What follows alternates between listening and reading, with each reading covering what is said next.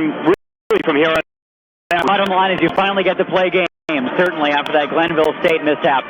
As always, appreciate the time, Coach. We'll talk to you tomorrow, okay? That'd be great. Thanks so much. All right. Ganon head basketball coach John Riley after his team's defeat here today to the Westchester Golden Rams, 73-63. Coach Riley bringing up a couple of good points there in the post-game interview. You just take a look at his team. His team's going to be a better scoring team than teams he's had in the past. And you talk about a guy like Zay Jackson, for Coach Riley to peg him as their best scorer. That's why he kept shooting the basketball, so you have to think those will eventually fall for him.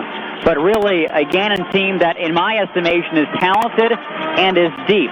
And they are also very athletic. And also, I think this is the quickest Ganon team I have seen for a couple of years as well, is in terms of their ability. They can run up and down the court with a team like Westchester. They might not choose to do that on a regular basis, but they certainly have the athletes to be able to do that. So I am actually very impressed for these Ganon Golden Knights in this first game of the year, playing a Westchester team that played the top-ranked team in the country down at West Liberty, close in the first half, only trailed by 10, 60-50 in that contest. And Westchester perennially a power over in the East, and these two teams play some great games.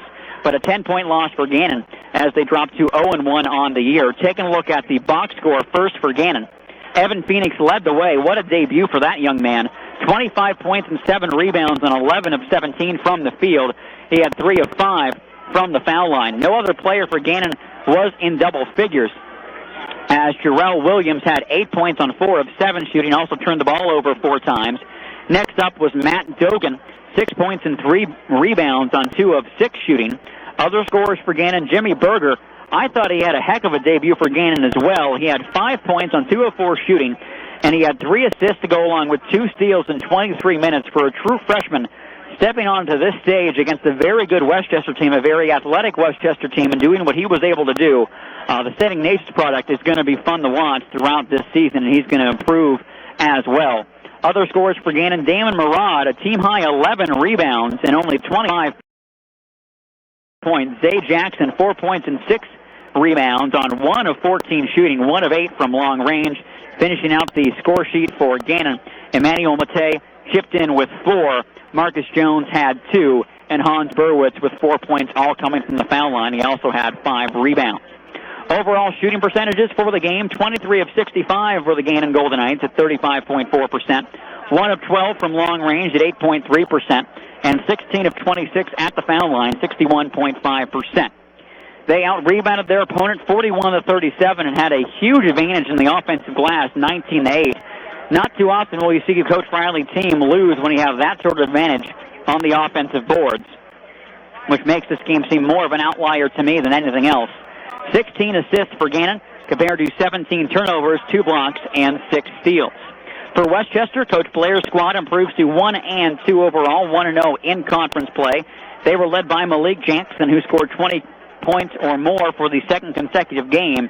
24 points, 6 rebounds on 6 of 16 shooting. A couple other players scoring in double figures. Mike Geloso with 11 points, 7 of those coming at the foul line. Thomas White, 5 of 6 shooting from the floor, 11 points and 6 rebounds. Rounding out the score sheet, Miko Jenkins had 6. Dominic Guerrera entered 2.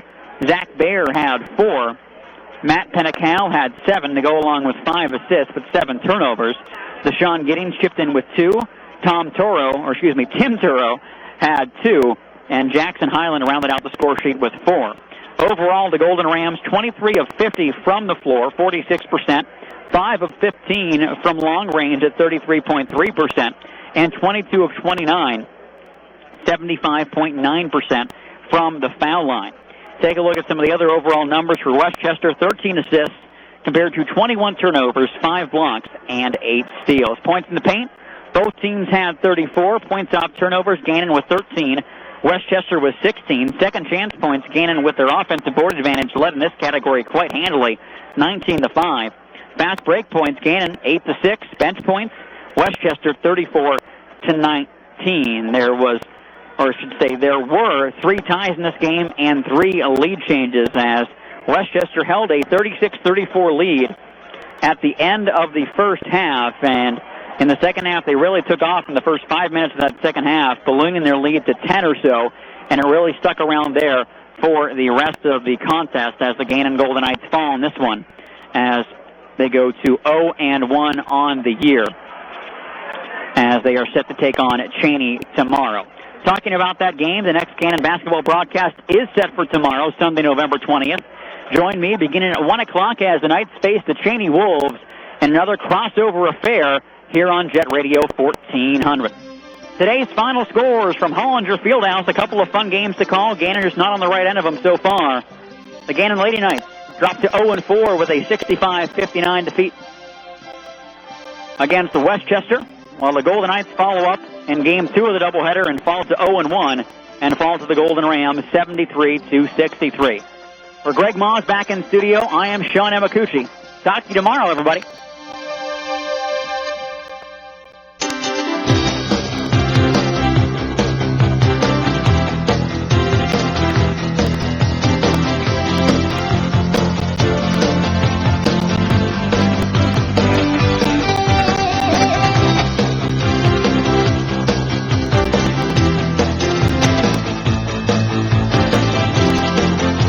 Jet Radio 1400, Erie's news, talk, and sports station.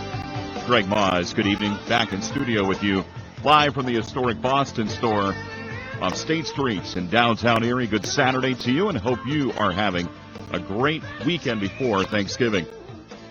As Sean Emakuchi just mentioned, Ganon Golden Knights basketball will have our next broadcast tomorrow afternoon. We'll hit the air just before 1 o'clock with all the pregame action for you, again, right here on Jet Radio 1400. And other sports programming for you. Erie Otters hockey this evening here on Jet Radio 1400. We'll have the pregame with Aaron Cooney at 6:45 this evening here again on Jet Radio 1400. Meantime, the Erie Bayhawks will take the court on the road, and we'll have that game for you, that contest, at 8 p.m. this evening on our sister station, Fox Sports Radio, AM 1330 The Fan. Never Enough Football, we'll have that for you tomorrow afternoon on Fox Sports Radio, AM 1330 The Fan. Jack Quinn will be in studio, Alex Womer on location, and a whole cast and crew for you talking sports, and we hope you can join us at the Plymouth Tavern on State Street in downtown Erie, not too far from our vantage point here of the historic Boston store. Again, that will be from 11 a.m. until 1 p.m. tomorrow. Pittsburgh Steelers football for you, the Cleveland Browns, that big rivalry. May not be much of a contest, although you never know. The Browns could end up getting their record of 0-10, taking on the Pittsburgh Steelers with a record of 4-5 on the campaign so far this 2016 season.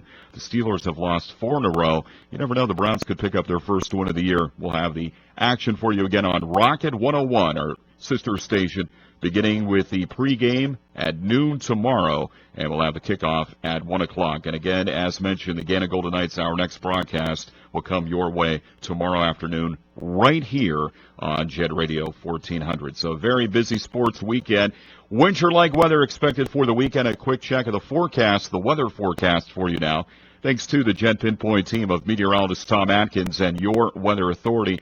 First off, a lake effect snow warning is in effect until Monday at 10 a.m.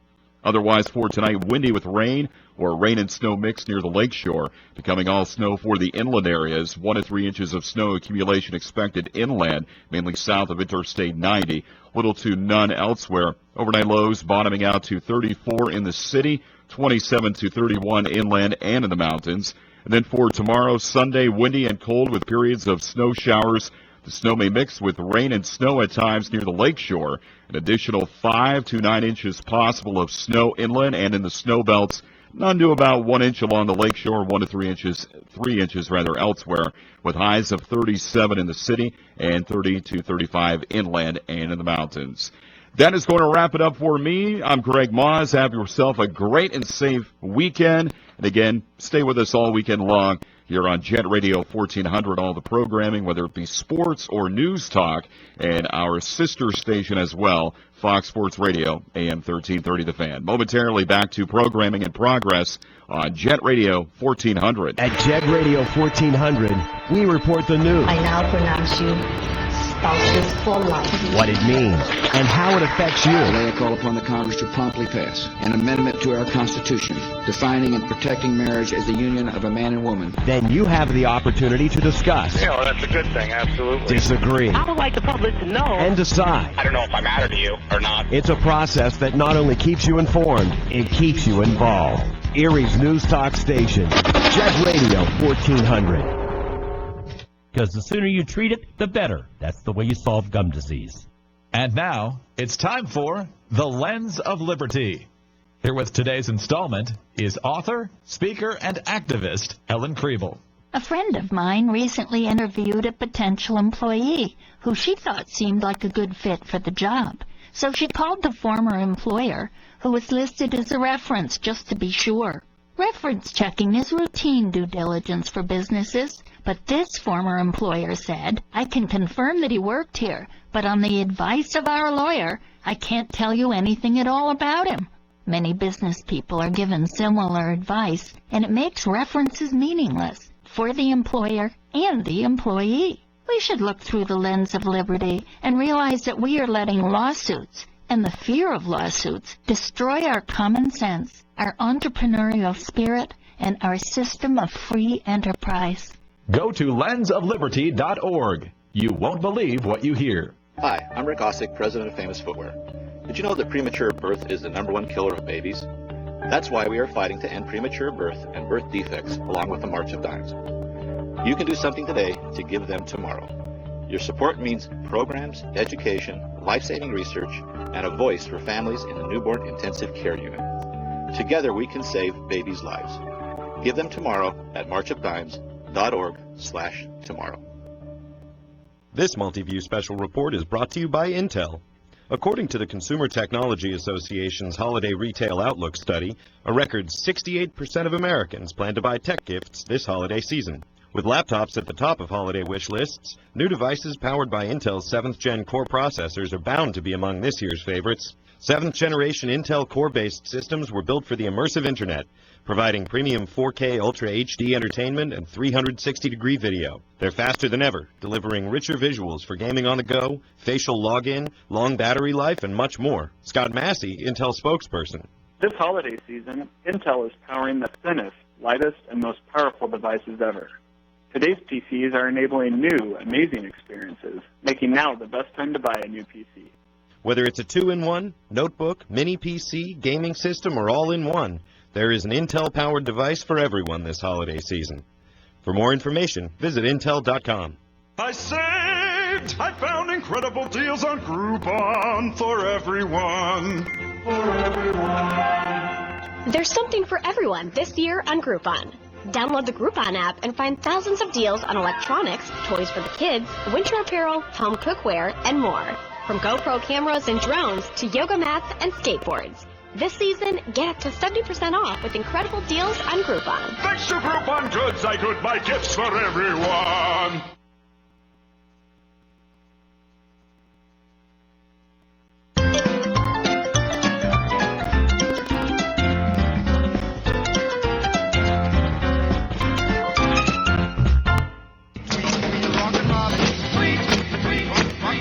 A little Rockin' Robin here on the Pet Show. I'm Warren Eckstein. That phone number, 888-302-3684. By the way, if you haven't checked out my Facebook page, facebook.com/thepetshow, facebook.com/thepetshow, I do share a lot of great information. Some will make you laugh, some will make you cry, but it always will make you think. Hey, the phone number here, 888-302-3684. I see that Leland is back. Leland, you with me?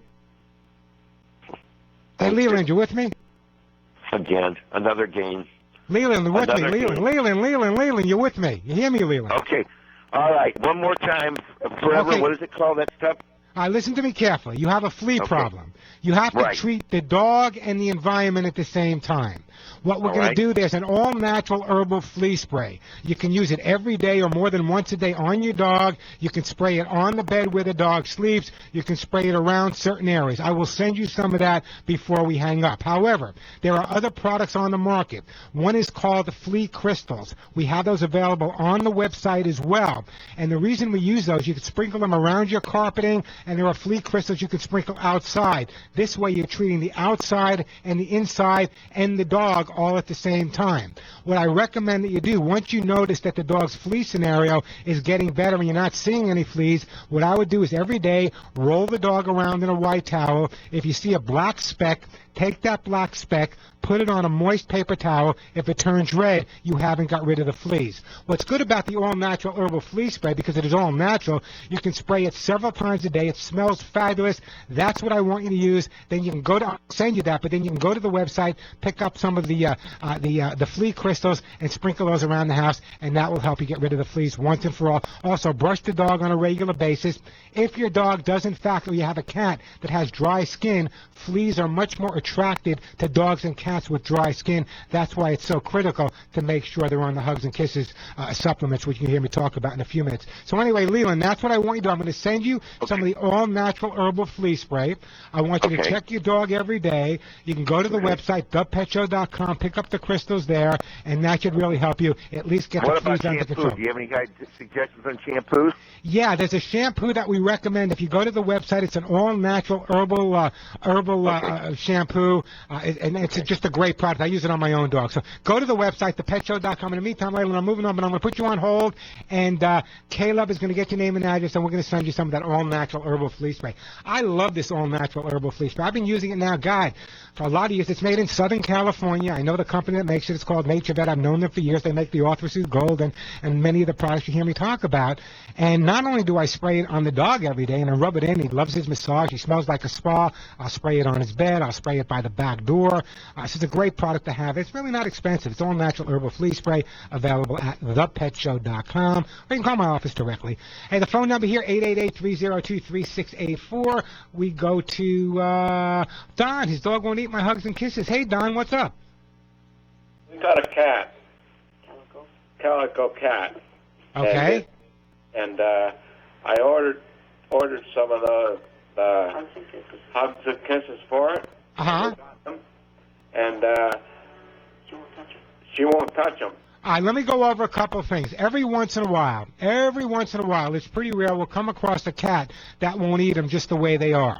So what you can either try to do is one of three things. Number one is you can try just breaking it up and sprinkle it over a food. That's number one.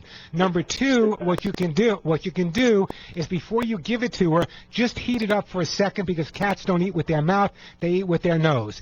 And number three, what you can do is just let the Hugs and Kisses dip into a little tuna juice for just a second or two before you give it to the cat. But let me tell you why it's so important to get the cat to eat it.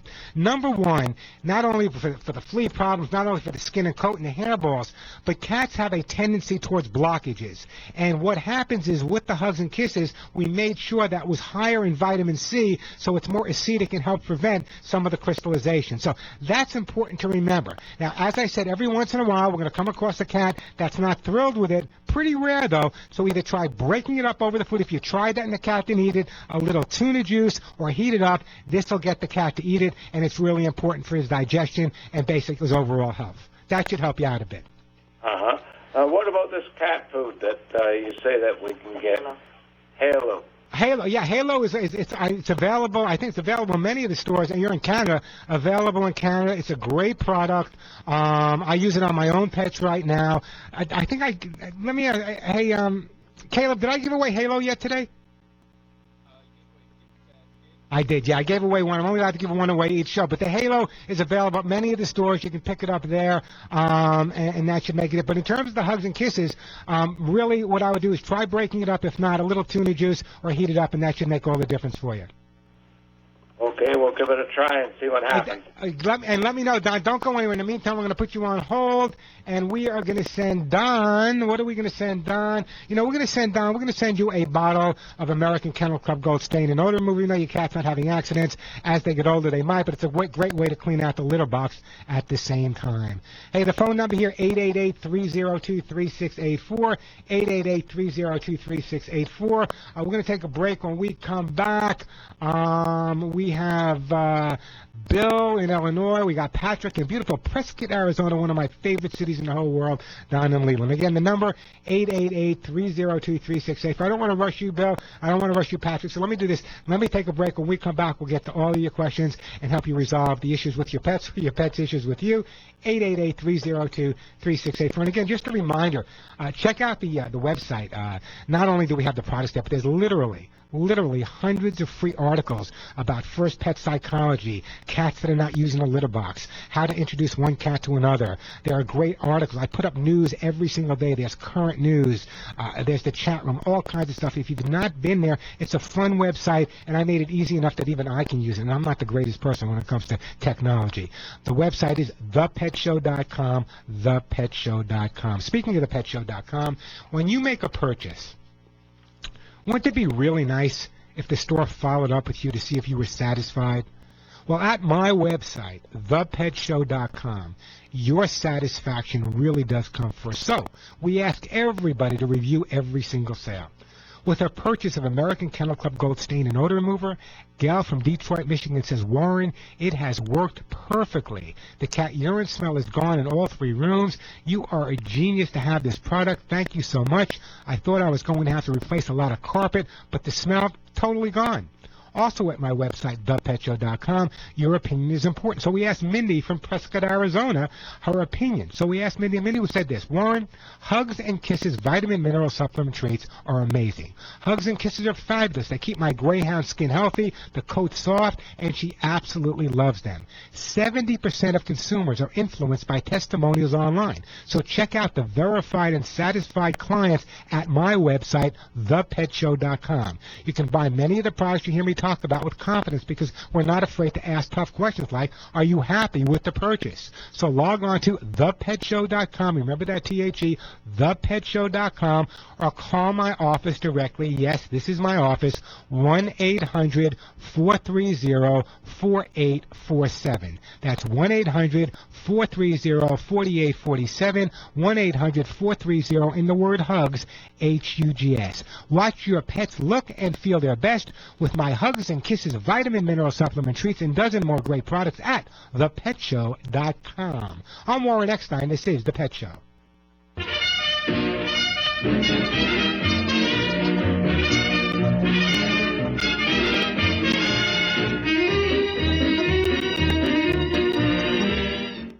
I'm Warren Eckstein, host of The Pet Show. Nearly 30 years ago, I developed my Hugs and Kisses supplement for both dogs and cats to stop shedding. Using the finest American-made ingredients, my Hugs and Kisses supplement with lecithin reduces shedding and promotes healthy skin and coat. Just hear what listeners have to say about my Hugs and Kisses. I'm Carol from Michigan. I've been giving Hugs and Kisses to my 5-year-old Siamese cat, Troy, for a little over a year now. I know she's getting proper nutrition that might not be in her regular food, and I see her shedding is down to bare minimum. Troy's treat after brushing her teeth in the morning is Hugs and Kisses. She really looks forward to them, and I'm saving money using Hugs and Kisses as her only treat. I'm so confident you and your pet will love my Hugs and Kisses supplements that I offer a 30-day guarantee. Order today at thepetshow.com or call 1-800-430-4847. 1-800-430-4847. That's 1-800-430-HUGS. Thepetshow.com, where you'll find Hugs and Kisses 24/7. With today's Halo Pets tip, here's the dog and cat Bible author, Tracy Hotchner. Perhaps the single greatest thing we can do for our pets is feed them the right food. I feed my dogs Halo Natural Pet Food. Halo Spot Stew and Halo Vigor are made from amazingly healthy, real ingredients you know. Never any chicken meal or other rendered meats. So today's tip is feed your pets the best. Halo. I'm Tracy Hotchner. Find Halo at your local independent pet store. Visit halopets.com. Falling off. Falling off who? Falling off pain patch. What? Don't be fooled by the knock-knocks. Get the relief you deserve with Blue Emu's Lidocare pain relief patches. Our narcotic-free, maximum-strength adhesion formula with dry technology won't have you worrying about a corny knock-knock. It is no joke. Find us at CVS, Walgreens, and Amazon. Across the globe, a child goes blind every 5 seconds. We live in a culture saturated with visual cues, but for some the world is a blur. Since 1997, The Little Rock social programs, advancing legislation, and providing information and education to those affected by visual impairment. Gain the resources you need or make a donation today to the Little Rock Foundation. Find us on the web at tlrf.org. You can make a difference. Temps are dropping, and you know what that means. It's coat time. Make Burlington your cold weather headquarters today. We're packed with super warm, super stylish coats for the whole family. From fashion to classic, quilted to parka, and much more. Plus, there are endless scarves, hats, gloves, and boots from all the top name brands everyone loves. Up to 65% off other retailers' prices every day. Style's so good, you'll look forward to getting caught in the cold. Burlington, style forever. Staples guy, I desperately need a new office PC this holiday, but switching computers is scary. Well, now buy any PC at Staples and get free 30-day tech support. So someone will help me set it up? Yep. Help me connect to my network? And your printer. And if you order online, we'll have it ready in store in an hour. That is just what I always wanted. You really outdid yourself, Staples guy. You know me so well. Well, we just met, so. Best holiday ever! Turn year-end stress into holiday success. Staples. Make more happen. It's almost time for my favorite holiday. Aw, I love Thanksgiving too. I'm talking about Black Friday at Ulta Beauty. I wait all year for Beauty Buster deals like Bare Minerals eye and face kits for only $10. Plus 50% off my favorite Miss Up hair care, fragrances, and more for everyone on my list. Oh, wait, where are you going? To get my phone, I'm going to need to text and tweet and ram and... Most stores open at 6 p.m. on Thanksgiving and 6 a.m. on Black Friday. Hurry in! Beauty Busters are going fast. Ulta Beauty. Joy to the girl.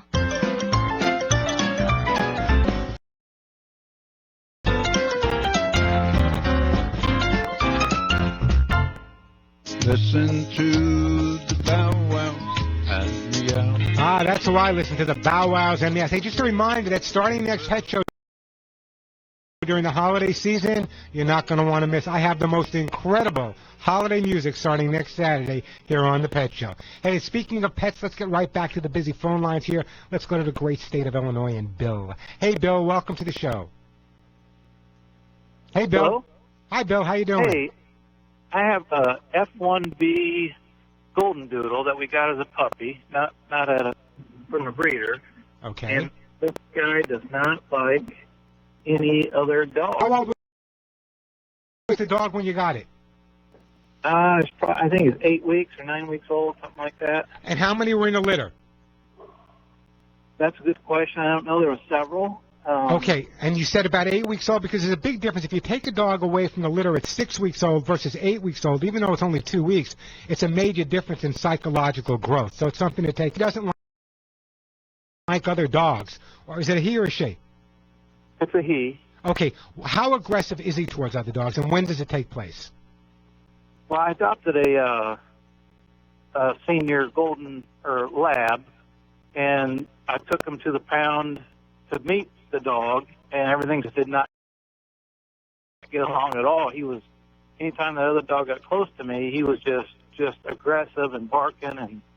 Yeah, see, the way you handled it, though, and this is not a negative for you, but, you know, it's just like adopting another child. If you don't make the first child think that the greatest thing that ever happened was the arrival of the second child, there's going to be a certain amount of animosity. I want to be with my daddy. Why are you going to be with my daddy? And the same thing holds for the important things I write about all the time is first pet psychology. What I would have done is when you brought them home from the shelter, I would have made sure you took them right to a park or took them to an area that was neutral to both of them. Do you have both dogs now? Yeah.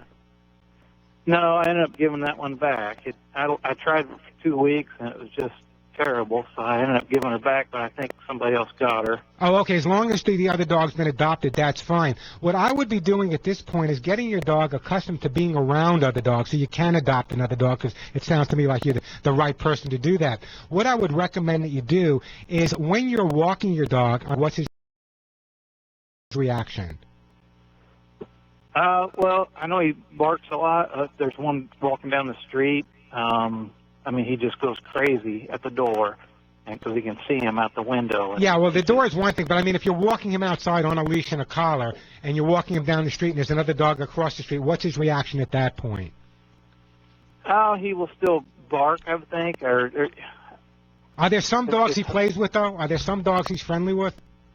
No, because he's not really around other dogs. Okay, and you hit the nail on the head. This is so important for anyone out there that's adopting a dog or getting a puppy. Start socializing them from day one. The more socializing, the easier it is for them to adapt to one thing to another. In your case right now, what I would be doing is taking your dog to an area where maybe there's other dogs, but keep a distance, maybe 50 yards or 75 yards away. Just make sure you brush your dog at that point, give him a special treat or bring a special toy. I want him to see other dogs at a distance and realize that they don't pose any threat or they're not coming to take your attention away from him. Once you do that for a couple of weeks and he sees other dogs at a distance and they're not affecting you, then maybe you can get a little bit closer and a little bit closer. Then maybe you can find someone that you know that has a dog and walk your dog, maybe not on top of each other, but you can walk your dog with their dog at the same time. And if your dog's reacting, never stop, just continue walking, and eventually he'll get the idea. Many of the dogs I've worked with and have adopted over the years have been dogs that lived on the streets. And once they come into your home and they've had a horrible life, they want to make sure they protect that home with everything they have. So if you bring another dog in, they become a little possessive. That's why it's so critical. You introduce them, and they were fine at the shelter because that was neutral territory. Yet once you brought the new dog home, it was a whole different area because now that new dog is encroaching on not only on the property of the dog that you have, but also encroaching on the person that the dog really is in love with. So the next time you're going to adopt a dog, again, more time on on neutral territory, that's critical. But right now, the most important thing is to focus on getting your dog around other dogs at a distance and getting closer and closer so the dog doesn't assume that another dog is going to be some type of challenge to him. It's going to take a lot of patience and a lot of time on your part, Bill, but it's going to make all the difference in the world, I promise. What I'm going to do, Bill, I sent a lot of books. I'm going to also send you a copy of How to Get Your Dog to Do What You Want. I want you to read specifically that chapter on first pet psychology, and I'll tell you why. It's so hard to find homes for older dogs, and the fact that you're willing to adopt an older dog, I think it's great. So I'd go back to the shelter, work with the trainer or the behaviorist at the shelter. Let's find another dog. Let's see if we can make a match where your dog and that new dog get together. But in the meantime, I'm going to put you on hold, and I'm going to send you a copy of How to Get Your Dogs to Do What You Want. And I really do appreciate that phone call, and I really do appreciate you adopting another dog and at least making sure that when you did bring him back, he did find another home. 888-302-3684, the phone number. I'm Warren Eckstein. This is The Pet Show.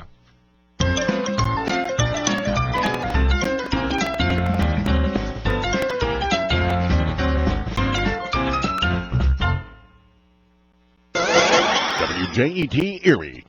When I listen to Audible, I'm not riding the L train during rush hour. I'm hunting whales with the crew of the Pequod. I can feel the cold air in my face and the icy spray of the Atlantic crashing against the bow. The smell of rotting blubber fills my nostrils. There she blows by! Get ahead! It's the White Whale! This is my stop. Excuse me. Pardon me. Sorry. Go to audible.com/act now, and your first download is free. Audible. Stories that surround you. President Eisenhower once said, "Plans are nothing, but planning is everything." At Roland Financial Wealth Management, we understand planning because we do it daily for each and every client who walks through our door. With over 30 years of combined experience advising on retirement planning, Social Security optimization, wealth management, 401k rollovers, and tax reduction strategies, our staff can develop a customized financial plan to suit your specific needs. Call today, 833-2999, and schedule your free retirement review. Our world is changing, so it's time to make your retirement a priority. Call 833-2999 and schedule your free retirement review. Roland Financial, retirement planning for the best years of your life. Investment advisory services offered through AE Wealth Management, LLC.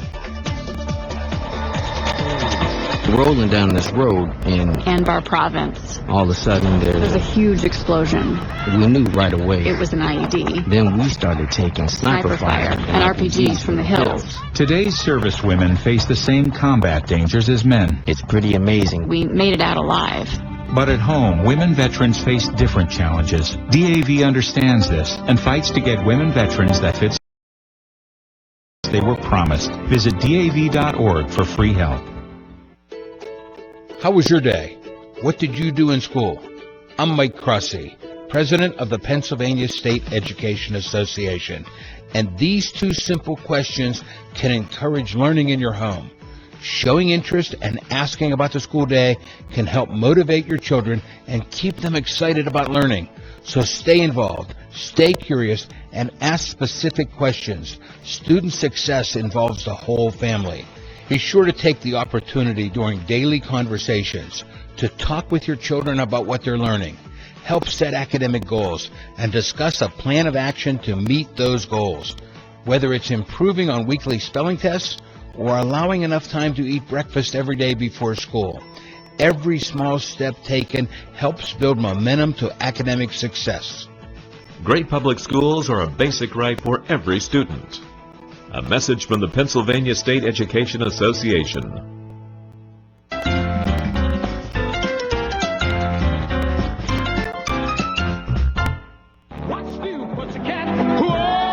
And we are back on the Pet Show. Let's get right back to the phone lines here. Let's go to Patrick in one of my favorite cities in the whole wide world, beautiful Prescott, Arizona. Hey, Patrick, welcome to the show.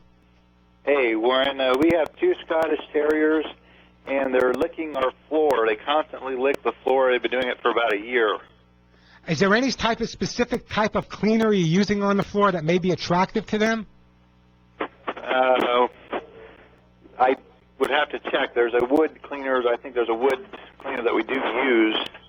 That could be it, but there's only a few reasons. When you have a dog or two dogs that are excessively licking, it could be that their teeth are bad, that they're two dogs, and they've been doing this for a year or so, indicates to me that there might be something in terms of the product you're using that may be attracting them. Now, I know when they make certain chemicals for kids, it's cleansers and stuff, they put something called Bitrex in it, so the kids sure about the floor. So their teeth and gums are in pretty good shape, would you say, Patrick? Yes. Yeah, then the only thing that I can think of in terms of licking the floor, if their teeth and gums are in good shape and there's no pain, they're not pouring at their feet, are they licking excessively on anything else? They've just started licking the carpet, and that wouldn't be the same product, obviously. No. In other words, do they have a lot of toys, a lot of stimulation, a lot of exercise? Kind of on and off. I guess we're better. We travel a lot, so sometimes we're better at it than others, I would say. I'm going to run out of time. I'm going to try to give them a little bit more exercise. In the meantime, what I'm going to do, Patrick, is I'm going to send you a product called Bitter Yuck. When you see them licking, spray the Bitter Yuck in that area. Let them get a taste of it. That'll help you out. In the meantime, what I'd like you to do is do that for a week or so. Call me back. There's other reasons that they could be chewing or could be licking. Easy to resolve, but let's try with the Bitter Yuck in the meantime. I'm going to put you on hold. We're going to send you some of that Bitter Yuck. Anytime you have a dog that's excessively licking, always make sure that you have the teeth and gums checked first. I just have to do it with my own dog, and we have to actually have a few teeth removed. So give me a call back, Patrick, in a couple of weeks. Try the Bitter Yuck. I'll send you some. If that doesn't resolve the issue, then we'll go further and resolve that licking. But also, licking can be a sign of excessive anxiety or stress as well.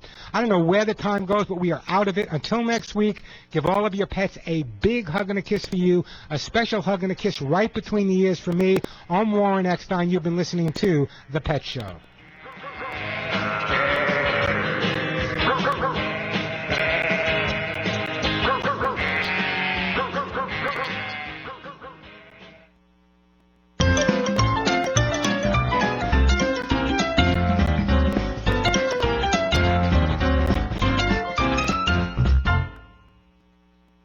It's Thursday night, and you're grabbing drinks with some friends.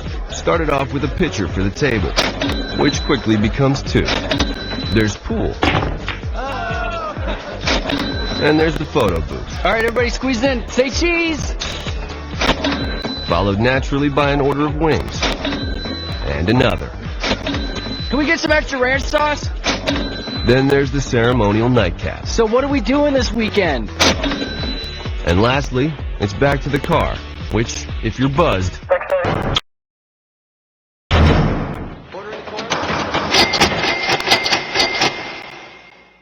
could be the most expensive night of your life. Getting pulled over for buzzed driving could cost you around $10,000 in fines, legal fees, and increased insurance rates. Nothing kills a buzz like getting pulled over for buzzed driving, because buzzed driving is drunk driving. Brought to you by the National Highway Traffic Safety Administration and the Ad Council.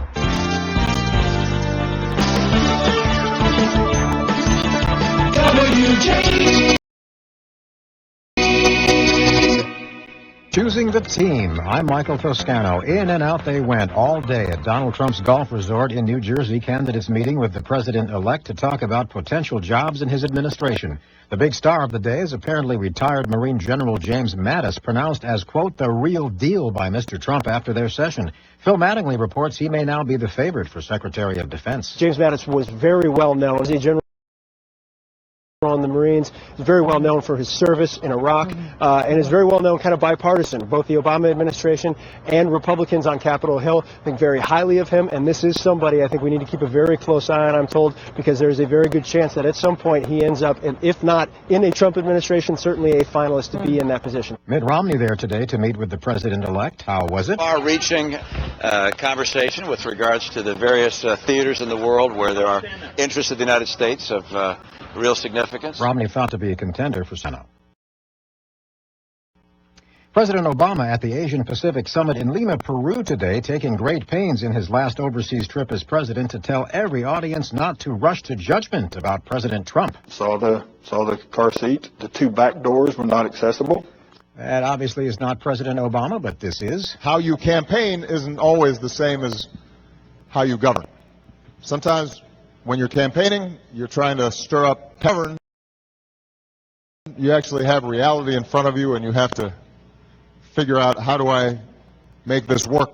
In Odessa, Texas, they're talking about the toddler who was discovered inside a wrecked vehicle by a tow truck driver following a crash that injured two people. Chief Roger Boyd of Odessa Fire and Rescue says a supervisor had inspected the car. Saw the car seat. The two back doors were not accessible, so he went to the passenger side, inside. He got a hold of the car seat. The child was hospitalized. I'm Michael Toscano. Hiring people is probably the worst part of my job. It's such a hassle, the searching, the sorting through resumes. Most people don't have the right experience. We started using ZipRecruiter about 3 months ago. Right from the start, you could tell it was going to make hiring a lot easier. One click and my job was posted to 100+ job boards, all the top sites. All of the candidates came to my dashboard, and it's easy to compare them. Thumbs up if I liked them, thumbs down if I didn't. No emails and attachments, printing up docs, phone calls, none of that. And I couldn't believe the number of great applicants we got. I had the person we needed within 1 week. I don't know how we hired before ZipRecruiter.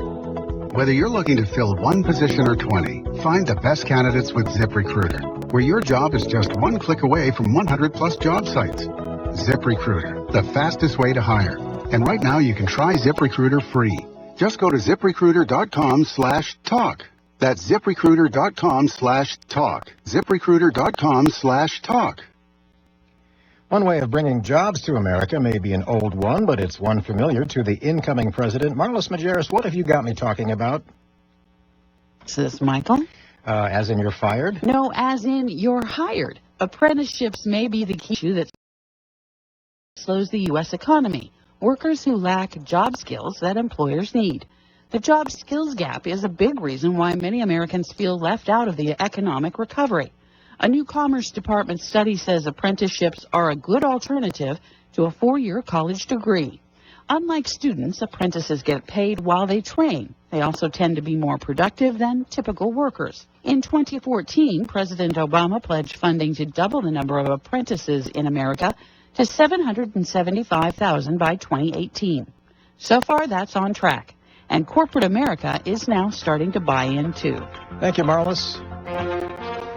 I'm Michael Toscano. Hiring people is probably the worst part of my job. It's such a hassle, the searching, the sorting through resumes. Most people don't have the right experience.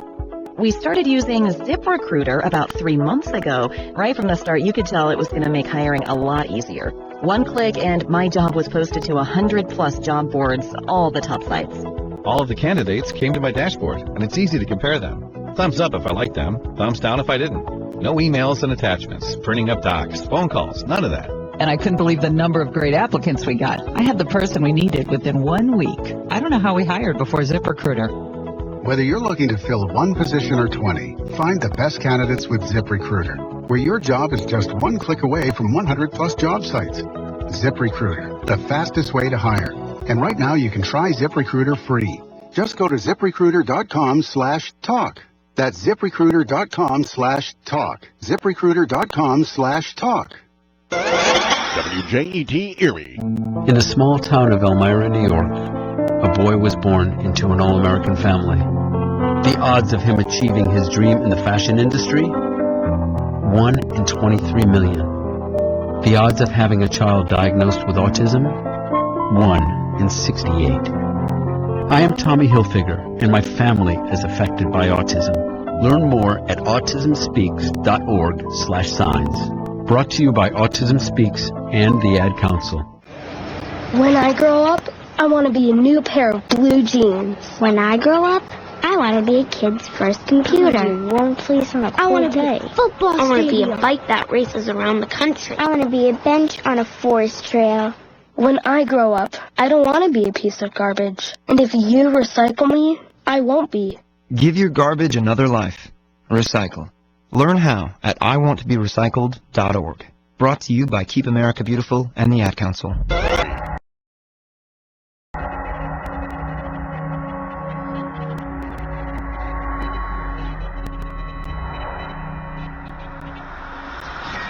We are about to have a fascinating conversation with a former NFL champion, a guy who's wearing a Super Bowl ring, which makes me happy because I believe the Super Bowl, he beat the agonizing Philadelphia Eagles, did he not, Stu? He has to sit on my couch? Yeah, he has to sit on your couch. It's almost like somebody designed it that way, isn't it?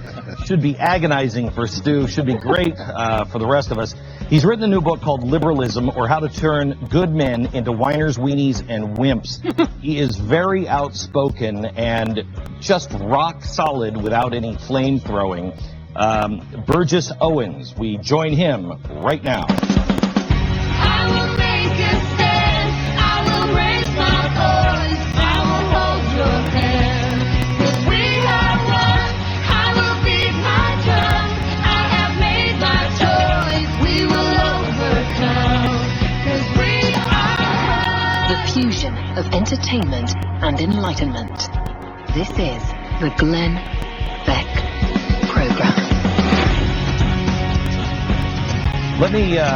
Let me give you two quotes from his book on page 168, The Royalty Class Black Politician. First quote, problem profiteers. There is a class of colored people who make a business of keeping the troubles, the wrongs, and the hardships of the Negro race before the public. Having learned that they are able to make a living out of their troubles, they have grown into the settled habit of advertising their wrongs, partly because they want sympathy and partly because it pays. Some of these people don't want because they don't want to lose their jobs. That's Booker T. Washington. Next one. One of the advantages and disadvantages of representing blacks is their shameless loyalty.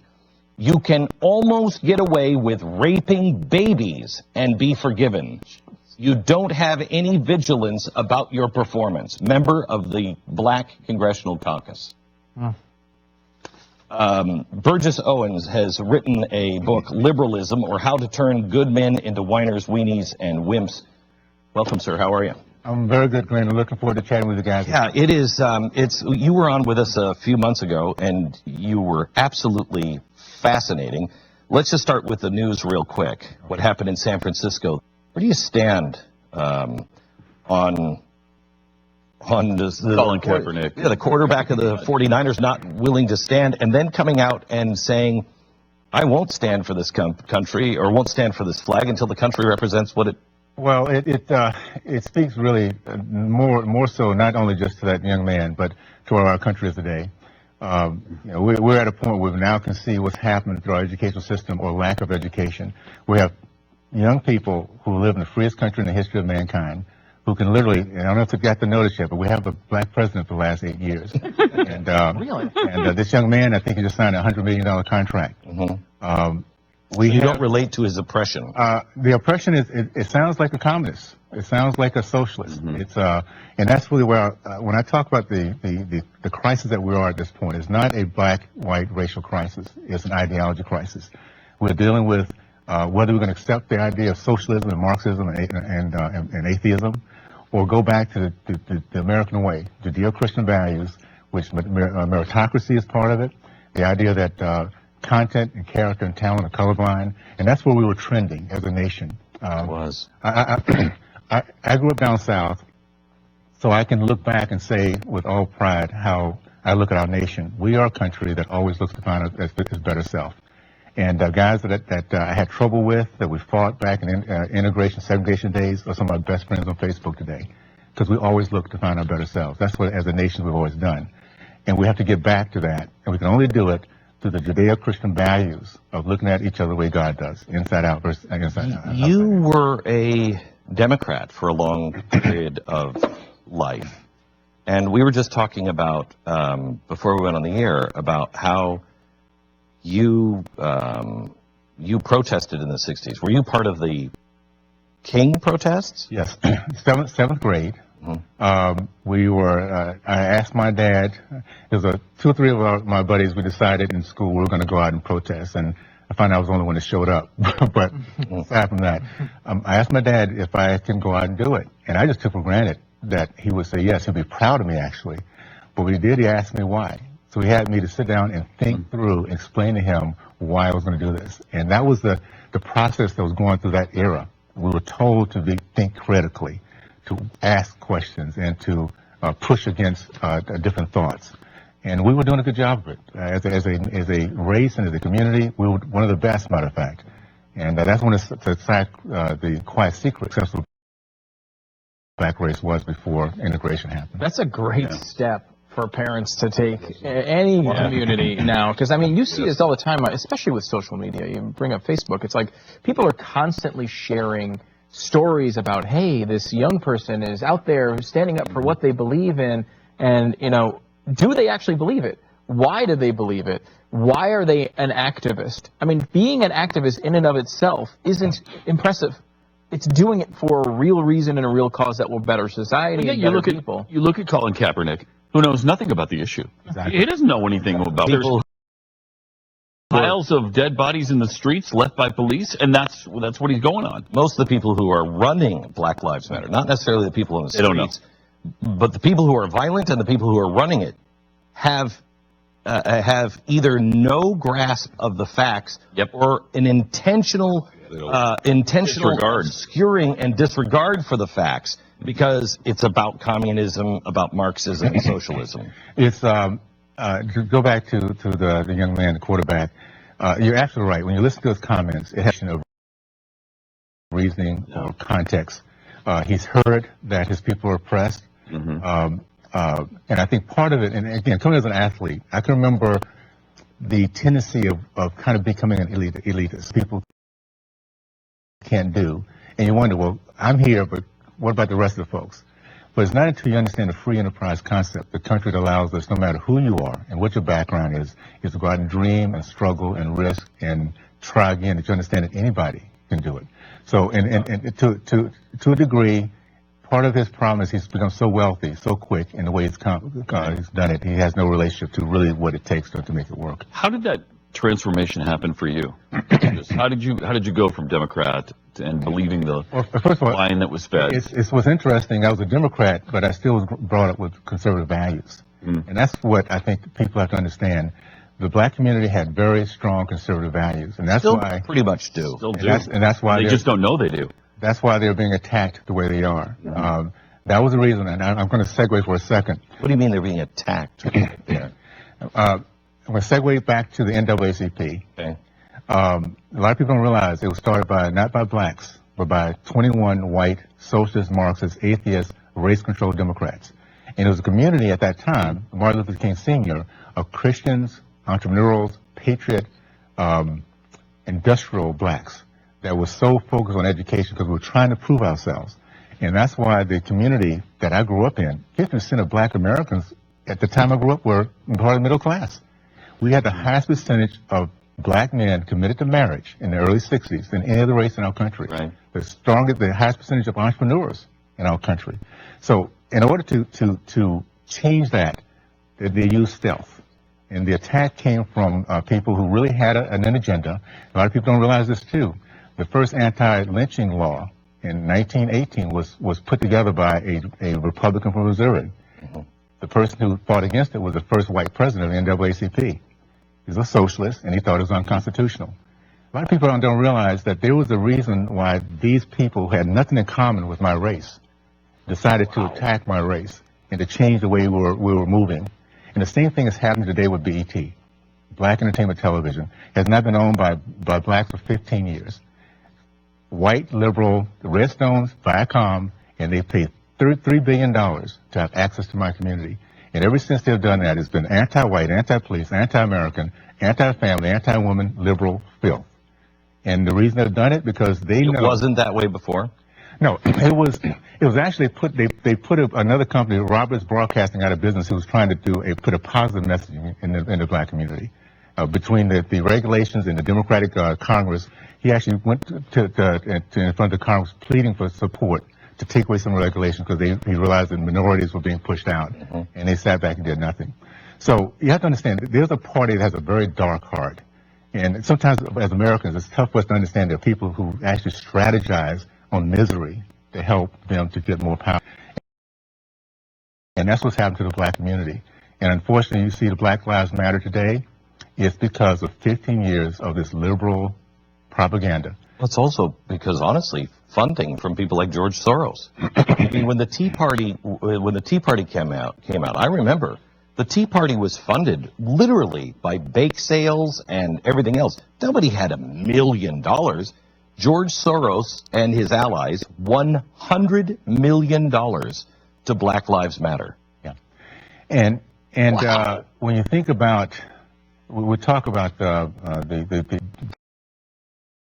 concept of Black Lives Matter, and that it comes every election cycle, some issues. You have to ask, and this is what I asked my Black American friends: do Black lives really matter when you have 1,800 black babies being aborted every single day? We have 83% of black teen males across the country unemployed, and you have 70%, 83%. I'll go with 93%. You wonder why there's so much anger on the streets, so much hopelessness, and 70% of the homes now without a father. Without a father. And have we heard about this over the last 8 years? You think about it. Has this should have been the mandate of a national mandate to reconnect it with our past. And people don't know enough, and I'm so glad you're getting that message out, that the black family unit was the most solid ethnic unit in the country. Back for a long time. A lot of people. Are you familiar with Black Wall Street? Yes, I am. Okay. In Oklahoma. Yeah. Black Wall Street is one of the most amazing stories I've ever heard. Yeah. Here's African American community chased out of the South. They go to Oklahoma. They build a city. It was more successful than millionaires everywhere. Yeah, millionaires everywhere, and it was all black. And they had, in this small town, they had 2 or 3 movie theaters. I mean, it was a boom town, and the majority owned their own cars when nobody had this. The Democrats and the Klan got a hold of it and burned it to the ground and killed, I think, 2,000 people. Yeah. I mean, just slaughtered them. From history, nobody knows it. 2,000. 2,000. What town was that? This is everything 1910, 1912 in that range, in early. But there was some real atrocities. But the early part of last century, nobody knows about. All progressives. What is interesting, because again, I grew up in a segregated black community, so I saw entrepreneurs around me. You have to understand what happens when you have a young man who sees teachers, academia, business owners. All of a sudden, the limitations of our dream just disappear. There was nothing that I could think about that I didn't believe I could accomplish, because around me there were people that would encourage me and telling me. Matter of fact, it was our goal not to be bested. As a race, our goal was not to have any other race to best us. That's how much pride we had in who we were. And so those who left Oklahoma were pushed out. Let me tell you what they did. Not knowing all the details, they went other places and built their businesses, because at the end of the day, it was about entrepreneurs. They did not trust the government because they realized the government couldn't do anything for them, so they built their own. Yeah. And this is where integration came in. Yeah, most people don't know. You probably do. I can't remember her name right now, but there was an Oprah Winfrey before Oprah. Successful woman in America. C.J. Walker. Yeah. The first millionaire. The first millionaire across in black or white. Yep. First man, self-made millionaire. woman, it was turn of the century American, erased from history. She died in 1916. That's how far back. Yeah, See, what again, to go back to what I was saying earlier, the pride in our country, because our Christian base, example, guys, and this is so important. I just found out a couple years ago, my great-great-great-grandfather, Silas, came to this country in the belly of a slave ship, 8 years old. He died as a property owner, patriarch of his family, built the first church and in school up to seventh grade, and he was a Republican in Texas. That was we were looking to make sure that people respected us, and we showed how strong Americans we could be. That's like the Tuskegee Airmen. My dad was volunteered to be a scout in the Philippines, and until his last day, the proudest thing he had ever done, and he did a lot in his lifetime, was he served in the military in World War II. So that was the nature of our race, and we can get back to it by getting the message out at the end of the day. It's great that you want to achieve and be the best that you can be, but to use that for such a negative outcome as beating the Eagles in the Super Bowl, All right. Burgess Owens, the name of the book is Liberalism, or How to Turn Good Men into Whiners, Weenies, and Wimps. This is the Glenn Beck Program. Sign up for the newsletter and get all the info you need to know at glennbeck.com. Mercury.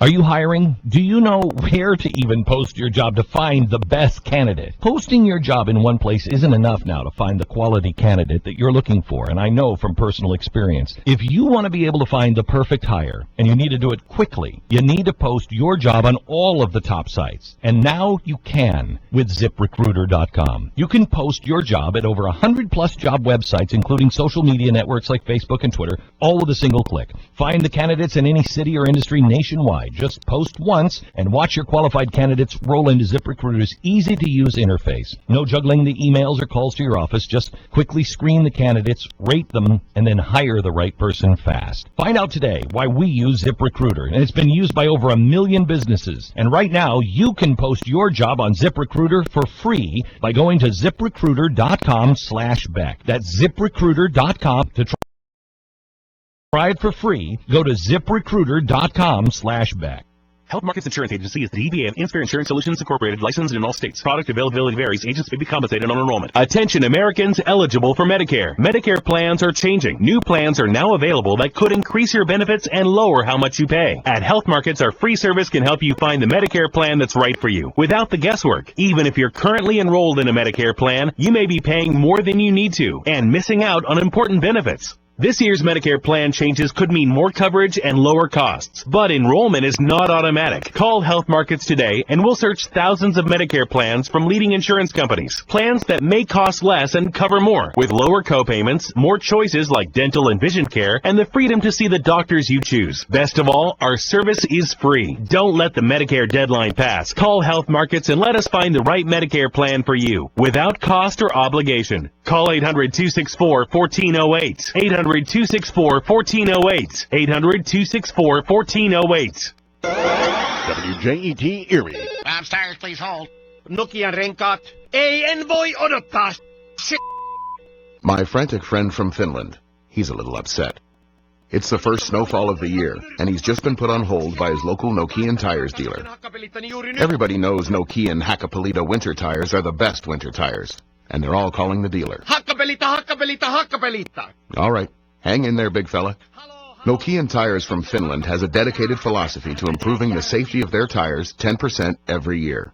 They've been in business for over 80 years, so nobody knows more about safety than Nokian Tires. Hello, Bob's Tires. Jumalan kiitos, että vastasitte. Ovathan minun hakkapelittani tulleet? Hello? Safe tires come to those who wait. Take the fear out of winter driving. Put Nokian Hakkapeliitta winter tires on your car.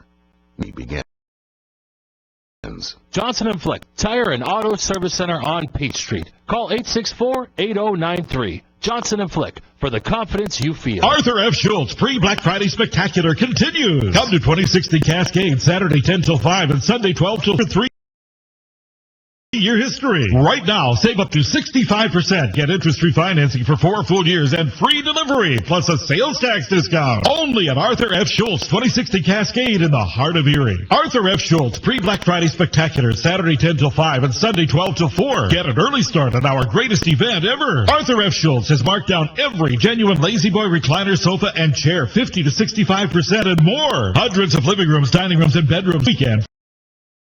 Find incredible savings on appliances from GE Monogram, Hotpoint, Maytag, and Amana. Plus, every Sealy and Simmons mattress is 50% off and more. Free Black Friday Spectacular. Save 50, 60, even 65%. Interest-free financing for 4 full years and free delivery, plus a sales tax discount. Only at Arthur F. Schultz, 939 West 2060 Cascade in the heart of Erie. Saturday 10 till 5, Sunday 12 till 4. Don't miss it.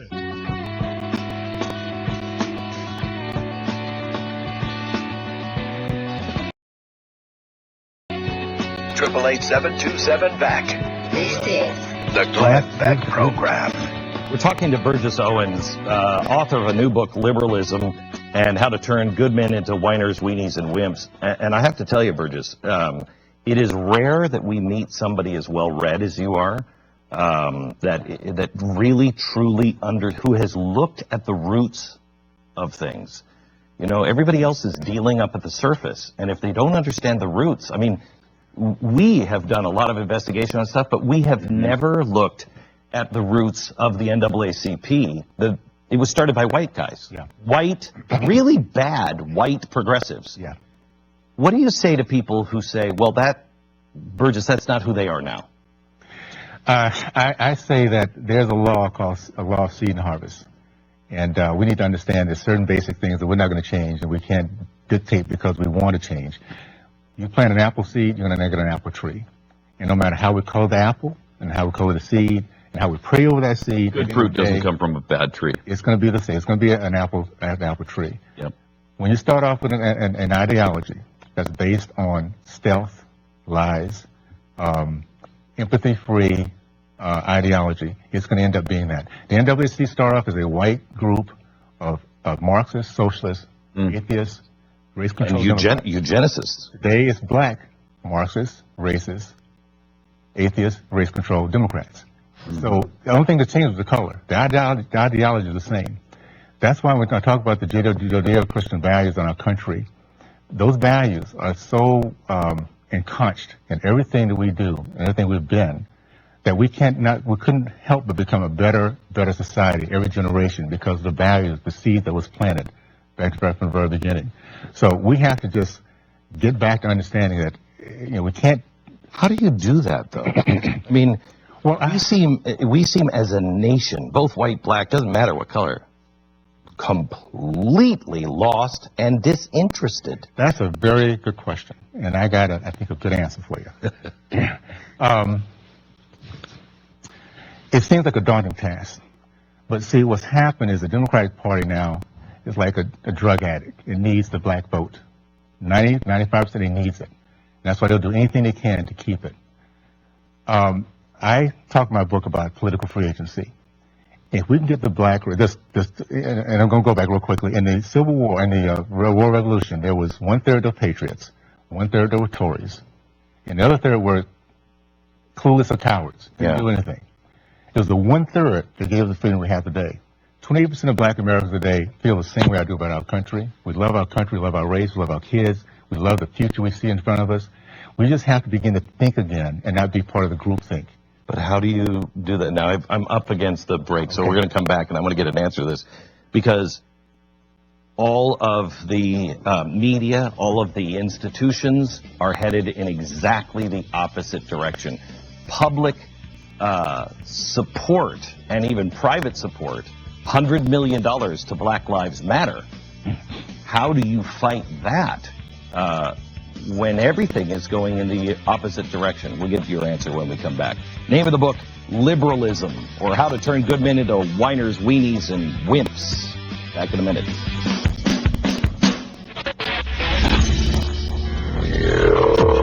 You're listening to the Glenn Beck Program. Mercury.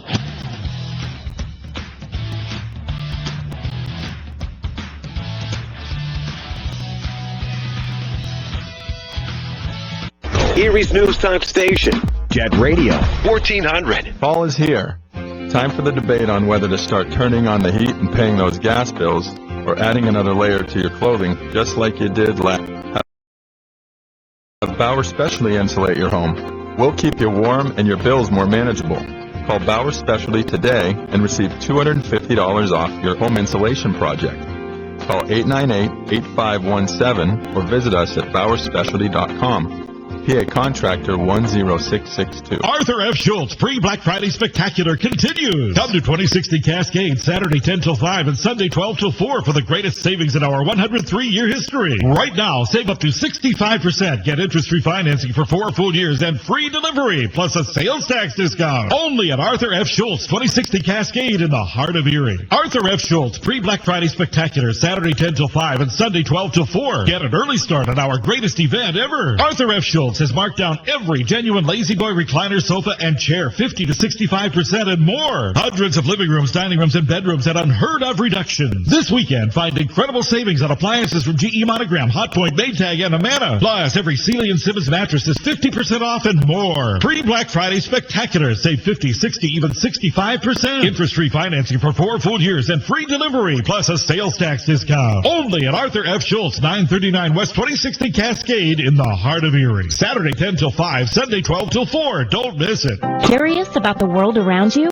From politics and gardening to unlocking the secrets of longevity, experience Mind Matters, a free series created especially for baby boomers and beyond. Mind Matters is a series for older adults to watch, learn about new things, and then engage with their peers. Contact your local senior center for more information. To locate your nearest center, visit aging.pa.gov. Again, that's aging.pa.gov. A message from DAV to all returning veterans. Thank you. Thank you for doing your duty. Thank you for doing our bidding. Thank you for laying it all on the line. Thank you for stepping up and not backing down. Thank you for putting your future on hold to put our enemies on notice. Thank you for putting your buddies' lives ahead of your own. Thank you for putting yourself in harm's way. Thank you for defending our freedom, for displaying your honor, for being a hero, even though you don't want to be called one. For all this and more, DAV thanks you, and we're here to help you. Expert DAV advisors will make sure you get the health, disability, and financial benefits you were promised and earned. If you're a veteran, visit DAV.org for free help. And again, thank you. I never get the flu. My kids don't need more shots. I don't have time. We're all healthy. My asthma's under control. But I'm pregnant. I've had the flu before. It's not a big deal. My kids are too old for flu. The media is exaggerating. I can fight it naturally. My diabetes, it's under control. No matter how you build your excuses, the flu can blow your house down. I can't believe I used up all my sick time. I missed a week of school during finals. Now my baby has it because of me. The hospital? Death? Keep your foundation strong. Vaccinate. Learn more at flu.gov. A message from the U.S. Department of Health and Human Services.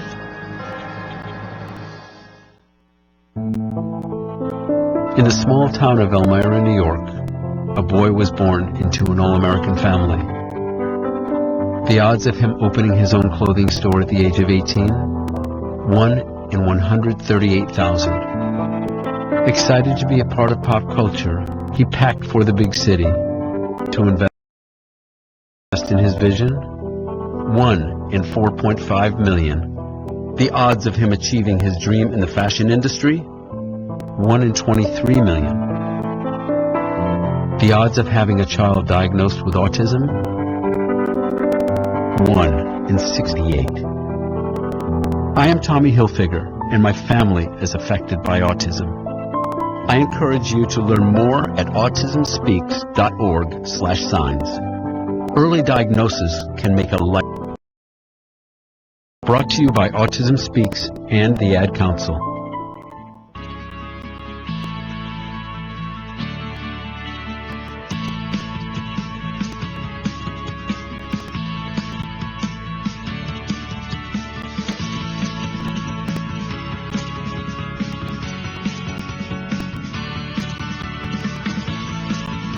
The Glenn Beck Program.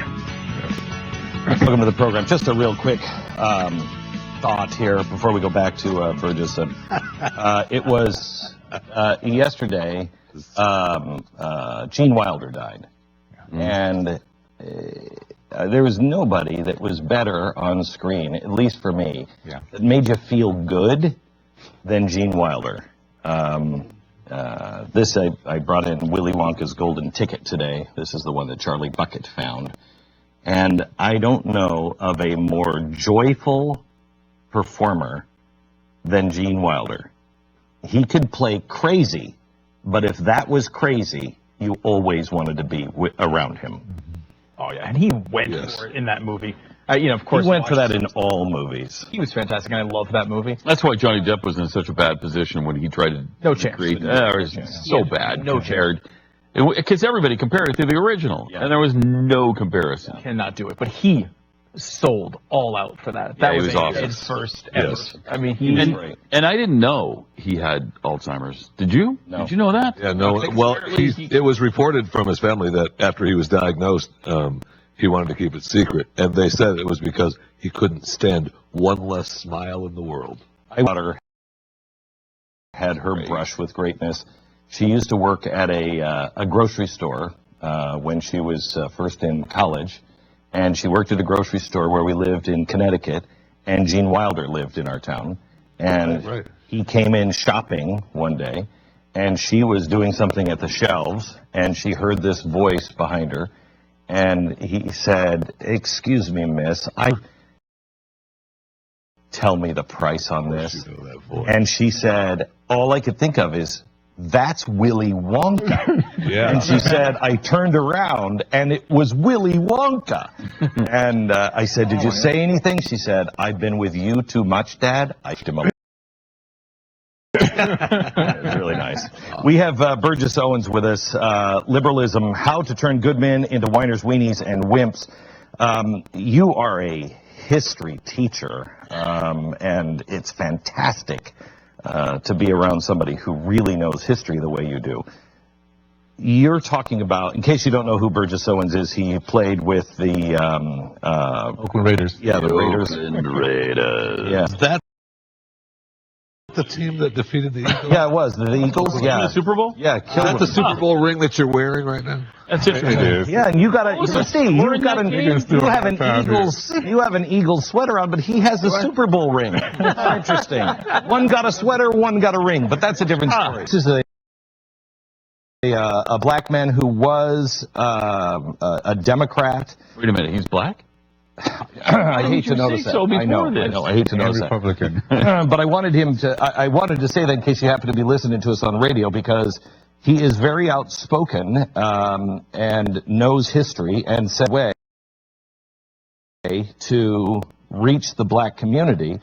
And I don't know how to do that when BET is owned by a bunch of white liberals who, basically are jamming a line down everybody's throat. When George on Black Lives Matter, when the president doesn't care, or I shouldn't say that. He is furthering all of the policies that put the black community in 80% unemployment with their kids. And when the Democratic Party and all of the institutions around it are progressive and have been a destructive force, when you have Detroit looking the way it does, and yet you'll have 95% support of the Democrats, what do you do? Well, I tell you, first of all,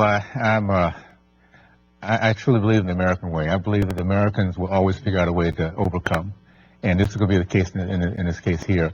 I think we have to understand that it might seem like a daunting task, but we have 28% of black Americans feel the same way I do. We love our country, we love our race, we love our kids, we love other Americans. We're the ones that said proudly, all lives matter.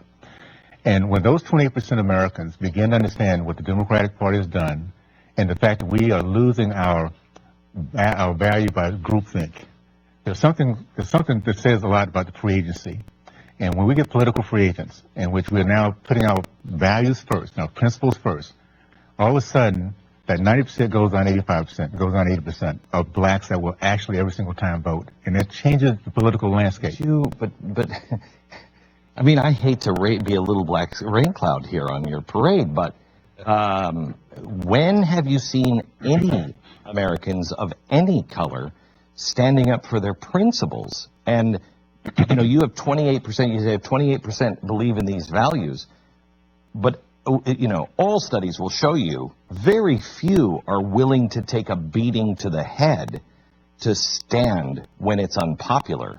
It's not only unpopular, your kind of voice is torn apart and destroyed. They will say you're not even black. Yeah, you're saying destroyed. And so the answer, for us to make that transition, it doesn't mean that all the 28% have to stand up and be as voiceless as I am. They just have to start to study and think and to question and wonder and put their principles first. Is that happening, do you think, Burgess? Well, I'll say this. It's going to happen. And because a lot of it comes down to education. Just like I began as a Democrat, there are people who truly believe in the NAACP. They truly believe that BET is in their best interest. And as they begin to understand, one of the things I do believe is once this minority of black Americans finally get the truth, there's going to be hell to pay. I will tell you, you remember when I was on Fox and I did the Black History Week, there wasn't I couldn't scratch my nose without being torn apart in the newspapers every single day, except for that week.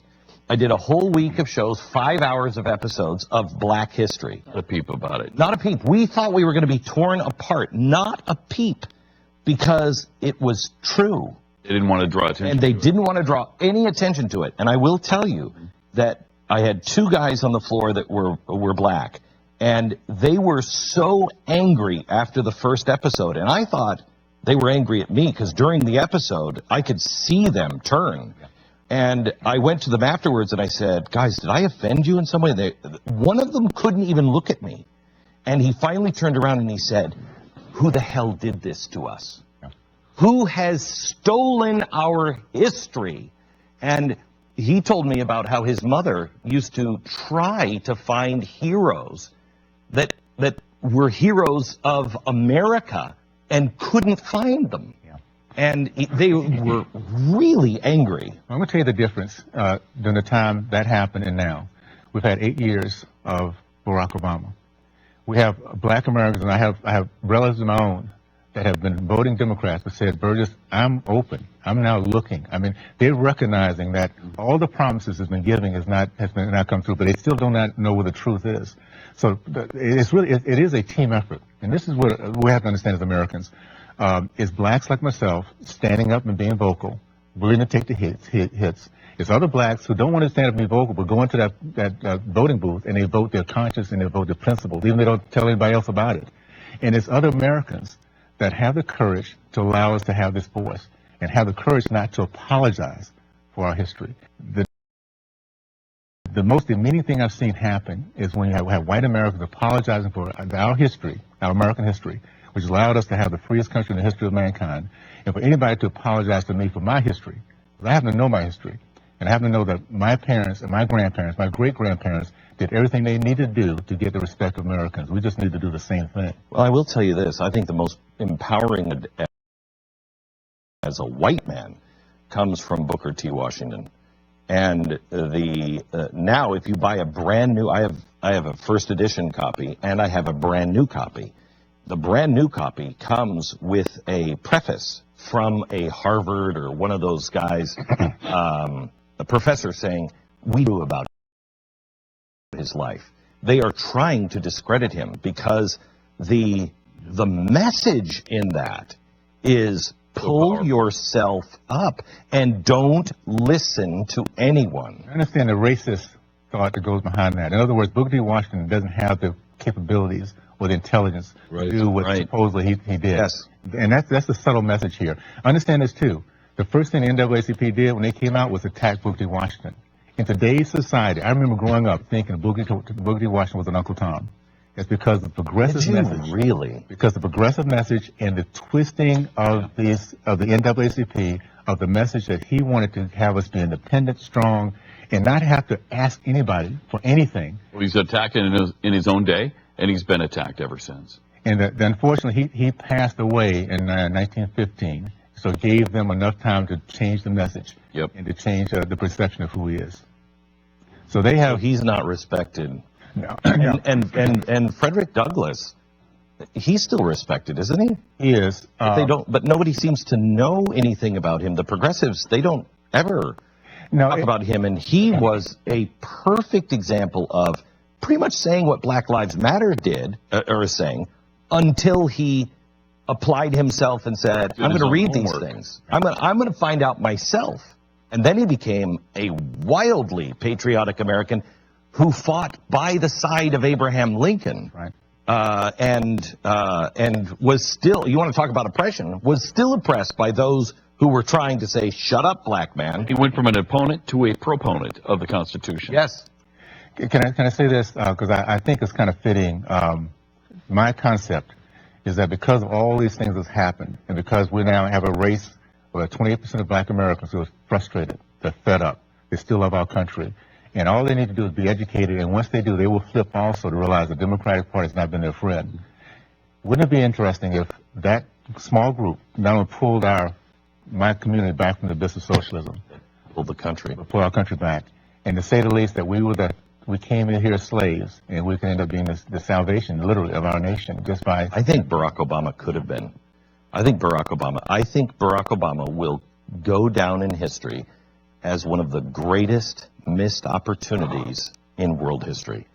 If he were a man who actually believed some of the things that he says in his great speeches, if he actually believed the things that Martin Luther King believed, he would have united this country and propelled us to new heights unlike what the world had ever seen. Our country was ready for it. That's why black and whites, our black and whites are saying, this is our chance. This is Imagine how he could have empowered young black kids to dream and to go after their goals and not rely on the government and be the person that he became. But he doesn't believe that. But he doesn't. He doesn't believe it. For some reason, he wants to slam the door shut behind him. And that's the thing. We have to understand our enemy is not us. It's ideology. And it's socialism. Yes. Yeah. It's colorblind.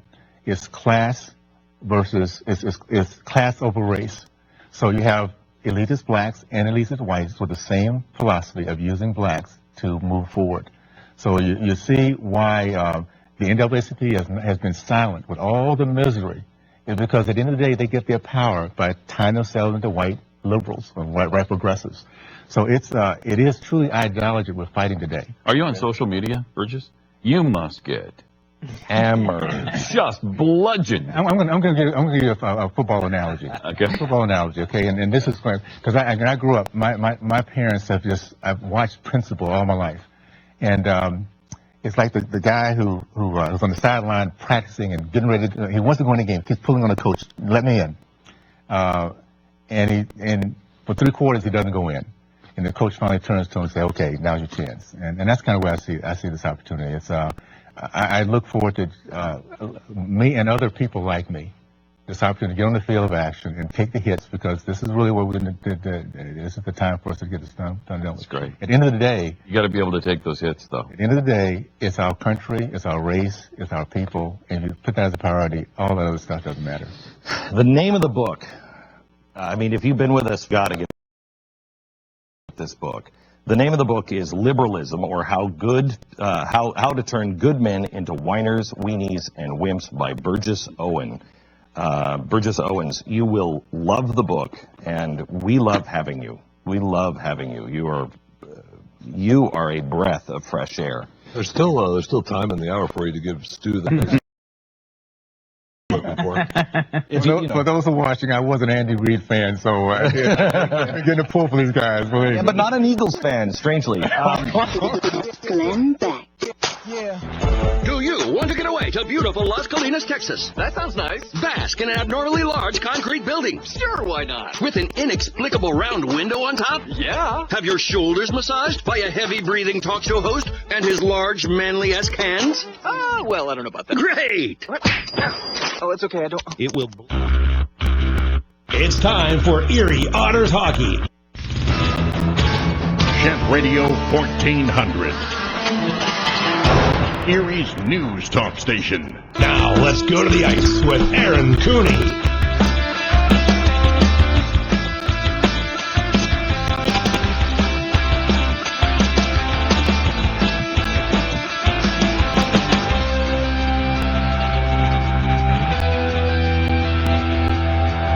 The road woes continue for the Erie Otters with a visit into the Dow Event Center in Saginaw, Michigan last night.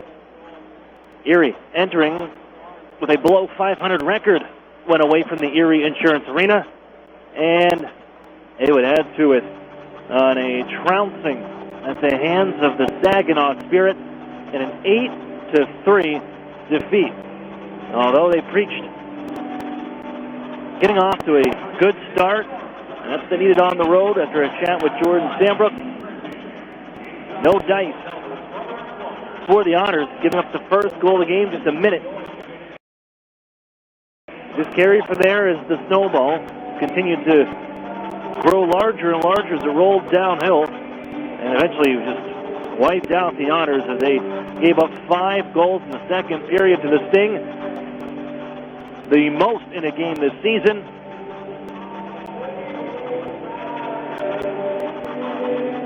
As Erie saw both goaltenders in the mix for the second time this poll, allowing 4 goals on 10 shots.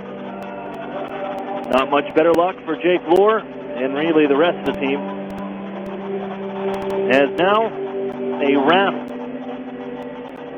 a stretch of 5 games on the road with a stop in Sarnia. And here at the Progressive Auto Sales Arena, it's a battle between 2 teams that are trying to dig themselves out of their last 3, as have the Sting, and a total of 4 of their last 5 games, all with L's in the column. Troy Timpano will get the gate. He will start, looking to avenge last night's, grotesque performance all around. Justin Fazio on the other side for the Sarnia Sting, as these 2 teams meet for the second time this year. Sarnia be looking for a little revenge after the Otters handled them 7-2 back at the Erie Insurance Arena, as Erie trying to save face as the number 2 team in the CHL. They will need the performance tonight. This is the Erie Federal Credit Union pregame show. I'm Aaron Cooney. As we'll welcome you in, we're going to hear from Kyle Pettit, newly named captain of the Erie Otters. My guest for the pregame show. That'll be a little bit later on. We'll also hear from Chris Novak on his thoughts and what went into the process of naming Kyle Pettit Erie's captain for the 2016-2017 campaign, with Dylan Strome not at their services, at least for the time being. We'll look at the lineup, preview tonight's matchup, all that and more on Jet Radio 1400. This holiday season, my good friend gave to me 7 Powerball tickets, 6 match 6 chances, 5 cash buys, 4 cash for lives, 3 pick 3s, 2 Mega Millions. Pennsylvania Lottery tickets make great gifts, like the new $1 million Snowbank, with top prizes of $1 million. Players must be 18 or older. Please play responsibly. Benefits older Pennsylvanians every day. And best wishes from the lottery. So we had just moved here from out of state when the phone rang, and this nice woman introduced herself as our healthcare concierge. She wanted to welcome us to our new health plan. And I thought, well, this is something nice. But then she took the time to find us and I thought, no, this is something different. customer service unlike anything you'd expect. UPMC Health Plan.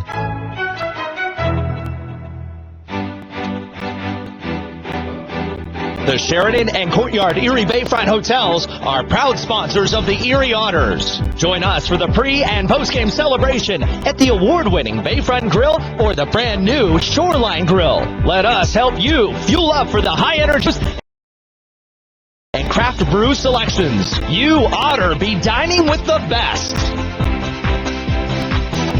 Northwestern Pennsylvania winners, don't let them keep you from driving. Instead, drive more safely in an all-wheel control Mitsubishi. Among sedans, the Lancer is absolutely the lowest priced all-wheel control car in the market today. Only $17,700 right now at Interstate Mitsubishi. The all-wheel control Outlander Sport is the most affordable CUV in its class. It's priced right now at only $18,990. With the 2016 all-wheel control Outlander, you can drive up to 7 passengers more safely at the incredibly low price of only $21,990. All of our vehicles offer top safety features and are covered by a 10-year, 100,000-mile warranty. Buy an all-wheel control Lancer for only $17,700, an all-wheel control Outlander Sport for only $18,990, or a 7-passenger all-wheel control Outlander for only $21,990. Get outside this winter. Drive to Interstate Mitsubishi 1/2 mile south of the Mill Creek Mall on Route 99. Price is based on 2016 model years, MSRP, stock number 3540, 4606, 3634, plus tax, title, license, and dock fee. The place to talk. Erie's News Time Station. Jet Radio 1400.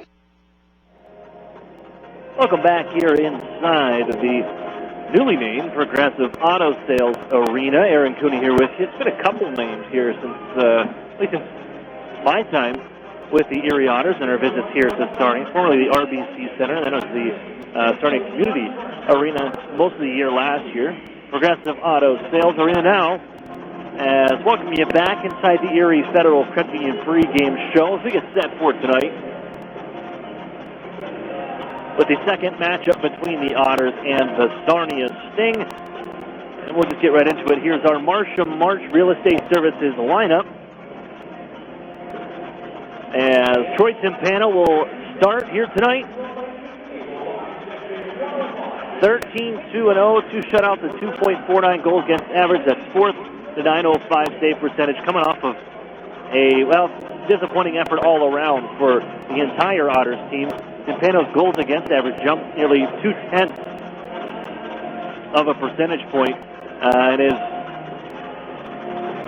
save percentage dips as well, a whole 1/10 of a percentage point.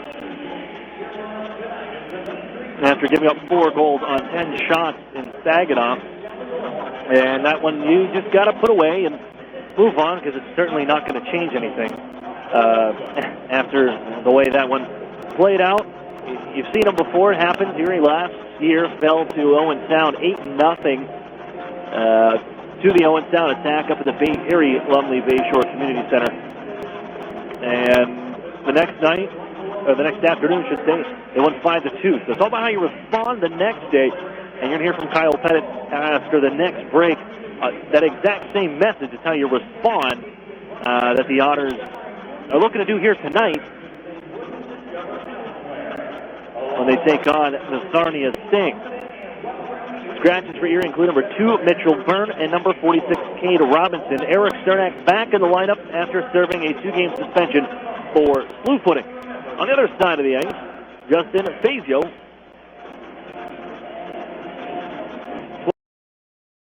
12-4-2-0, 3.29 goals against average, and 903 save percentage. Your scratches include overager Jaden Lindo, number 22, out of the lineup, an upper body injury, shoulder injury actually, as he will be scratched tonight, as is Sean Josling, number 27. But the Sting, they're also trying to snap a streak of their own. They've dropped 4 of the last 5, including 3 games here tonight, coming into tonight. So, 2 teams trending down, at least the last few games, the last week or so. They're going to look to turn that around as soon as they can. One of these teams will walk away with a win and right the ship tonight. We're going to step away for a break, and we're going to have Kyle Pettit on next as Erie Otters hockey continues and the Erie Federal Credit Union pregame show rolls on here on Jet Radio 1400.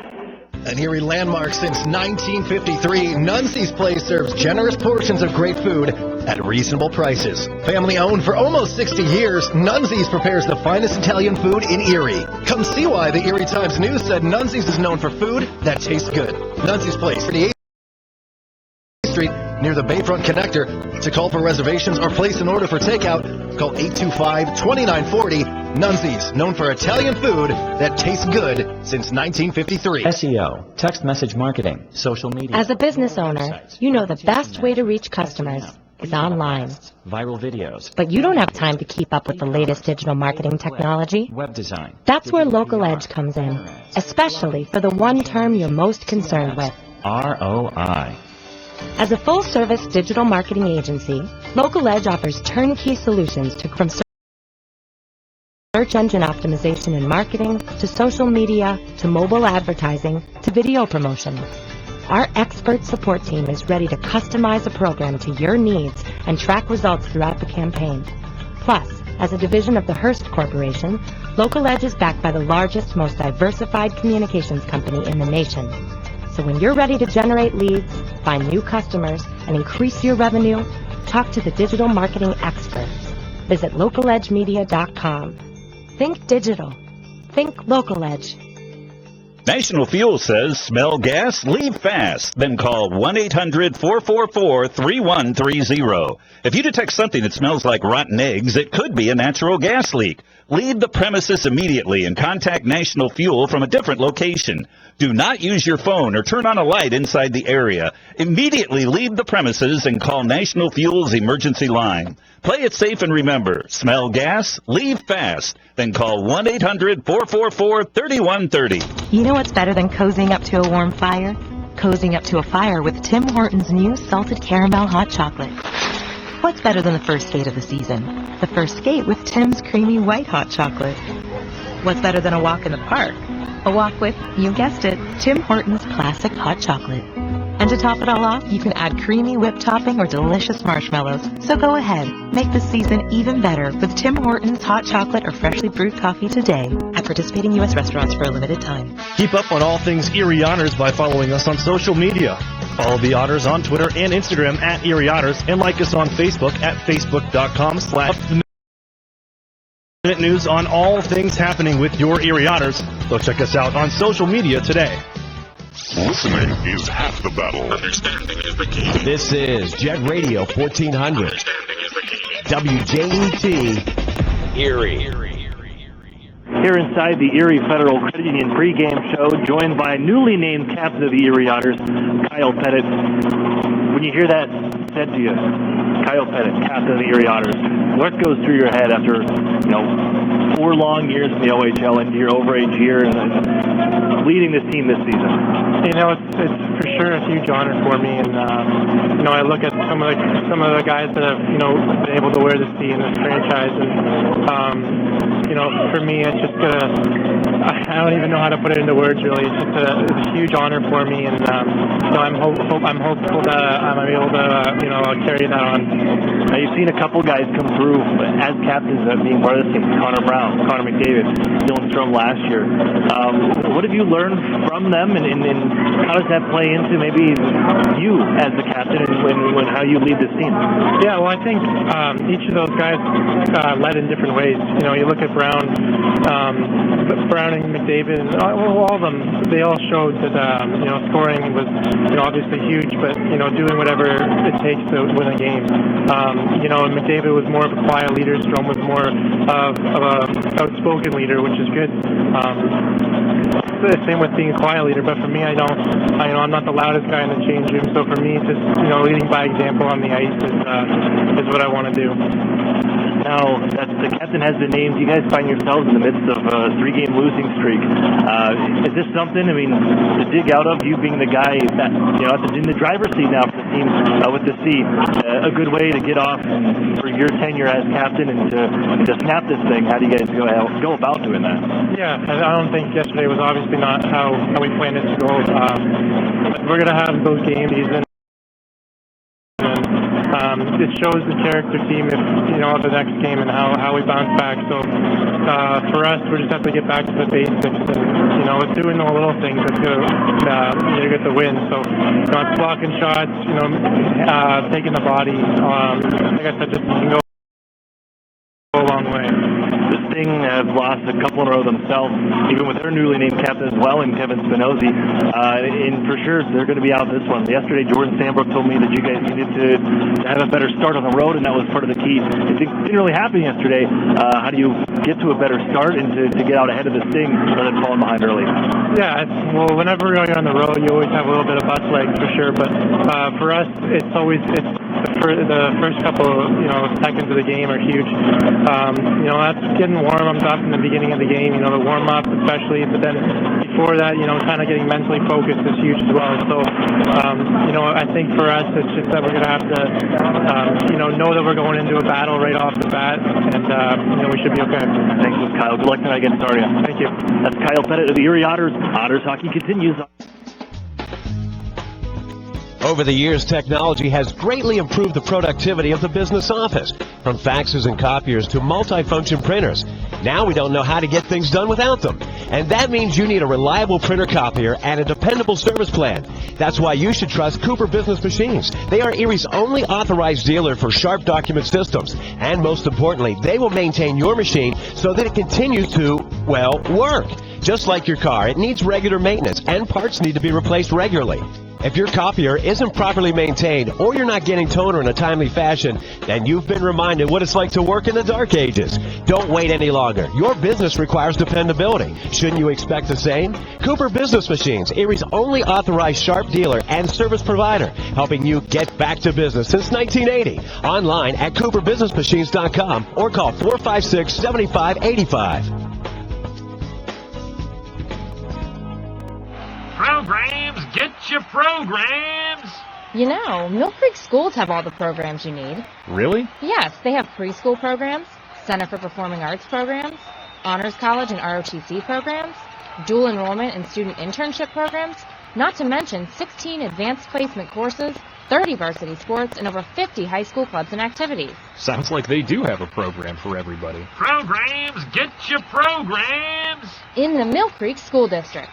Otters fans, if you're looking for the best hand-cut steaks, fall-off-the-bone ribs, made-from-scratch sides, ice-cold beer, legendary margaritas, and fresh-baked bread, then look no further. Texas Roadhouse, located at 7475 Peach Street, Erie, is the place for legendary food and legendary service. Whether you're looking for a special occasion or just a night out with good food and friends, think Texas Roadhouse. And don't forget to cut your wait time by using their famous call-ahead seating. That's Texas Roadhouse, 814-864-9494. What's 10,000 square feet with 100-plus arcade games, all set to free play, including air hockey and one round of glow golf, all in one great space? If you said Playport Erie Arcade, Erie's largest indoor arcade center, you're exactly right. And if you haven't had a chance to stop in and enjoy all those old favorites and new challenges, now's the perfect time. Race your friends head-to-head with the 4-player simulators, ride motorcycles, boats, skis, and more. Playport has bowling, pinball, basketball, hunting games, and of course, all for a one-price admission. Come on into Playport Arcade. It's like having that feeling when you wish you were a kid again. Yeah, that's the feeling you'll get at Playport Erie Arcade. Playport is more than just an arcade. Playport is Erie's first indoor glow golf attraction. It's like walking into another world as you enter the glow golf room filled with neon and different fun obstacles at every hole. Playport is fun for all ages, and now for a limited time, grab 3 people along with yourself and take advantage of the 4-pack special. But hurry, it's only for a limited time. Playport Arcade on West 12th Street in the Big White Building just east of Peninsula. I beat my best score. I love this game. Erie's News Talk Station, Jet Radio, 1400.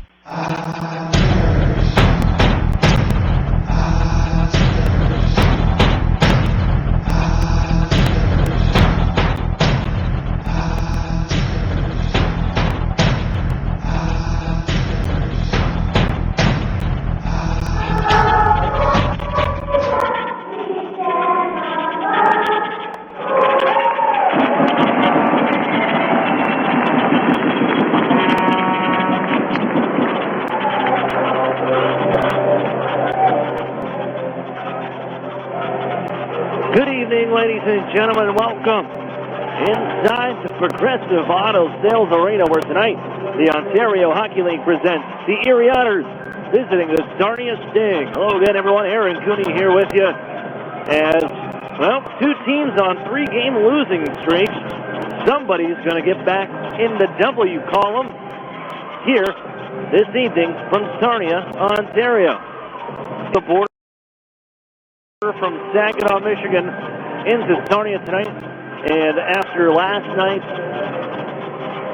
brutal defeat 8-3 at the hands of the league's last place team, Erie looking to avenge that and come out strong to begin this one here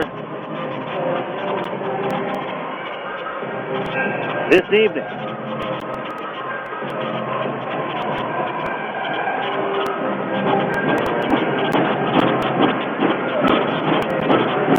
The Otters going with Captain Kyle Pettit. He will start at center, his usual position. As Erie wins this one back, little reinforcements out there on the blue line as they get Eric Cernak returning to their services following a 2-game suspension for the slew foot. And Sault Ste. Marie is out there now with Jordan Stambrook, his partner. Erie scratches Mitchell Byrne and Cade Robinson. Sarnia trying the near side. Connor Schlichting will rip it in off the near side corner, bouncing to the far wall. Nikita Karaslev keeps it alive. On for Hins behind the net. Cernak muffles him against the wall. Karaslev comes out of the corner with the puck, getting up the wall. Tied up by Pettit. Loose puck, bouncing down towards the Otters circle. There's Eric Cernak. He'll send it around the horn. Pettit don't get a piece of it. Blacker keeps it alive.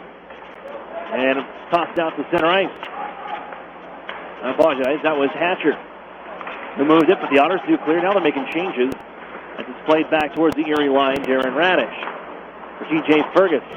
The Otters defensive pairing on for Alex DeBrincat. 3-game goalless drought for Alex DeBrincat. The 5th time in his career that he's gone 3 games without a goal.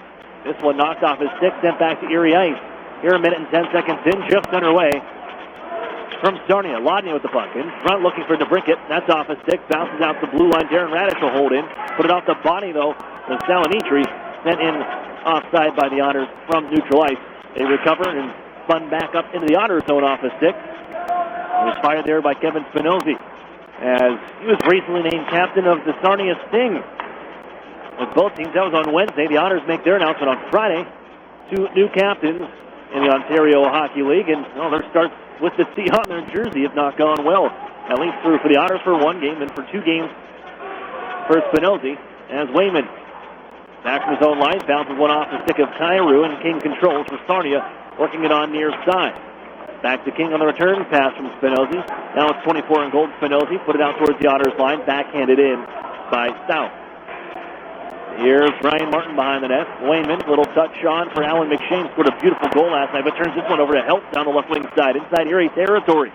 Helt wheels in behind the net, man in front, a chance, go to the backhand, save made Zampano, and jammed away from him by Martin to the corner, and the Otters work ahead, but not out. Jordan King behind the net. Otters looking and working on defensively as Spinozzi in on the play, sends it back in deep to the far corner. Played onto the circle, wrist shot, stick into the netting by Troy Timpano. And if he has to make a couple stops, the Otters facing some pressure.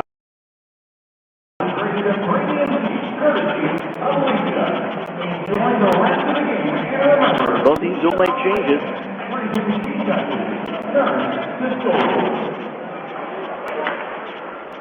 Here's Eric Cernak controlling again by Hins, is dragged in by Sean Biley on the take. Cernak quickly lets one go to the corner, towards the goal. It sticks to the corner by Fazio.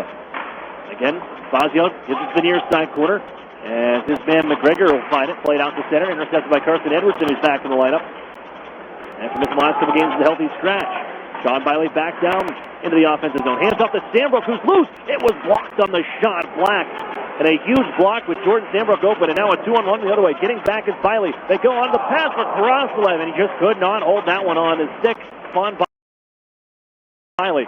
There's Hatcher from the blue line. His shot blockered away off the glass and caught by Zampano. He holds on for the upcoming draw with 16:36 to play in the first period. No score from Sarnia, Ontario, between the Otters and the Sting.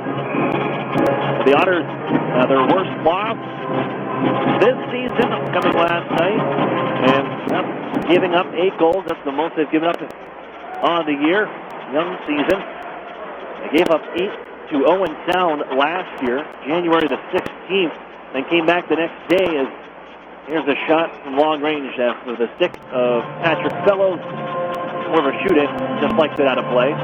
But Otters answered back the next day, 5-2 victory, responding after the shutout loss to Owen Sound last year. And as you heard in the pregame show, the Erie Federal Credit Union pregame show, talking with Kyle Pettit, he mentioned how Erie wants to get off and get it to a good start, and how important that is, and all about responding the next day after what transpired last night. There's Kairu flying into the neutral zone, trying to get around Taron Radish, stands him up at the Erie blue line. Puck battled for along the far sidewall, tossed in deep by Lajeunesse. Now Salonitri, centering pass off the stick of the Otters goaltender Tim Pano, and Erie skates away. 4 men strong. That's Taylor Radish right wing side. DeBrincat back to Radish on the circle, trying to go back to DeBrincat. Poked away by the D. And now here's Kairu out to neutral ice. Bends it right towards the Sting logo at center, where it's reeled in by Ivan Lodnia. Drops to DeBrincat. Turns from Lajeunesse, who shoves him into the boards. Now some board play is thrown to the goal by DeBrincat. That one just somehow slid through a lot of traffic and slowed by Fazio, and he'll cover with the face-off coming to.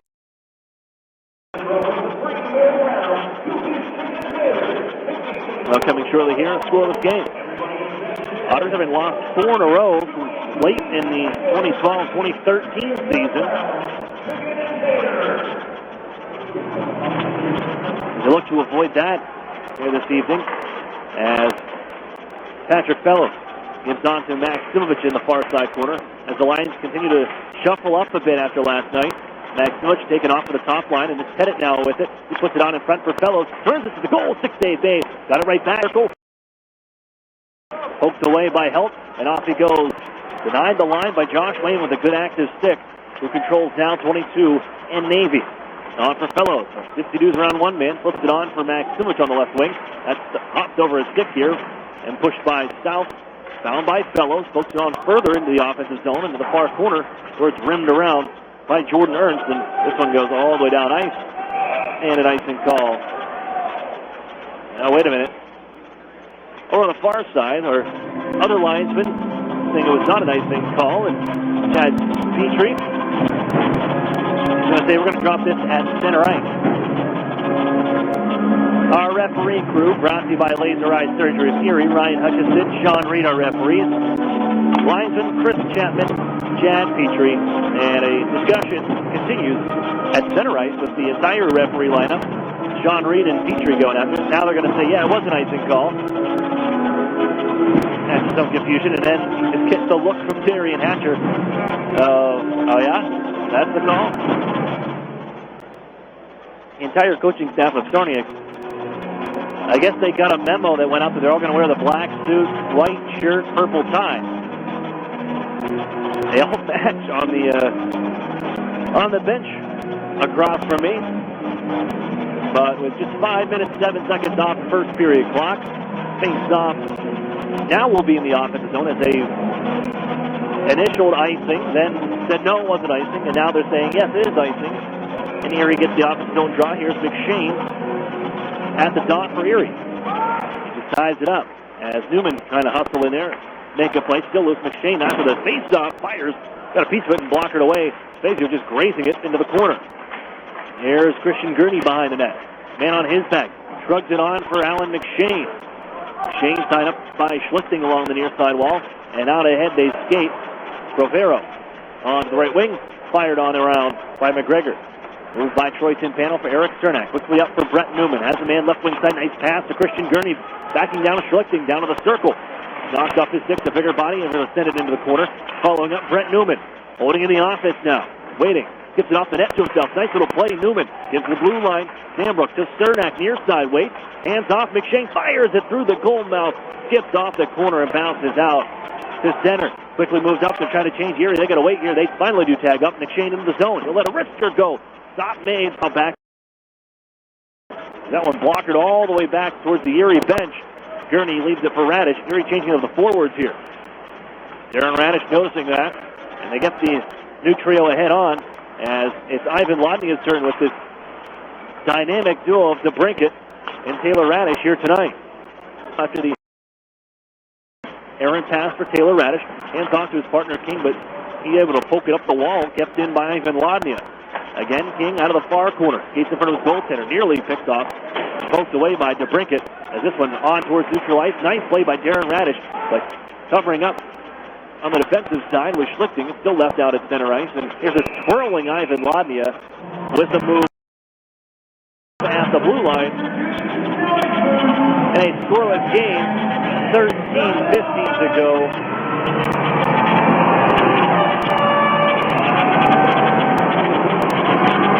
Here in the first period.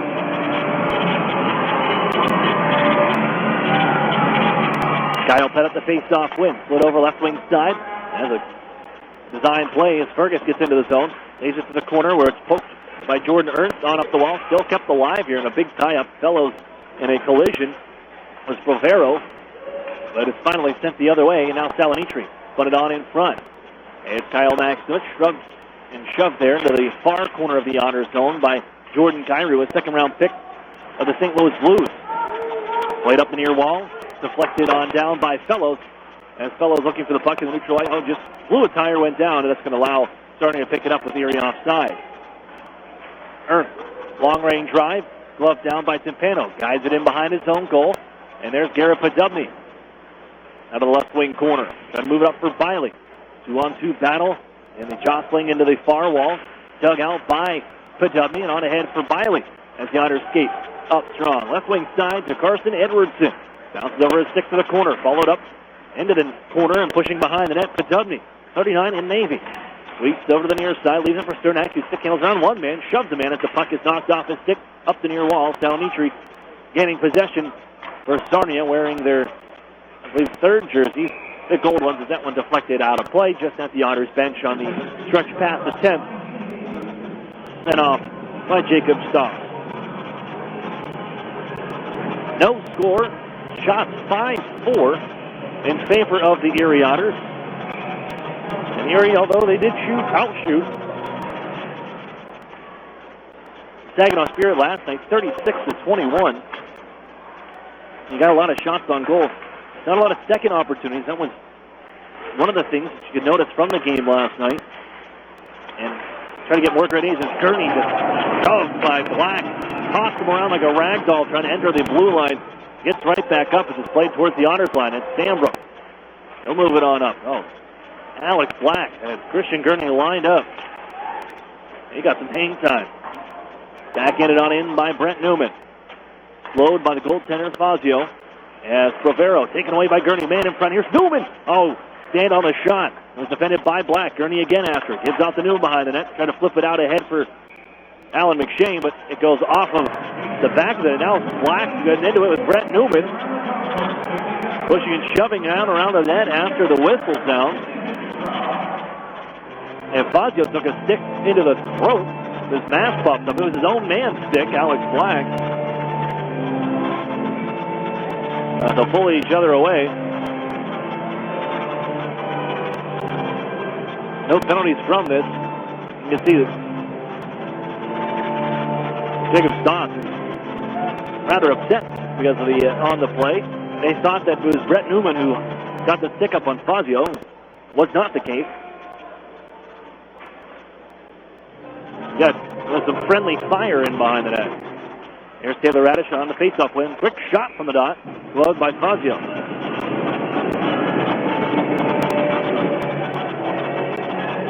All of 4 seconds taken off the clock. With that draw, to bring it again on the draw.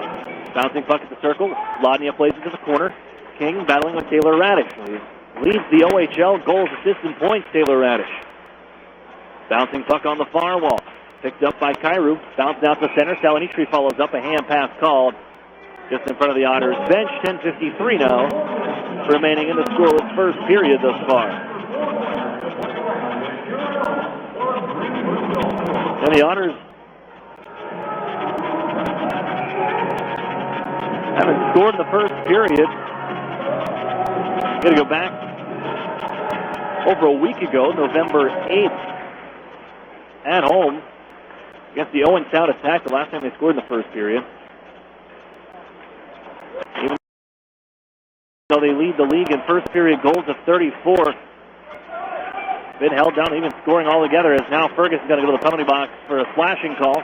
A little dish up ahead. That's the automatic. There's a stick flashed up the hands of Anthony Salinitri.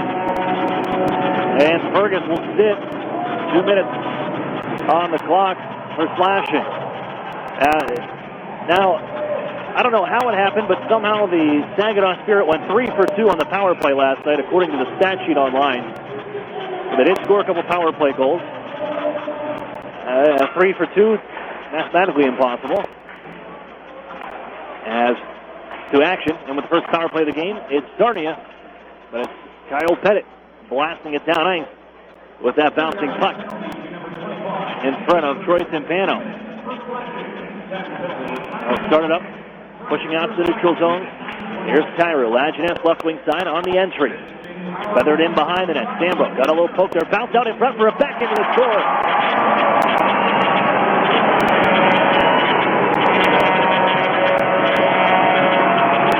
Look what I found goal.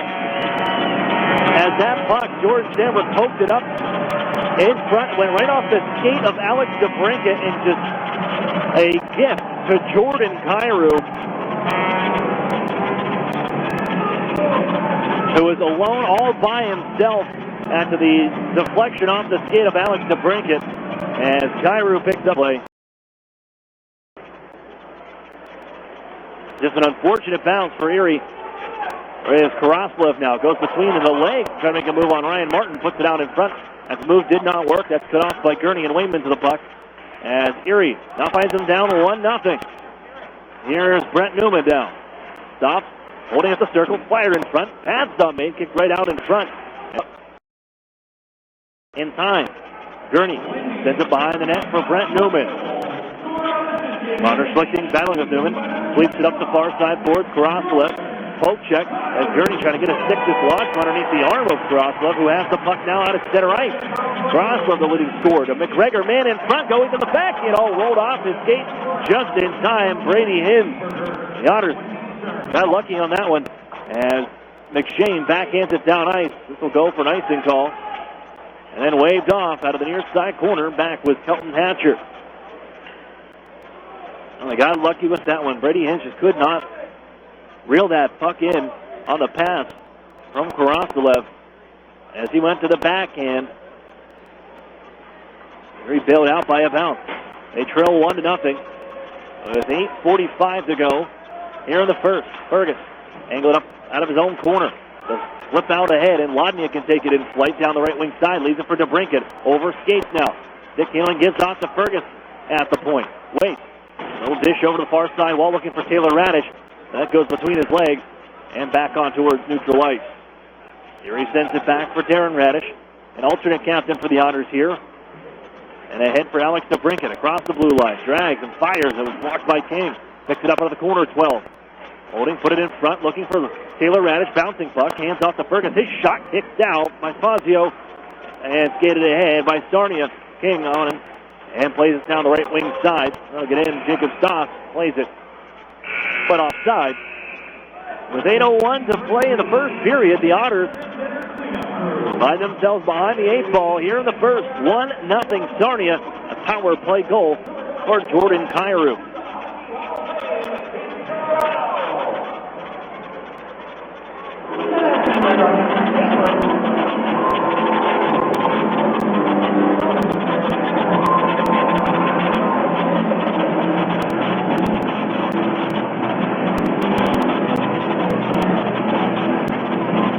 Real food, real beer, real historic atmosphere. That's what you'll find at the brewery at Union Station. Erie's original brew pub and restaurant located downtown at 123 West 14th Street. That's the brewery, proud sponsor of the Erie Otters.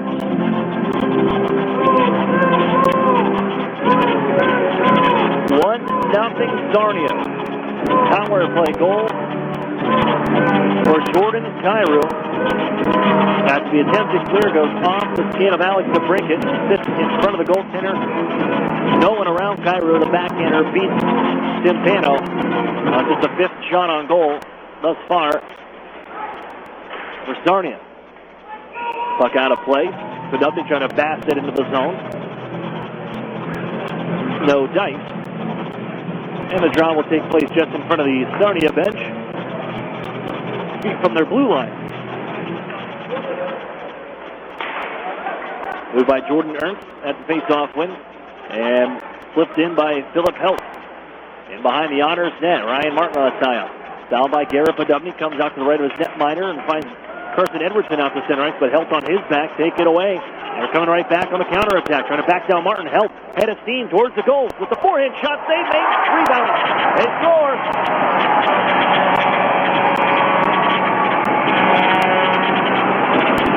Adam Rosichka is 7th of the season. 2-0 Sarnia.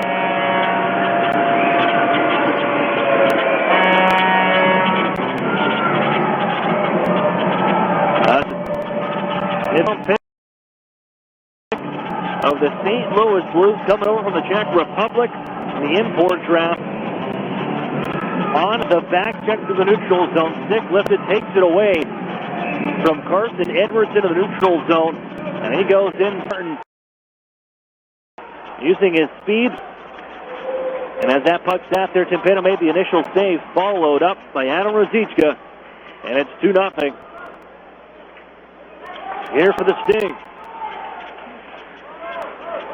Stick handled in the right wing side. Crossword with some nifty moves to get into the offensive zone. The Stinger back on it again. Put out in front. Head it cuts it off. And moved ahead by Fellows. Out to center. Gets around Hatcher on the play. But Hatcher using a great reach. Puts it into his own corner though. Here's Derek Cernak. A wrist shot. 6 away. And out into the netting. To the right of the goaltender. 6:55 to play in the first period, and the Otters again. You got to be thinking, they're on that bench. All of a sudden, you're down again 2-0. The case of here we go again. They gave up 3 in the first period. The other night, last night in Saginaw, gave a couple to Sioux last Saturday in the first period. The Otters. Now they use the 8th period as their own. There's a shot from DeBrincat. Oh, what a stop from Fazio. Robs Alex DeBrincat, kicking out the left pad. As DeBrincat let the bouncing shot go from the hash mark to the right wing dot. And quickly covered up. Here's another draw inside Sarnia territory. Sent back out to center ice. DeBrincat taken away by Salonitri at the Otters line. Salonitri backing off now. Gives off to Spinozzi on a right wing. Holding there and flipped on down to Salonitri in the corner. Shoved by Alex DeBrincat. Just mauled into the boards. Kyrou follows up. Poked there by TJ Ferguson. Outgoing side. One-on-one against Jeff King. Now drop pass to Taylor Radish. And it's looking to go in front. It comes to Darren Radish, rather. Rifles it off the shoulder of Fazio. And knocked out of play. Rodnia taking a hard check after the drop pass to Taylor Radish. As he was lined up by Kevin Spinozzi on the check. Otters took exception to that. They were not happy. It could have been a little late on the drop pass. And now, both teams still in near their benches. And penalties are coming from it. Taylor Radish coming across. As is Kevin Spinozzi.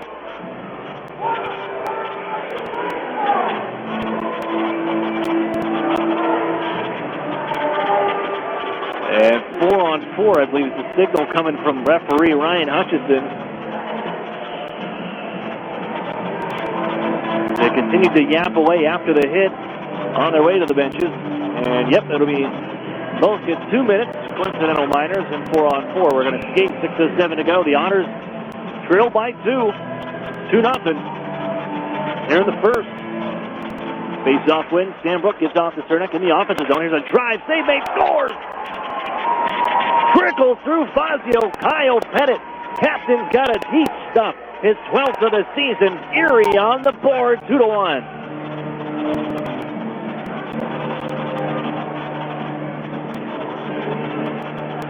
Well, that's one way to get back into it. Kyle Pettit, staying in the interview, wants to lead by example on the ice. Face-off win, so he starts the play. Moved by Sandbrook to Cernak. The shot deflected by Pettit as it trickles through Fazio. Erie on the board. It's 2-1. Erie's first period goal in 4 games. Here's Pettit. Working again back in the offensive zone. Gets it in the corner. Hands off to Kyle Maximich, who spins away from Ernst. Moves in behind the net.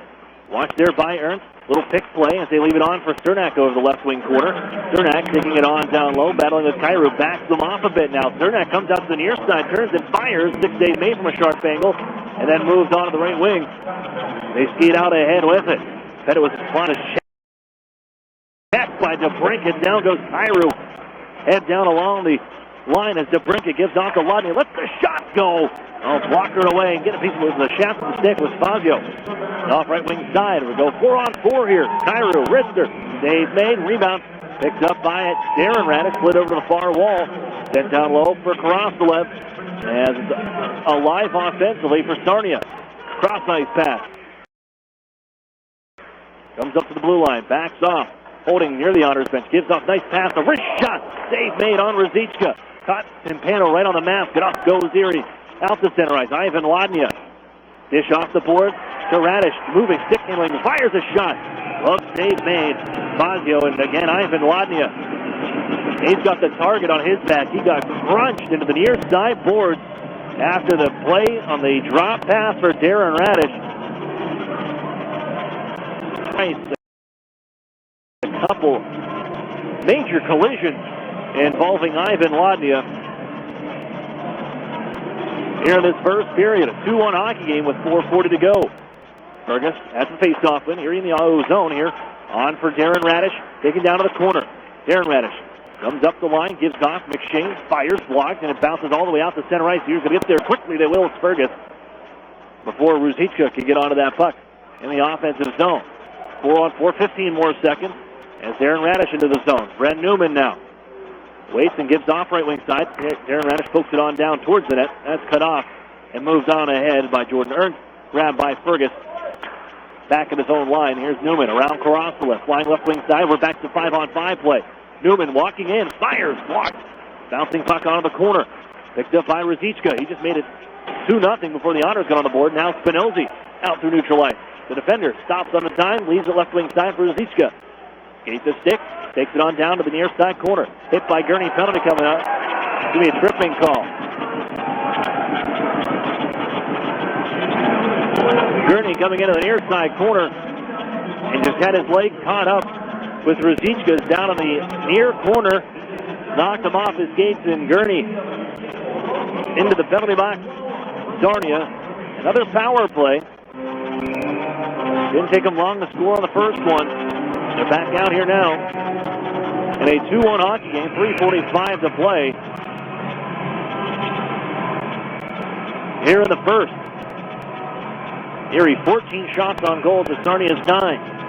And but Sarnia headed to their second of the evening. Put into the far corner, and Lajeunesse will get there. On for Kyrou. Sarnia in control, playing it out to Ernst. The deep pass, Spinozzi, the captain. Down low, Lajeunesse along the goal line. Back up high, waiting, Spinozzi. Walks the line, pass on to Lajeunesse in the far corner. Put it down in front, in, tied up by Pettit nicely. And on the backhanded, Patrick Fellows shovels it down ice. 30 seconds on for tripping. Played up on ahead and now right wing side. Pushed by Brady Hins. That goes off a stick. Following up though, it's Spinozzi. He's poke check, but it's down to the right wing side. Hins trying to dish it across. Laying and knocking the pass away. TJ Fergus. And Taylor Radish sends it on in deep. Radish trying to strip the puck away from Ernst along the near corner. Ernst watching and leads it now behind the net as both teams make changes. Taylor Radish heads off. Giving to Salonitri left wing side. It was part of that Anthony D'Angelo deal a couple years ago with the Sault Ste. Marie Greyhounds. It was on ahead up the near side while Erie takes it. And on goes Darren Radish to Ivan Ladnia left wing side. Shovels it back towards his own line. That could have been too many men on the ice. Erie The man was still, 6-7 feet away and still played the puck, who just came on defensively. You can hear the crowd chanting for it, even on the cross on the bench of Sarnia. They wanted that call. Didn't get it here, but under 30 seconds on the kill, it's dumped in one more time to Erie territory. Jordan Stanbrook gets there first, rifles it around the boards, all the way down. Fazio to slow it. Now 10 seconds left, under 2 minutes to go here in the first period. 2-1 hockey game. Sarnia with the lead. Given right wing side, cross the left. Tied up, and Kyle Pettit sends it up on ahead. Newman out in the neutral zone. Around one man, Brent Newman, in a goal! Oh, stands on the shot, and then sticks the goaltender up high. And a high sticking call to Brent Newman, who was in on the breakaway as he got around Rovero. But as he fanned on the shot, he caught Fazio in the mask with the stick. And he'll go to the box.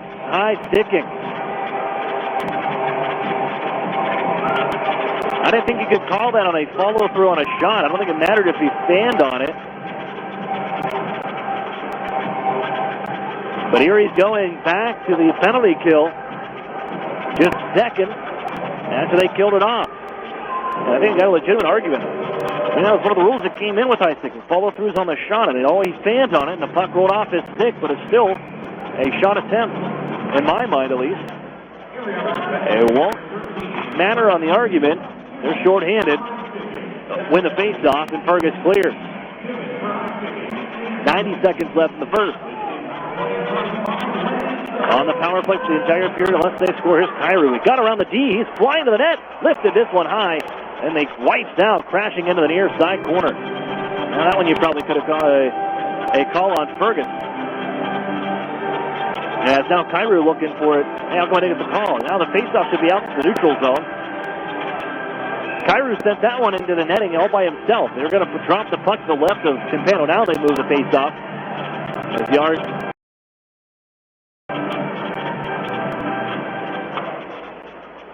And on the draw, Sarnia. They win it in the neutral zone. Ernst gives off the right side. Brady Hins. Drop pass to Kyrou. Poked there by Pettit to the blue line. Kept in by Spinozzi. And on left side for Ernst. Back to Spinozzi. One-time drive. Save made. Timpano did not know where that one was. Erie unable to clear as Kyrou from the circle. Man on the poke. As Lajeunesse recovers. Puts it out to the blue line for Spinozzi. Near side to Ernst. Under a minute to go. Here's Spinozzi's drive. 6-8 made. Rebound. Covered up by Timpano. Lajeunesse looking for it. Tied up by Pettit. And Fergus changes both teams on the special teams unit. Still shorthanded. 53.4 on the clock remaining in the first period as the Otters trail 2-1. Sarnia wins the draw. Jeff King taking it. Gives on down. Power move by Delanici. Throws it to the goal mouth and harmlessly for Erie.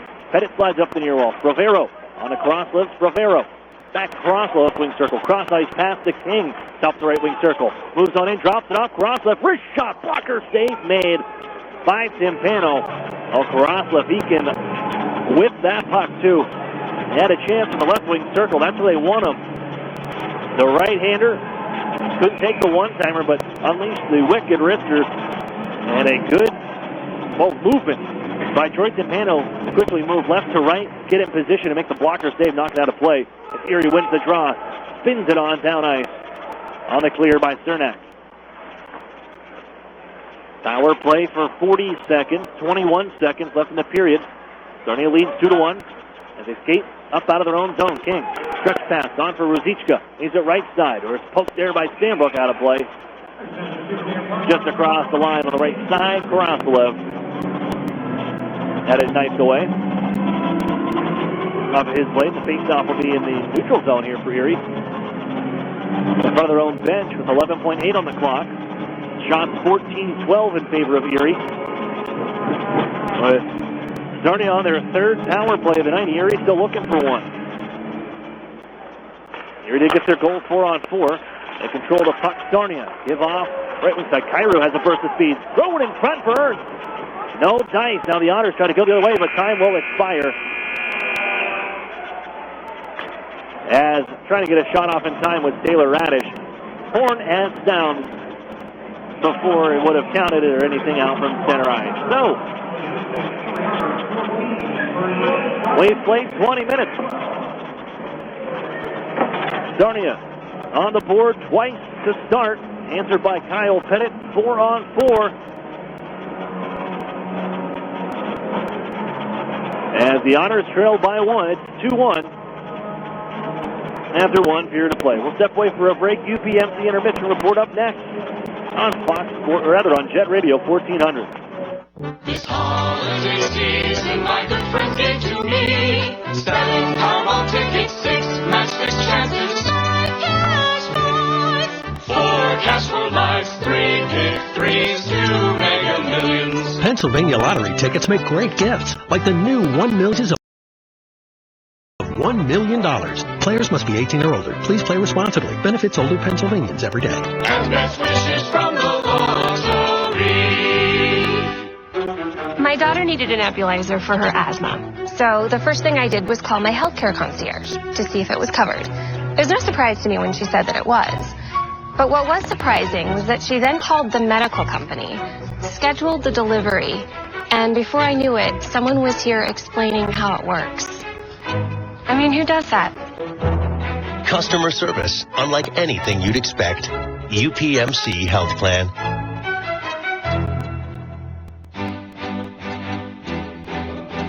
The Sheridan and Courtyard Erie Bayfront Hotels are proud sponsors of the Erie Otters. Join us for the pre- and post-game celebration at the award-winning Bayfront Grill or the brand-new Shoreline Grill. Let us help you fuel up for the high-energy game with our extensive menus and craft brew selections. You Otter be dining with the best.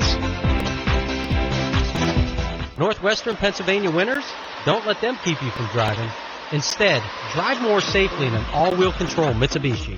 Among sedans, the Lancer is absolutely the lowest priced all-wheel control car in the market today. Only $17,700 right now at Interstate Mitsubishi. The all-wheel control Outlander Sport is the most affordable CUV in its class. It's priced right now at only $18,990. With the 2016 all-wheel control Outlander, you can drive up to 7 passengers more safely at the incredibly low price of only $21,990. All of our vehicles offer top safety features and are covered by a 10-year, 100,000-mile warranty. Buy an all-wheel control Lancer for only $17,700, an all-wheel control Outlander Sport for only $18,990, or a 7-passenger all-wheel control Outlander for only $21,990. Get outside this winter. Drive to Interstate Mitsubishi 1/2 mile south of the Mill Creek Mall on Route 99. Price is based on 2016 model years, MSRP, stock number 3540, 4636, 3634, plus tax, title, license, and dock fee. All the exciting action of OHL hockey. The Erie Otters on Jet Radio 1400.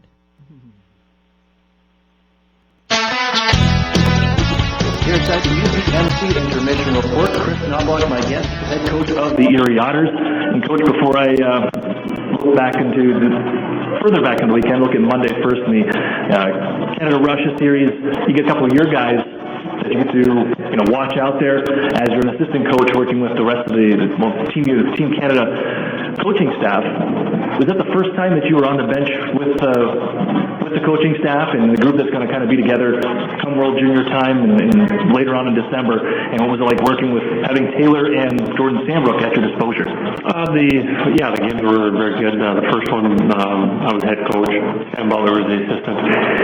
Monday night's game, Dominic Ducharme was part of it, and the other assistant coach from the WHL, Tim Hunter, was not there. But the coaching staff for the World Juniors have worked together in the summertime for the summer camp.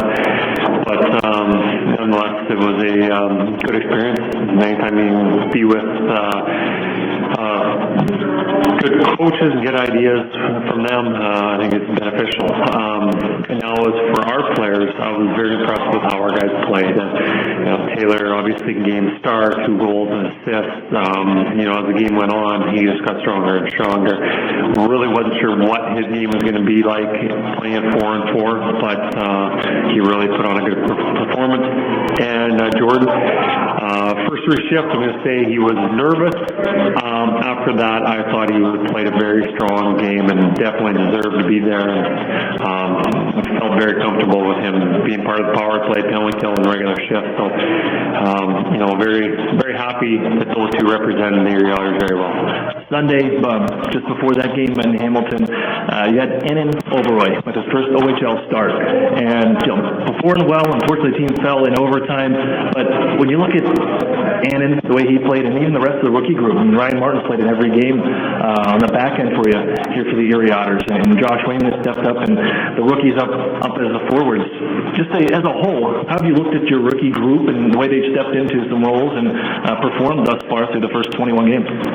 Well, I think they've been remarkably well. You look at it, first of all, on the back end with Martin and Wayman pretty much being paired together throughout the entire year.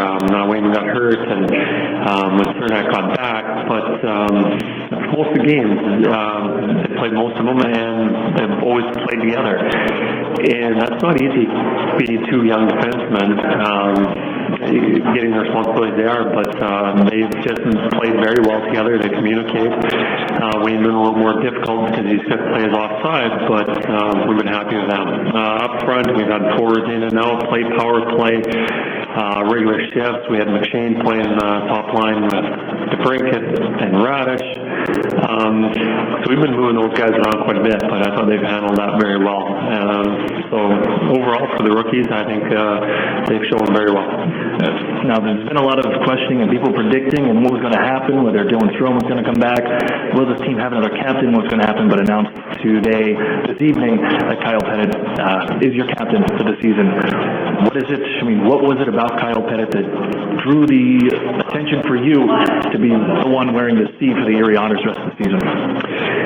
Well, going was going to be our captain, and with Alex and Darren and Kyle, just bring different attributes, but I felt very comfortable with any one of those guys being our captain. I felt that it might be best just to, but as the season went on, I felt it was important to have that one key face of the franchise, of the team, and having a captain out there. And I think Kyle just did here, came a little bit later, but joined it as a 16-year-old also.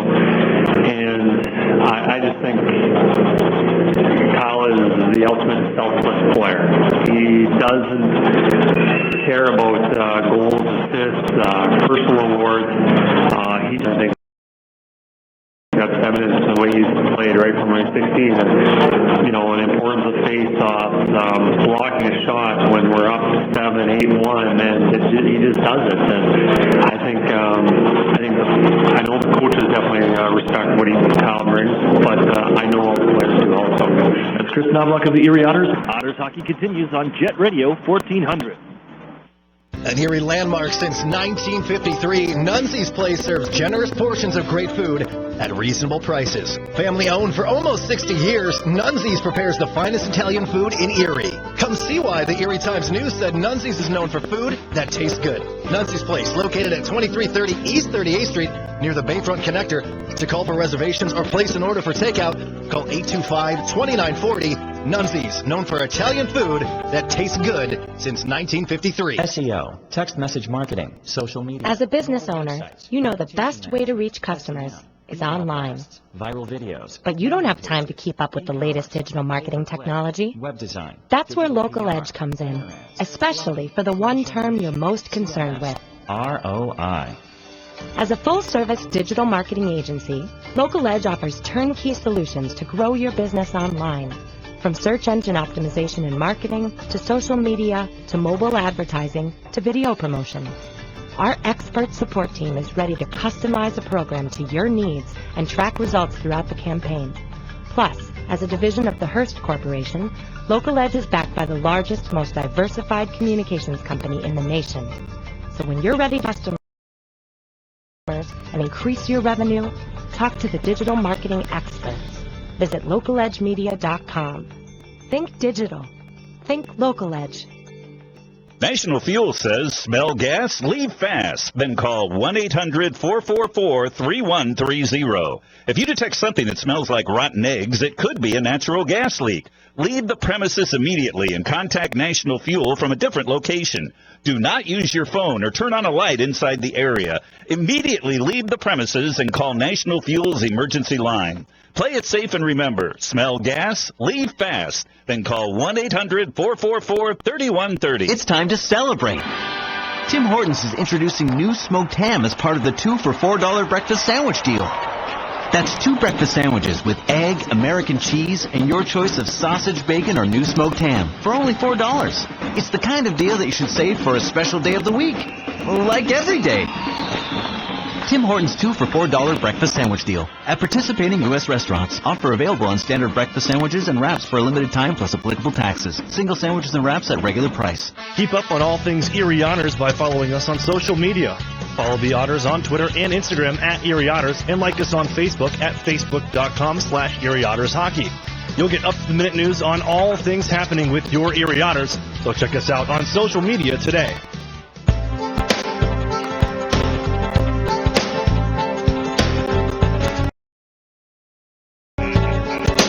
Sorry about that. Welcome back here inside the UPMC Intermission Report. Aaron Cooney with you.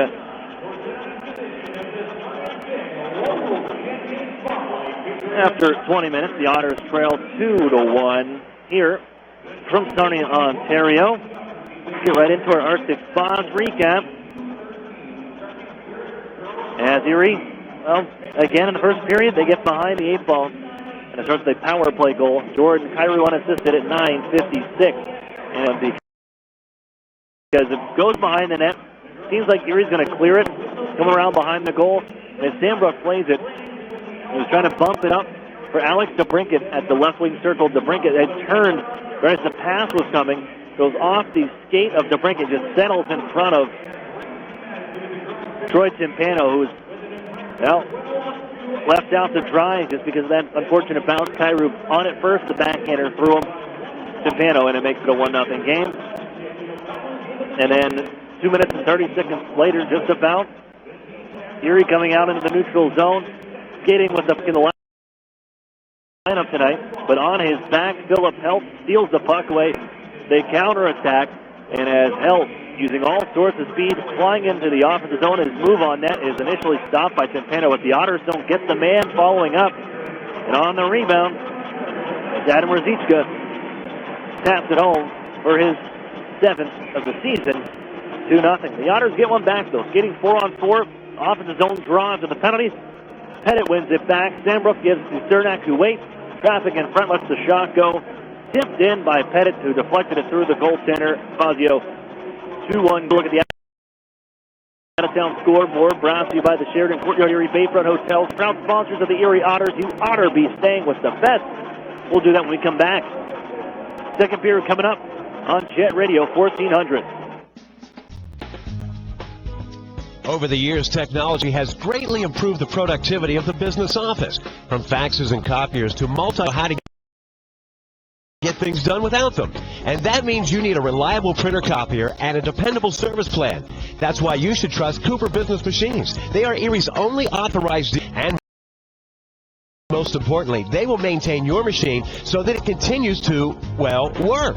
Just like your car, it needs regular maintenance and parts need to be replaced regularly.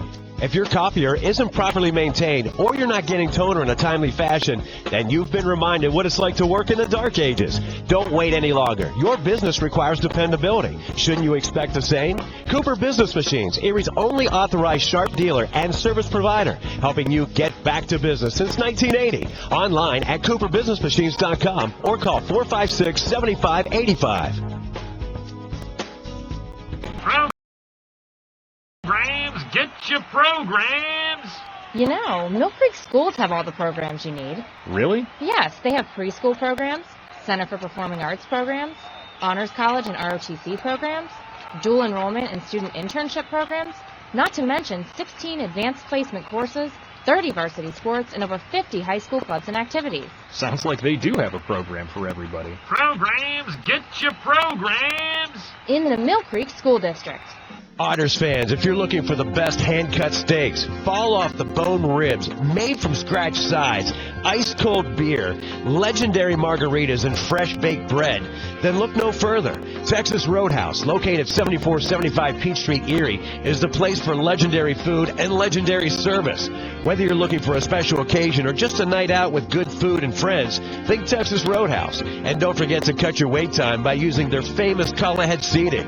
That's Texas Roadhouse, 814-864-9494. What's 10,000 square feet with 100-plus arcade games, all set to free play, including air hockey and one round of glow golf, all in one great space? If you said Playport Erie Arcade, Erie's largest indoor arcade center, you're exactly right. And if you haven't had a chance to stop in and enjoy all those old favorites and new challenges, now's the perfect time. Race your friends head-to-head with the 4-player simulators, ride motorcycles, boats, skis, and more. Playport has bowling, pinball, basketball, hunting games, and of course, all for a one-price admission. Come on into Playport Arcade. It's like having that feeling when you wish you were a kid again. Yeah, that's the feeling you'll get at Playport Erie Arcade. Playport is more than just an arcade. Playport is Erie's first indoor glow golf attraction. It's like walking into another world as you enter the glow golf room filled with neon and different fun obstacles at every hole. Playport is fun for all ages, and now for a limited time, grab 3 people along with yourself and take advantage of the 4-pack special. But hurry, it's only for a limited time. Playport Arcade on West 12th Street in the Big White Building just east of Peninsula. I beat my best score. I love this game. WJET Erie. Welcome back here inside Sarnia, Ontario, the Progressive Auto Sales Arena. Erie on the PK here, time running down on it as we begin play in the second. Here's a shot from Lajeunesse with time expiring. That's skipped high and wide. Back to even strength as the Otters on the penalty kill 3 straight times in that burst. Kairos to with it. They're in the offensive zone and shot. Stopped by Stefano, and now Kairu goes crashing into the Otters net and knocks over Jordan Sandbrook, and I had a feeling that the next one was coming for the Otters. They get it. Kairu's go to the box for high sticking. But we can hear the crowd going. What matters? Erie gets their first power play. Couple power play goals last night. Pettit will take face-off duties. This one back to Alex DeBrincat. Getting in the left circle. Gives off in front for a bouncing puck. Taylor Radish skated away though. Anthony Salinitri off down the right wing side. Takes it on to the corner. Leaves it there as Darren Radish pushed in the wall. Kyle Maximus props it up and off goes DeBrincat. Out ahead, left wing side, Pettit. Erie trailing by 1. 2-1 hockey game here on for Kyle Maximus, left wing circle. Takes it behind the net. Lajeunesse 9-on-9 there as Maximus gets to the point. Skips near side, played in front by DeBrincat off a stick. Bouncing onto the far corner. There's Maximus. Veered away from his twig and then dumped down ice from the backhand by Salinitri. Otters power play 5th in the league, 22.7%. Here comes Darren Radish. He'll wheel out to center. Tries the right side drop pass to DeBrincat onto Maximus. Erie into the zone. It's through traffic now. It's moved on to the near wall for DeBrincat at the top of the circle. Darren Radish holding center point. Waits, wrist shot. That's off a stick out of play. With 56 seconds left on the power play opportunity. Ross stays inside. And off the right of Justin Fazio.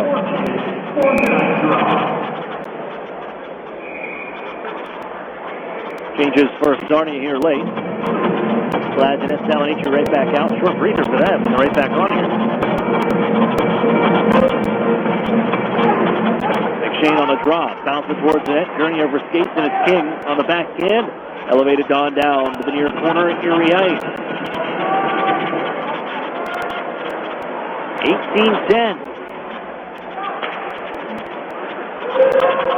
Remaining early going second period. Otters dump it in. Tie up. Loose puck behind the net. Gurney touched out for Fergus. On left wing side. Comes down the wall to the corner. Now looks, gets to the center point. The wrist shot. McShane sends it just wide. Sandbrook holds in. 24 seconds in the power play. Jordan Sandbrook rimming around for Lodney to pick it up off the wall. You got a man in front. Gurney throws it that way. Denied there. Chipping away, but they lose it. Blocked onto the far side wall. Gurney able to recover. Hands off to McShane. Laudnier in front. It's McShane with it. Waits, drags around him, and Jim on the side of the cage. Stop Fazio. Sandbrook keeps it alive. Burgess now 5 seconds to power play. Burgess flies. Steve blocked off. Into the near corner it bounces. Man of the block. Erie keeps it in the offensive zone. Split on for Laudnier. Couldn't receive it cleanly. Picks it up off the wall now. Erie even strength with the puck. Sandbrook down along the goal line. Scores! The milk's gone bad. Jordan Sandbrook from near impossible angle beats Fazio, ties his game at 2.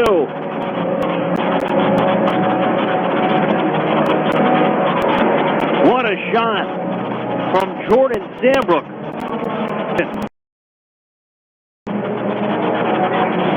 Down at the bottom of the right wing circle, nearest to the corner, and sends it up high on Fazio to tie this one up at 2. And it is quiet at the Progressive Auto Sales Arena. The second period, brand new hockey game from Sarnia, Ontario. Here's Biley left wing side. He drags. Fires in front. We're looking for Fellows on the tip. No dice as it bounces out to center ice and pushed towards the Otters line. Gathered by Cernak. And handed on for Darren Radish. Back to Cernak near side. D to D. Radish looks from right side. He'll gain center edge. Flip it towards the line. Bounce down and blocked by the D of Connor Schlichting. Here he has to try again from center. There's the Sandbrook crowd in the house. Right wing side. Himsey coming to his own. Sarnia hand off. Cross flip. Blossoms on a one-timer wide.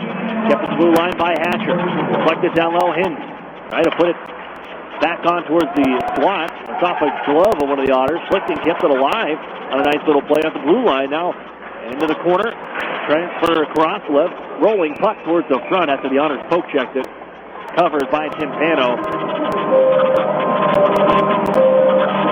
And the Otters cover up. The face-off of coming. Inside their own zone. Sarnia 5-1-1 when leading after one period. Erie 2-3 when trailing after one. Tied it up here. Sandbrook's 4th of the season. Garrett Podubny. That's the face-off win. He's smashed to the near side wall by Helt. Carson Edwardson flies in and puts a bump on Sauce, but the puck is in the Otters zone. Sandbrook again. Out of the corner now. Just missing on the pass, Max Simovich. And this one rolling on down to the near side corner. Icing's waved off. A nice hustle play by Carson Edwardson. Moves on to the left wing, though, by Anna Rosicka and chipped into the Otters zone. Sandbrook takes there, stepping in front of a man. Posts it on to the left wing side. Rosicka nearly a takeaway, but the Otters have it. Up ahead for Garrett Podubny. End of his shift. Deflects off the skate in. He will head to the bench. Picked up by Sauce. Out ahead, looking for help. Turn around by Wayman. The Otters ship it back out to center ice. And they're taking control. Jordan Ernst sends it on in front of his bench. Lifted on down to the near corner of the Otters zone. Nearly 5 minutes in. 2-2 hockey game. Played on Taylor Radish's tie-up on Laginessel on the far wall. Inside Erie territory. DeBrincat trying to shrug the puck along. And it's pushed there by Fergus, who takes elevated on for Ivan Laudnier. Skating out to the left wing side. And into the zone to dump in. Laudnier battling now as Fazio comes out the plate. He'll flatter on the wall. Held in by Cernak. Gives off to Alex DeBrincat backing up. Bouncing puck off his stick. Cernak keeps it alive. Just leaves it onto the near side corner there. Moved by King to Salinitri. Off the right side of his own end. Pushes it up off the stick of Spinozzi, their captain, who enters the offensive zone. Splits between 2D. Slides into the goaltender. As he was knocked off his skate. Whistle sounds. No harm, no foul. Tupano hops back up. Gives a little tap to Spinozzi on the play. He'll put the net back on its moorings. 14:41 to go, second period.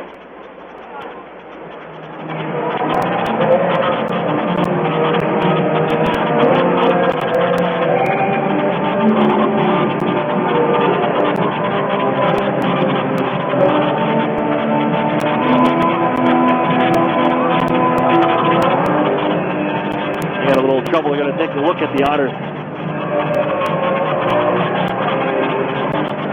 Right in front of the Otters net. A little rut in the ice they're going to patch up. Get some snow on it and little band-aids in the ice to the playing surface. Chris Chapman, Chad Petrie, and two linemen going to work. The water bottle of Troy Timpano inside Erie territory. But brand new hockey game tied at 2. The Otters didn't capitalize on the power play, but scored shortly thereafter. Sandbrook here in the second to tie it at 2. Connor Schlichting will fire it on around. Pokes by Timpano to the far corner and moves Cernak up the wall, but not out. Bouncing puck back into Cernak's corner. Get it on ahead. It's Brett Newman. He got tied up. Able to still chip it around Hatcher and sent down to the far corner. Schlichting and Gurney now battle along. Schlichting able to skate out of that pile up, move onto the wall, push back to the wall by Gurney as he bounces it off the board. Now on the backhand, Schlichting, some hard work to get it on just the center ice for Erie to take control. Sandbrook now. He twirls from his own end. Get it on out. Neutral ice on for McShane. Picks up again one more time. Sandbrook in the offensive zone down to the corner. Battled by Hatcher. Flips it onto the far side corner. Moving back defensively is Jordan Sandbrook as Gurney sends it back across the line. Recovered by Sarnia. Looking on ahead, they'll find Latta on the right wing. Lewis Latta, poke check by Radish, sends the puck in the near side corner inside Erie territory. Reverse down behind the net. Sandbrook still out here, as is Kyle Pettit. Just puts a body in front of Sprovero. Allows the Otters to escape the center ice. A little pick play, and now Max Illich into the zone. Late man is Pettit. Erie into the offensive side. Put in front. Sends it out of the air towards the goal. Kept out. Pettit looking nearly had number 2. Very close on the bouncing puck. They counter the other way. It's McGregor. Stolen away by Fergus. Took it right off him, and now Fellows in possession. For Kyle Pettit out in the neutral zone. In front of his own bench. Drops it off the boards for Kyle Maximovich, who waits. Trying to hand off to Fergus. Poke checked away, swooping in. Darren Radish offensively. He's got it. Scores! Oh, that's rad! Darren Radish sends it past Fazio. 3-2 Erie.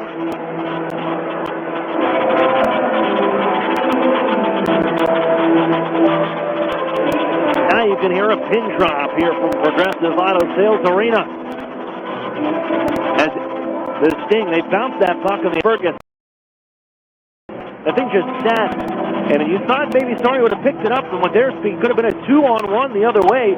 But it's Darren Radish who swoops in and picks it up first. His point streak into a 13th game as he rifles it past Fazio on the board for his 5th of the year. 3-2 Erie. As the Sting trying to buzz back. On the near wall, inside the Erie zone. Biley was able to squirt it back out to center ice as Preston Edwardson offside, entering the zone. In front of the bench, 12:42 remaining, and Erie has their first lead of the game. They're going down 2-0. They have the next 3. And lead 3-2.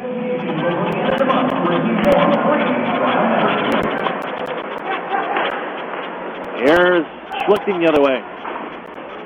And from center, sends it behind the net, Rosichka. Ryan Martin ties him up in the far side corner. Podubny crashes in also. Rosichka able to knock that puck loose and send it here behind Troy Timpano, near his capital area. Maximovic and Pettit pick up the assist as Podubny poke checked off his stick. Still in the zone here for Sarnia. Left on the far side corner. Podubny able to get there first. He'll swing it around the horn, but it's kept in by Schlichting. Only for a second. Got too much air on that one with the 9-iron and leaves it into the mesh netting. Now to play. 12:03 to go in the second. 6:58, the time of the goal. As the Otters defenseman finding the back of that here in the second period. Sandbrook tied it at 2. And Darren Radish, the go-ahead marker right now. Shot from Spinozzi, kicked out by Timpano, and off go the Otters to neutral ice. Lodnia, he'll hit the break. Gives off to Cernak. Elevates it up towards the offensive blue line. Batted in midair by King and sends off Salonitri left wing side. He snaps a shot. That's gloved by Timpano. No rebound. And the whistle. The save.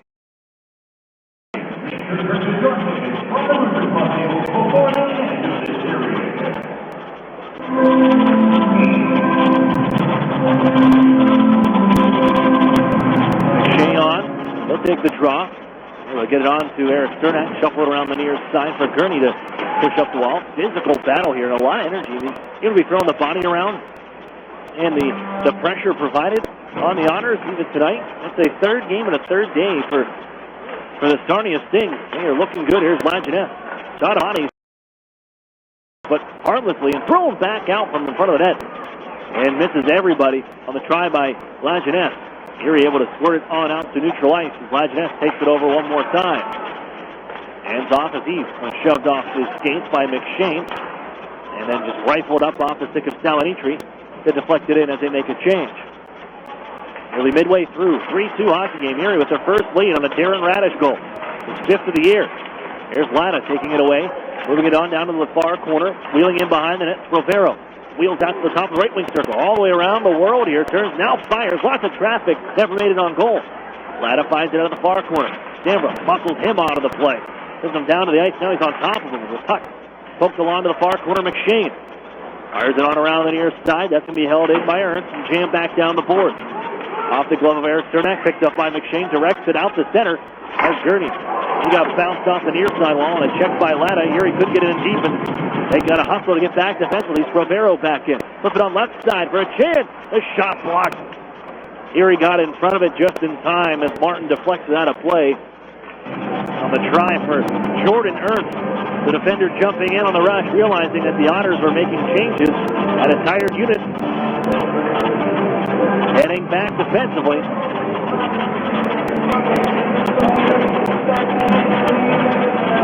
Face off to the right of Centeno. Face off wins. Sarnia has it behind the goal. Ruzicka battle with Martin. Trying to stay with him as Ruzicka wheels out to the center. Leaves it out to Spinozzi. His drive. Save made. Rebound scoring. Jacob Doss with his first OHL goal. 3-3.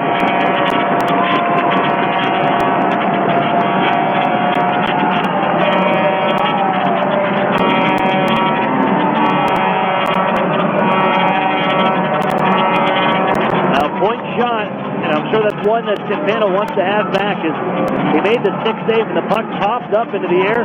He tried to grab it with the glove, couldn't get it before Doss fouled it first, knocking it past the goaltender Centeno, and we're all knotted up at 3.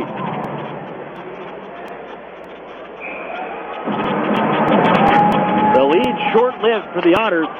They scored 3 straight. Things tied up here. As Lajeunesse lost it in Erie, trying to keep it on or stay on side. They do. Nice little play by Lodney and Taylor Radish. And Erie tags up. Now rifle it down to the near side corner. Alex DeBrincat. Get on to the far side. The crowd comes alive with the goal. Salonitri with the puck. It's Sarnia on the move. Jeff King on for Kyra right wing side. Pass over to the far side corner of the Otters zone. Darren Radish will get that. They were looking for Lajeunesse as well to far seat. One out the center from Darren Radish. On for DeBrincat. Back on for Taylor Radish. Looking to move it one more time for Lodney, and it's taken away by Jeff King, and off they go. Salonitri right wing. Waits. Cross ice pass. Looking for Kyrou. Takes it off the boards. Picked up by the Otters. They got a man ahead. 2-on-1. Maximovich with Radish. Maximovich looking to go to Radish. It's off his skate. And bounces out the center. Kyrou on the counterattack. Drop pass to King. Walking in. Leads by the net. Pushed down in front. That one never made it onto the tape of Salonitri, who has it one more time from the circle. Rifle it out by Centeno. That one was sailing out of play. But Centeno gloves it down. We get a whistle. Jacob Doss in his first OHL goal ties this one up at 3. 8:45 to go in the second period here from Progressive Auto Sales Arena in Sarnia, Ontario.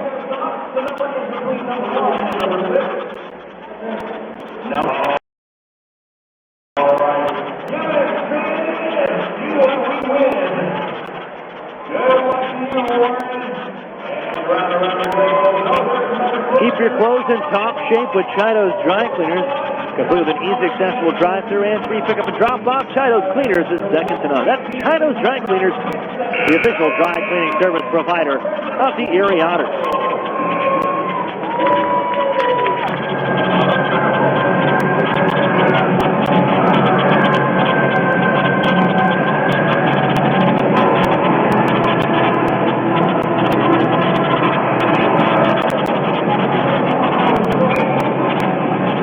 Draw to the right of Timpano. The Otters win that one back. Pettit on the play. Up for Patrick Fellows. Couldn't get a little dish off the cross. They turn the puck over. Rifle just wide from the slot. And in control, it's Sarnia. Push behind the net for McGregor. Leave it on the point. Schlichting. Bash it back down low. Taking there. Hintz. Tied up by Pettit. Hintz forced into the wall. And now Cernak comes across. Down with McGregor. Cernak wins that one. Pushed ahead by Fellows. Maximovic. And now Sandbrook left wing side. Sandbrook to neutral zone in the offensive zone. Drops off Maximovic. Walking down his wrister. Off the stick of Schlichting out of play.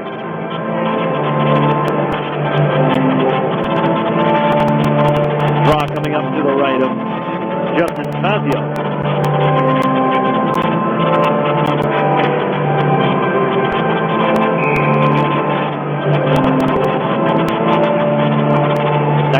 Are the shots on goal in favor of the Otters. Skips on to the near corner on the face-off win. Sarnia moves up by Spinozzi, their captain. Lajeunesse. Right wing side, Cairo got a burst of speed, rifles a shot. The wrister stopped by Timpano, deflected out of play by the ninth.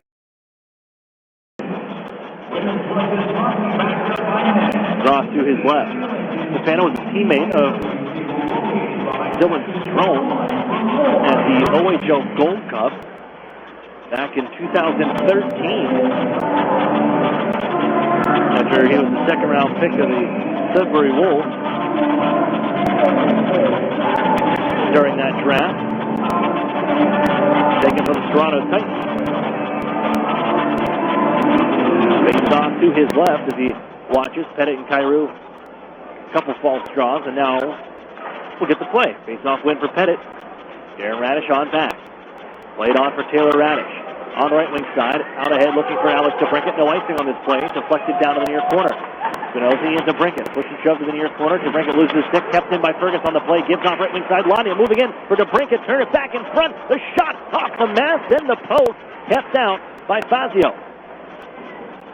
Loose puck to the corner. Taylor Radish for DeBrincat. Could not feed it back on through. Moved up the right wing side by Jeff King. Then on across the neutral zone, Salinitri fires a shot here. From a sharp angle, blocker to the corner by Timpano. Darren Radish trying to push it up the wall. There's Wadnia. He'll skid out on ahead. Finds DeBrincat in the neutral zone. He gets the break. His pass is DeBrincat takes a shove to the near side. Here he has the puck offensively. Here's a shot from Wadnia. That's stopped by Fazio. They're getting chances. As now DeBrincat comes across, lays the body onto Lajeunesse. Jumped in by Sarnia. Some still action behind the play. You can tell DeBrincat's fired up. After taking the hard check from Jacob Stoss along the near side boards. Otters dumping in one more time. Moved by the goaltender Fazio up the near side wall. Off the stick of Stoss. Sandbrook has the puck out at his own line. 6:40 to go. 3-3 hockey game. Garrett Podubny. He'll chip it on in. Off the corner boards. And holding, controlling, Fazio waiting, finds an open man, Stoss, bounces off of his stick, Podubny keeps it alive, sent it between the circles, or spun right back out to center ice. On to the left wing, Ruzicka. He'll flip it into the near corner, Sandbrook. Holding, Stoss behind the net, now has a play for Edwardson, out ahead for Sean Biley, passes behind him, as Ernst picks it up, Jordan Ernst behind his net, and up on ahead, skipped out to center ice, Martin in control. All tied at 3. 6 minutes to play here in the second. Chance for Brent Newman to hustle on in, trying to beat the icing call. He will. After the move by Eric Cernak. Now Gurney with a chance. His shot blocked. Wayman has it. Lets one loose. That one sent off the block by Ruzicka. Bouncing out towards the Otters line. Erie will gain possession. Martin for Gurney. Tipped in, but Ernst controls. Fires up the near side. This one may go for an icing call. Wayman in a foot race here. He'll get there first. And a whistle as Curtis Eager chasing after it, not in time. And now you can see Darian Hatcher, the head coach, running. How come with an icing on the race that Newman.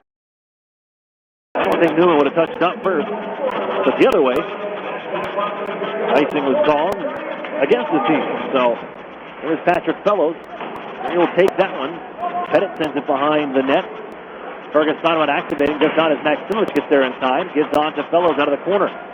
Trying to work the cycle. Left along the boards. Maximowicz spins from a chest, but the puck is loose to the corner. And off goes the Sarnia Sting. It's towards the Otters line. Dragged in on the backhand by Sprovero. Trying to take it away from Pettit now. Battling on down behind the net. Sprovero still after it. He's all over the place here. Energizer Bunny on this shift.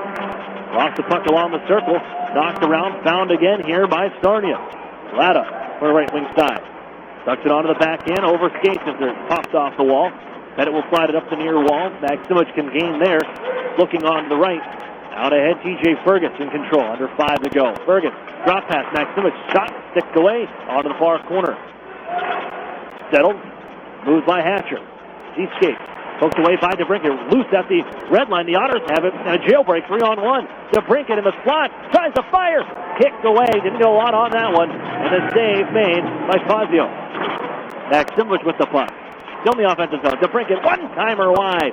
Sandbrook holds in. They got Maximowicz off. They got to finish off that change. Ladnia comes on. Up over the far side and lifted up high. And off the... caught the Jumbotron out ahead at center ice. The scoreboard. Face-off will come back inside Sarnia territory. 4:10 to go in the third. And probably the best chance that DeBrincat and Taylor Rash have had out here.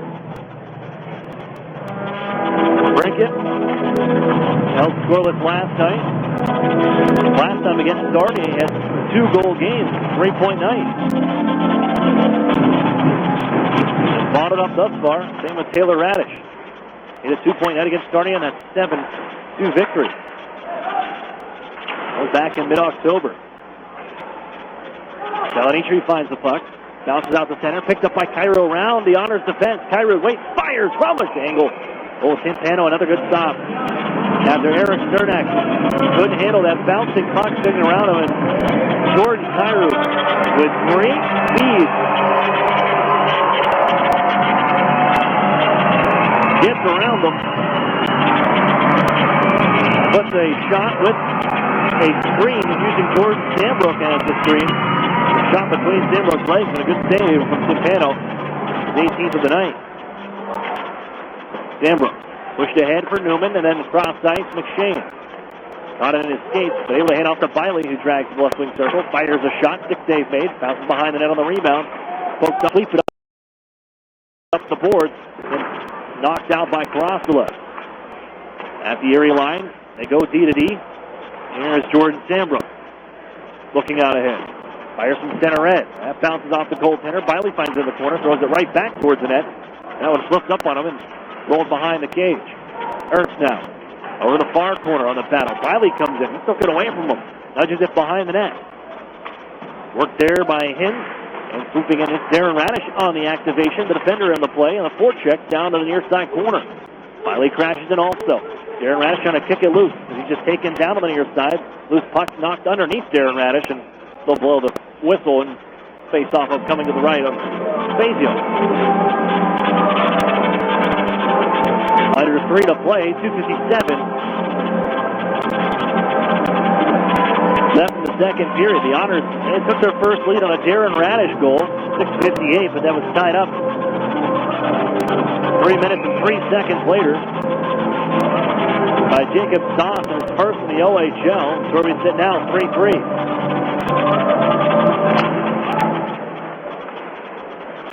On the face-off, bounced over towards the Otters bench, pushed ahead, and a chance here. Getting back in the back check, Taylor Radish, the steal and the pass coming across from Ruzicka. It's Darren Radish now from his own end. Gives cross ice to Fergus's partner. On the left wing side, Taylor Radish coming in. They would have been offside, so he has to back up. Finds Darren Radish on the right wing. His little dish pass looking for Ladnia, intercepted, pushed on to center ice by Ruzicka. Here he takes. Alex DeBrincat will try to wind it up. Gives on to Darren Radish. Hands off to Fergus. Has some speed. Right back for Radish along the right wing. Hits center red. Flipped up on ahead and bounces on down the left wing. Poked in front of their own goal by their own defender as Whitey takes it inside for DeBrincat, knuckled away by the goaltender Fazio on the one-time try. That one again didn't get enough on that. As DeBrincat tried to rifle it home. Pushed out to center, Ruzicka. On and across the line they come. The pass intercepted by Fergus, whose help was trying to come across. And now from center, tossed back in by Stock. Fergus trying to settle a bouncing puck. As Ruzicka calls off the Dogs here, he'll head off. After a long shift, it's a minute 40 left in the second, all tied up at 3. Darren Radish skates ahead. Lifts it out towards center, 12 down by Salinitri, and now Sarnia moves to Kairu. Wheels right wing side. Fires it up his goal. He'll rip it around the near side, off the glove of Maximovich, and this will go down. Icing call. Puck flips up. Nope, waved off. Schlichting, on back. The final 75 seconds. Ripped the other way. And this one, an icing call. With Sarnia guilty. With 71 seconds on the clock.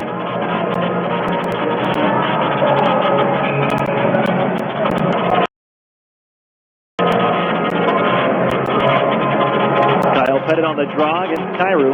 They win it back. Maximovich has got a lane here. Tries with a backhander that skipped away by the stick of Fazio. Again, now it's Fellows.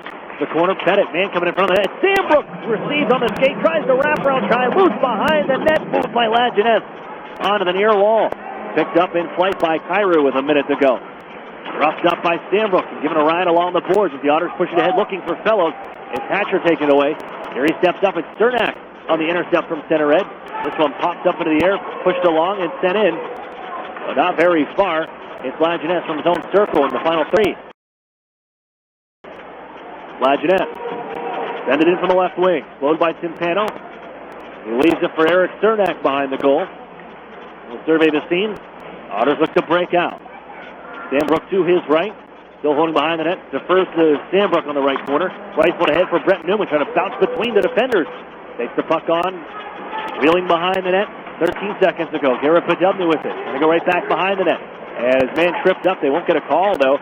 5 seconds ago, puck to the near side corner, inside the opposite zone, turning there. Podubny shot off, escape, bounces behind the net, McShin centers, but time expires on the period.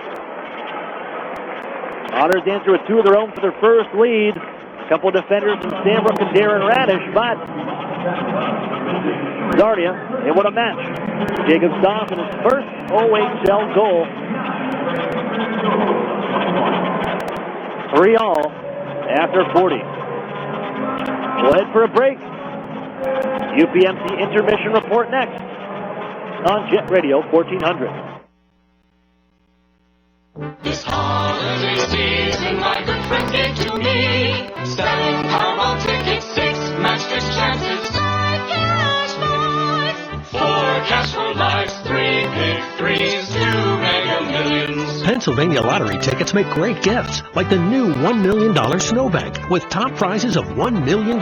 Players must be 18 or older. Please play responsibly. Benefits older Pennsylvanians every day. And best wishes from the lottery. Whether you're a student athlete, a seasoned competitor, or a weekend warrior, UPMC Hammett Sports Medicine is the only regional program with more than 30 years of experience treating sports-related injuries. From sports injury prevention to specialized treatment, visit us in our facility located in the Bayview Center at 100 Peach. UPMC Hammett Sports Medicine is recognized for its expert treatment and rehab of any sports injury. Count on UPMC Hammett Sports Medicine, the choice of area athletes. Visit upmchammett.org for more information. The Sheridan and Courtyard Erie Bayfront Hotels are proud sponsors of the Erie Otters. Join us for the pre- and post-game celebration at the award-winning Bayfront Grill or the brand-new Shoreline Grill. Let us help you fuel up for the high-energy game with our extensive menus and craft brew selections. You Otter be dining with the best. Northwestern Pennsylvania winners, don't let them keep you from driving. Instead, drive more safely in an all-wheel control Mitsubishi. Among sedans, the Lancer is absolutely the lowest priced all-wheel control car in the market today. Only $17,700 right now at Interstate Mitsubishi. The all-wheel control Outlander Sport is the most affordable CUV in its class. It's priced right now at only $18,990. With the 2016 all-wheel control Outlander, you can drive up to 7 passengers more safely at the incredibly low price of only $21,990. All of our vehicles offer top safety features and are covered by a 10-year, 100,000-mile warranty. Buy an all-wheel control Lancer for only $17,700, an all-wheel control Outlander Sport for only $18,990, or a 7-passenger all-wheel control Outlander for only $21,990. Get outside this winter. Drive to Interstate Mitsubishi 1/2 mile south of the Mill Creek Mall on Route 99. Price is based on 2016 model years, MSRP, stock numbers 3540, 4066, 3634, plus tax, title, license, and dock fee. Log on. I can't cook and I'm not necessarily. Get stimulated. The girls of the internet. Boy, I go online with them any day. JetRadio1400.com. Hello, everyone. I'm Terry Doyle. Welcome to this week's edition of OHL News. Coming up on the show, we'll talk to a former Red Tilson Award winner as the OHL's most outstanding player, who went on to play more than 1,100 games in the National Hockey League and is now back involved in the OHL. But first, this week's Pioneer Energy OHL Player of the Week is Peterborough Pete's forward Jonathan Ang. He scored 4 goals and 3 assists for 7 points in 4 games last week and was a +4. The draft choice of the Florida Panthers in the 4th round of the 2016 helped the Petes to a pretty solid week as they're in tight and quite a battle in the Eastern Conference. It seems like every night you look at the standings and teams are moving around. Other players considered for the award this week include J.J. Pekinich of the London Knights and Taylor Radish of the Erie Otters. David Legwan captured the OHL's Red Tilson Award after scoring 105 points in 59 games for the Plymouth Whalers 8 season. He went on to be the 2nd overall pick of the Nashville Predators in the 1998 NHL entry draft. He played 1,136 games in the NHL, most of them with the Predators. He's now the co-owner of the Sarnia Sting, along with another former National Hockey Leaguer, Darian Hatcher. Earlier this week, we chatted to talk about how he feels about being an owner in the league. David, right off the bat, let's talk about being co-owner of the Sting, having fun sort of being on this side of the hockey world right now. Yeah, it is. It's fun. The kids are enjoyable in coming to the rink and teaching them and helping them and achieve their goals and their dreams. I think is something that me and Darian both are enjoying. I think teaching them and helping them and making them and better hockey players and better people. We've heard Darian's side of it. Fill us in how this came about. I know it's been a couple of years now, but how this came about that David Legwan's a co-owner of an OHL club. Our agents we worked with Newport Sports for a number of years, and Pat Morris, and he kind of put us in touch with Rob Cicerelli, kind of listening to us and helping us and doing those types of things. I think he wanted it to be a quiet sale and those types of things. So I think me and Darian kind of, we figured it all out between the three of us, and it's been great so far. I think it's exciting, it's fun, it's keeping you in the game at a very high level. Was that something as your playing career was winding down, thinking, that'd be something interesting, being heavily involved as potential owner of a junior hockey team? Yeah, I think so. I think it's fun. It's when you grow up and you're playing, you never think the other side when you know your career is winding down and you're getting tired and you're older and the bumps and bruises don't heal as fast and those types of things. It's fun to learn the other side, I think, a little bit, and this opportunity arose, and we kind of both jumped at it. It's a big thing for you, the fit, because being in Sarnia, so close to home, being a Detroit area guy? Yeah, it is. It's close to home. It's exciting. It's always been my last year in the Ontario Hockey League was the first year in the new arena, and it's something that's, this is a league that I grew up in and those types of things, and being from Detroit and playing in Plymouth and Darian being from Detroit and he was in North Bay, it's a league we both played in, and it does great things for kids. Now, a little change of pace for you this year. You've been around the rink every day and helping out the guys on the ice at practice and being an eye in the sky. How's that been for you? A little different than obviously this time last year you were playing. It's good. I think helping out and being around the guys and those makes the transition easier, and watching the games and helping guys out with what they're doing during the game is enjoyable for myself. Now, for you, fill us in. Was this going into this season? Were you expecting to be playing again? What was sort of the mindset as the summer went along? I was up in the air. It was something that was talked about and not talked about, and we just kind of waited, and if nothing happened, nothing happened. If something happened, then we would look at it, but nothing really came about. So, pretty simple. I mean, if something still came about, who even knows what could happen now with injuries or whatever? But you don't know, and it was fun. You get a chance to play a long time in the best league in the world, and the friendships, the relationships, and all the people you get to meet, and the games played, and you think back about it all now. Is that more? Yeah. So it's almost like rather than the technical aspects and things like that, it's a mentality. It's the way you carry yourself. It's the way, especially as a young guy, you sort of operate. And I think you and Darian probably pass on the players too. Even if you're a junior player, act like a pro. Yeah, act like a pro, be like a pro. When you get to the rink, do the right things and do them the right way. I mean, if you can only do it going 70%, then do it going, say, everyone says, "Oh, give 110%." I said, well, if you fill that glass up 110%, 10% of it's all over the table. So give 100% and do things the right way, and the other things will take care of themselves. Having fun with this year's team. It's a battle already in the Western Conference. Doesn't matter who you're playing. It makes things pretty interesting. It's junior hockey. It's unpredictable, too. Yeah, it's awesome. I mean, it's fun for, obviously, me and Darian. We enjoy it immensely and love it. And yeah, it's a battle in the West every year. Obviously, we know Windsor's Memorial Cup. They're already there, so you're going to have to beat them, I think, to get out of the West and finish as high as we can and go from there and have a good run at the playoffs. That was Sarnia Sting co-owner David Legwand, who captured the OHL's Most Outstanding Player Award in 1998. Here's a look at this week's CHL Top 10 rankings. The Erie Otters have moved up 2 spots.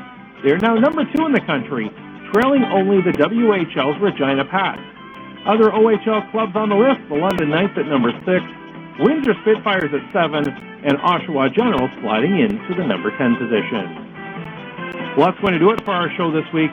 For all your latest updates from around the Ontario Hockey League, visit the official website, OntarioHockeyLeague.com. You've been listening to OHL News presented by Warrior. I'm Terry Doyle. Thanks for joining us. Otters hockey continues on Jet Radio 1400. 1953, Nunzi's Place serves generous portions of great food at reasonable prices. Family owned for almost 60 years, Nunzi's prepares the finest Italian food in Erie. Come see why the Erie Times News said Nunzi's is known for food that tastes good. Nunzi's Place, located at 2330 East 38th Street, near the Bayfront Connector.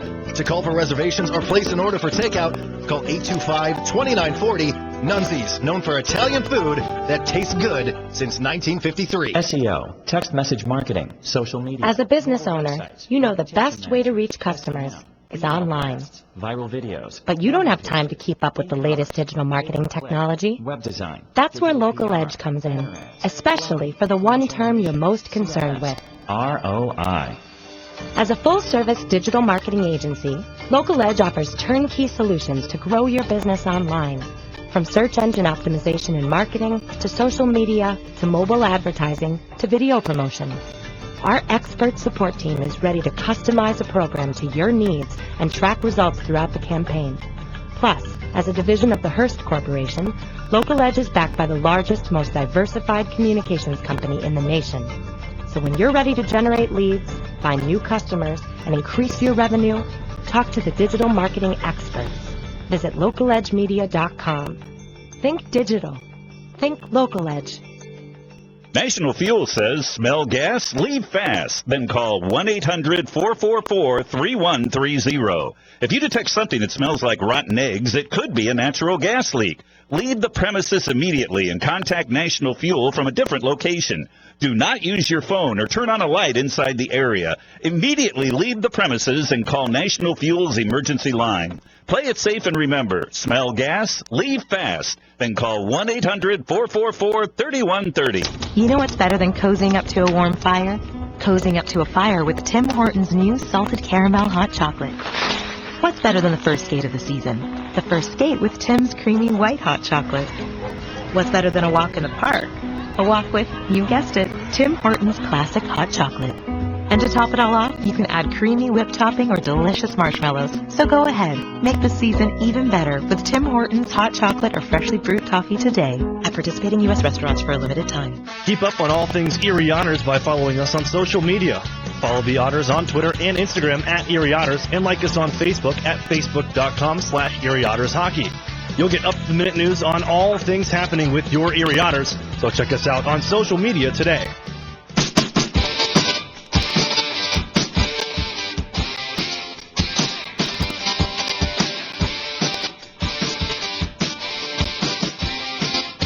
Welcome back here inside the Progressive Auto Sales Arena. Otters and Sting tied at 3 after 40 minutes. Aaron Cooney here with you inside the UPMC intermission report, and we'll just jump right into the Arctic Spas recap, how we got here. As the first period started like the last couple of games, Erie out behind the 8 ball early. Jordan Kyrou with power play goal at 9:56 of the first, and nearly 2.5 minutes later, it's Adam Rosichko with his 7th of the year to put the Sting ahead 2-0, but getting 4-on-4. Right after a couple penalties to Taylor Radish, Kevin Spinozzi. Kyle Pettit out there, the captain, taking the face-off, and as he does so well, winning face-off. This one pushed back to Jordan Sambrook, split across for Eric Sternak to let the bomb go. Deflected by Pettit, leaks through the goaltender Fazio. 2-1 hockey game after one. Head into the second. 2:44 in. Power play just expiring. Erie's first opportunity. And as it ends, Jordan Sambrook pinching in down the right wing side and lets a shot go from the bottom of the right wing circle near the corner that beats Fazio in a wicked angle. All tied up at 2. Sambrook is forced the season. Then at 6:58, after the puck pops into the air and a play by Maximich trying to go to the blue line for TJ Fergus, it sits about 9 feet away from the blue line. Sarnia thought they were going to go ahead and work on a 2-on-1, but it's Darren Radish in on the play, picks up the puck and rifles it past Fazio. Erie has their first lead, 3-2 at 6:58. But that was answered back by the Sarnia Sting. As a point try from Kevin Spinozzi, stopped by the stick of Timpano, popped up in the air, and he went to go snag it with the catching glove, just unable to connect with it, and as it sat to his left, couldn't recover in time on the play. It's knocked home by Jacob Stoss with his first OHL goal. We find ourselves deadlocked at 3 after 2 periods. Real quick, we'll take a look at the out-of-town scoreboard brought to you by the Sheridan and Courtyard Erie Bayfront Hotels, proud sponsors of the Erie Otters. You oughter be staying with the best. As we take a look around the OHL real quick, the London Knights and the Niagara Ice Dogs, a OHL final rematch, all Knights, 7-0 after 2. Owens down attack with a 2-1 lead over the Saginaw Spirit after 2 periods. Sault Ste. Marie Greyhounds with a 3-1 lead over the Hamilton Bulldogs after 2. 4-0 Ottawa 67 over the Barrie Colts. 6 minutes to play in the second. We got the third coming up after this on Jet Radio 1400. Over the years, technology has greatly improved the productivity of the business office, from faxes and copiers to multifunction printers. Now we don't know how to get things done without them. And that means you need a reliable printer copier and a dependable service plan. That's why you should trust Cooper Business Machines. They are Erie's only authorized dealer for Sharp document systems. And most importantly, they will maintain your machine so that it continues to, well, work. Just like your car, it needs regular maintenance and parts need to be replaced regularly. If your copier isn't properly maintained or you're not getting toner in a timely fashion, then you've been reminded what it's like to work in the dark ages. Don't wait any longer. Your business requires dependability. Shouldn't you expect the same? Cooper Business Machines, Erie's only authorized Sharp dealer and service provider, helping you get back to business since 1980. Online at cooperbusinessmachines.com or call 456-7585. Programs, get your programs! You know, Mill Creek schools have all the programs you need. Really? Yes, they have preschool programs, Center for Performing Arts programs, Honors College and ROTC programs, dual enrollment and student internship programs, not to mention 16 advanced placement courses, 30 varsity sports, and over 50 high school clubs and activities. Sounds like they do have a program for everybody. Programs, get your programs! In the Mill Creek School District. Otters fans, if you're looking for the best hand-cut steaks, fall off the bone ribs, made from scratch sides, ice-cold beer, legendary margaritas, and fresh-baked bread, then look no further. Texas Roadhouse, located at 7475 Peach Street, Erie, is the place for legendary food and legendary service. Whether you're looking for a special occasion or just a night out with good food and friends, think Texas Roadhouse. And don't forget to cut your wait time by using their famous call-ahead seating. That's Texas Roadhouse, 814-864-9494. What's 10,000 square feet with 100-plus arcade games, all set to free play, including air hockey and one round of glow golf, all in one great space? If you said Playport Erie Arcade, Erie's largest indoor arcade center, you're exactly right. And if you haven't had a chance to stop in and enjoy all those old favorites and new challenges, now's the perfect time. Race your friends head-to-head with the 4-player simulators, ride motorcycles, boats, skis, and more. Playport has bowling, pinball, basketball, hunting games, and, of course, all for a one-price admission. Come on into Playport Arcade. It's like having that feeling when you wish you'll get it. Playport Erie Arcade. Playport is more than just an arcade. Playport is Erie's first indoor glow golf attraction. It's like walking into another world as you enter the glow golf room filled with neon and different fun obstacles at every hole. Playport is fun for all ages. And now for a limited time, grab 3 people along with yourself and take advantage of the 4-pack special. But hurry, it's only for a limited time. Playport Arcade on West 12th Street in the Big White Building just east of Peninsula. I beat my best score. I love this game.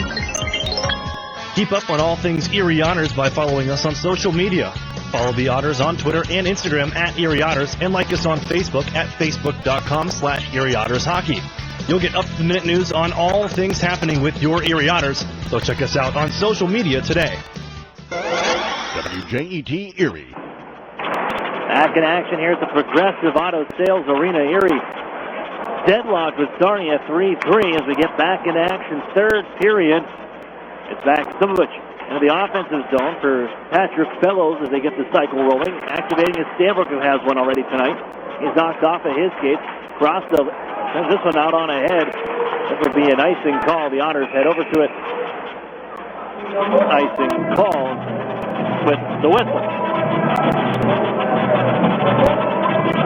So here we sit, 3-3 all. Aaron Cooney with you to start the third period. Otters had their first lead of the game, 3-2 on a Darren Radish goal after Stanbrook tied it up early in the second. As Taylor Radish finds his puck after a face-off win. Maybe tied up a little later on now. Fergus put it in front. Here's Wadnia. Stop made Fazio.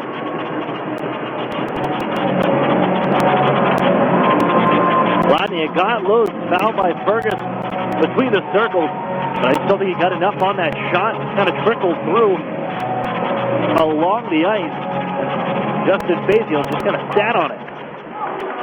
He'll get the whistle as King slides it up the near side boards, battling with Ivan Wadnia. Now Salinitri. Give it on the right wing side for their captain, Kevin Spinoza, to dump it on in. Campana will slow it down and flip it over to the far corner. That one popped out of play. So, we'll stop. Face off coming to the left.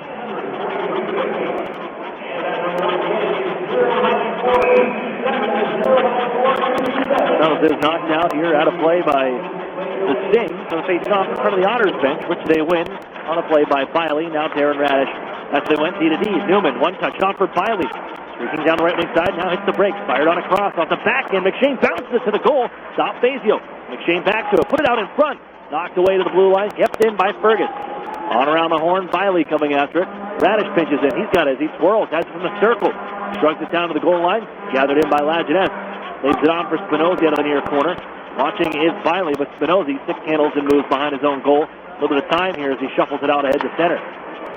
That pass taken away by Erie, and now McShane reaching. It's knocked away by Spinozzi, recovering after the dish by Darren Radish, and out ahead for Lajeunesse. Drop pass to King to the zone. Lajeunesse wheels behind the net.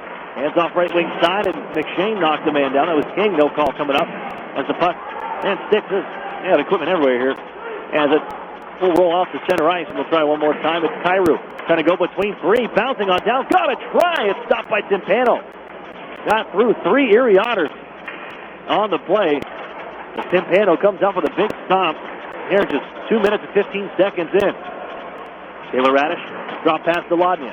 Bounces it on down. Radish finds it on to Lodnia. Rifle just wide on the blocker's side. Martin on down for DeBrincat. Off his skate. Back to Martin. Lets the wrister go. Save made. And then quickly covers up the rebound.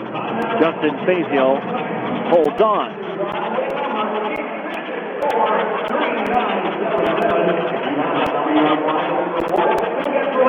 Two and a half off the clock. Third period, knotted at 3. Otters Kyle Pettit steps in on the face-off against Adam Rosicka. Here he wins it. Here's DeBrincat. Rifle just high on the glove side. Push back behind the net for Pettit. He's out here on face-off duty for Erie, and now whistle sound. And a late offside call. It appears, and the draw will be in front of the Otters bench, or rather the other opposing bench here from Sarnia. Looks like Cernak had kept that puck in. Everything appeared to be all right until things changed. Knocked on in the near corner, Spinozzi. Shipped up on ahead, Garrett Podubny disrupted it, but Provero recovers, dumps it on in, played by Timpano. Dished up the near side boards, Christian Gurney trying to push it along. Garrett Podubny couldn't go between the skates of Karoslev. He'll do it the hard way. Still has control of the puck. Garrett Podubny waiting, gives off for Gurney. Couldn't reel that one in. Ships it below the goal line. Back to Gurney from Edwardson. Trying to go across for Podubny. Pass disrupted by Provero. Sent on ahead. Now Karoslev trying to duck around Cernak. Trying to stay with him all the way to the right wing corner and pushes the puck to the corner. Karoslev recovers. Stays on his skates. Gives to the blue line. It's Spinozzi from the left side. Back to the right side. King walks the circle. Hands out Karoslev. One-timer just wide. On the shot. May have hit a body. Another one rifled to the goal by King wide. Spinozzi back on the King. Right wing circle. Try to push in front. Blocked by Sambrook. Reeled in one more time by King. Elevated towards the Otters net.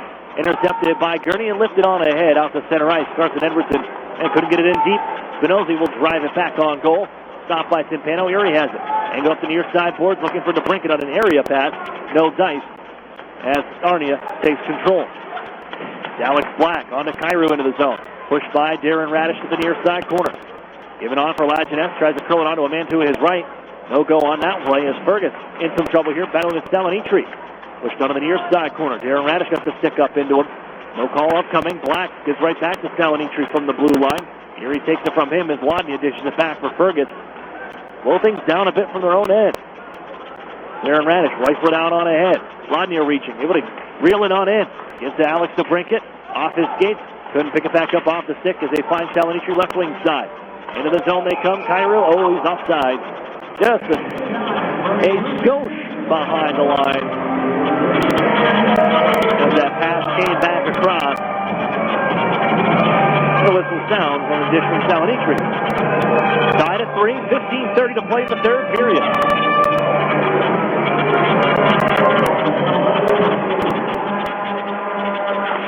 Battled for at the Otters line. 2 bodies go down. And Patrick Fellows able to move it back for TJ Fergus. Darren Radish still in his own end. Up ahead, deflected in by Kyle Pettit, elevating it down to the corner. Reeling as Fazio. Tied up behind the net, able to squirt it loose to the corner. Fellows able to follow up as he hustles up the near side wall. Helps able to get there first and knocked ahead towards the Otters line. Rosicka on the chip. Bounces it off a body of the near side wall. Sambrook will take there. Swung it on ahead. Fellows going to get there. Hatcher in control. Launch back into the zone. Slowed by Timpano. Moved on to Sambrook. As he got tossed to the boards by Stoss on the near corner. Held in by Rosicka. He tossed it towards the net. Timpano gloving it out of midair. That was heading. He'll take the face off to his right. Erie 1-1, 2-0, and when tied after 2 periods.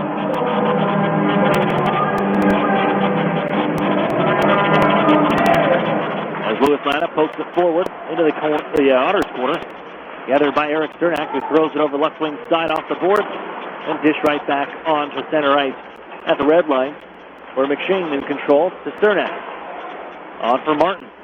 Come to think of it, haven't seen a whole lot of Josh Wayman here late, as of late. even in that second period. And just pushed out to center one more time. It's Rivero. On down, Martin back here. He's playing with Eric Cernak. High up along the near side corner. Biley jumps in, puts a body in the Rivero. Still trying to move that puck along. Behind the net was Eager. But it's Biley swooping in. He's got control. Rifle it on near side. Under the stick of Brett Newman. This will come down. An icing call? Yes. Black, first one there, a touch up. A little under 14 to play here in the third.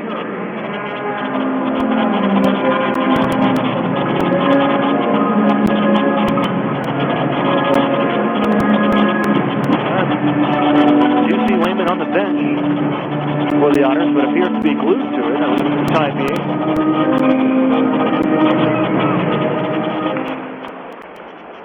Away we go.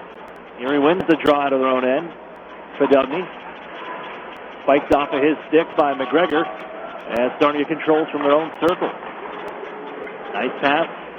The captain, Spinozzi, onto McGregor for the dump in. Burgess picks it up behind his net. Little touch pass for Garrett Fedubny. Still in his own end here. Circles back, and Darren Radish. And bottled up in their own end. Here's having some trouble getting out into the neutral zone and skating with speed. They lose the puck there. Coming in offside, however, was Karasilev on the play. Well, here he's done.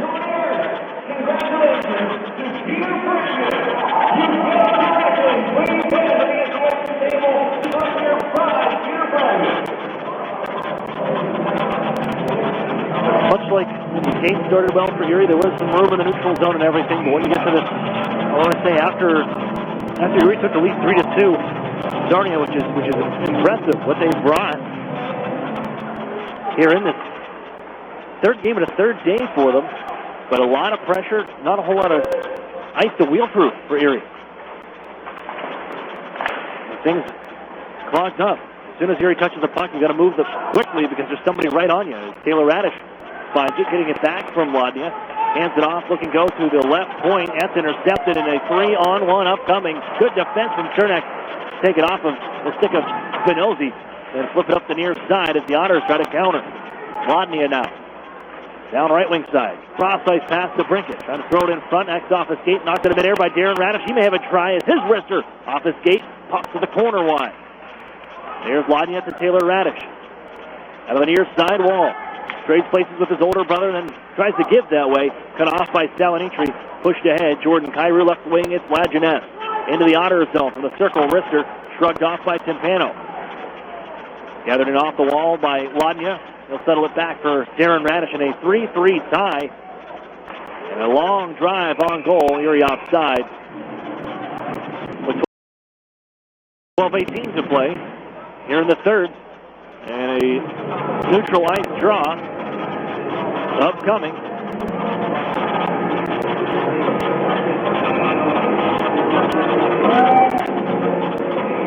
Pettit will take it against Brzezinski. It's Darren Radish. Pettit.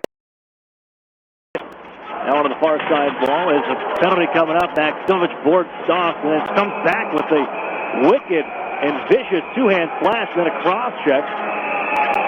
We got a lot of calls coming up here. Still pushing and shoving as the whistle sounds.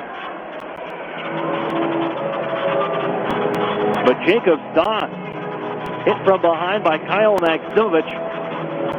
He popped right back up and went after Maximovic, Jacob Stoss. And obviously there's going to be a call upcoming for the slash as he got up, just swung the stick around like a battle axe.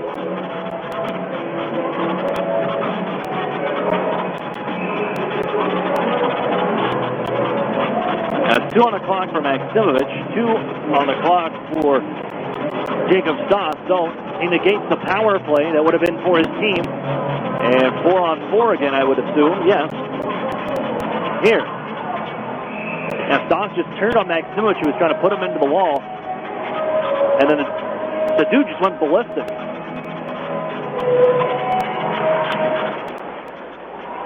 So, evened up at 4. Erie scored 4 on 4 back in the first period on a Kyle Pettit goal. 12 minutes to go now. Spinozzi trying to run the gauntlet. Gets it to Ruzicka. Gets on the right side at the point. Fired back cross ice. Spinozzi out of the near side corner. From the goal line, hands off Karasov. Loose in the circle in front of the tip shot. Big save made by Timpano.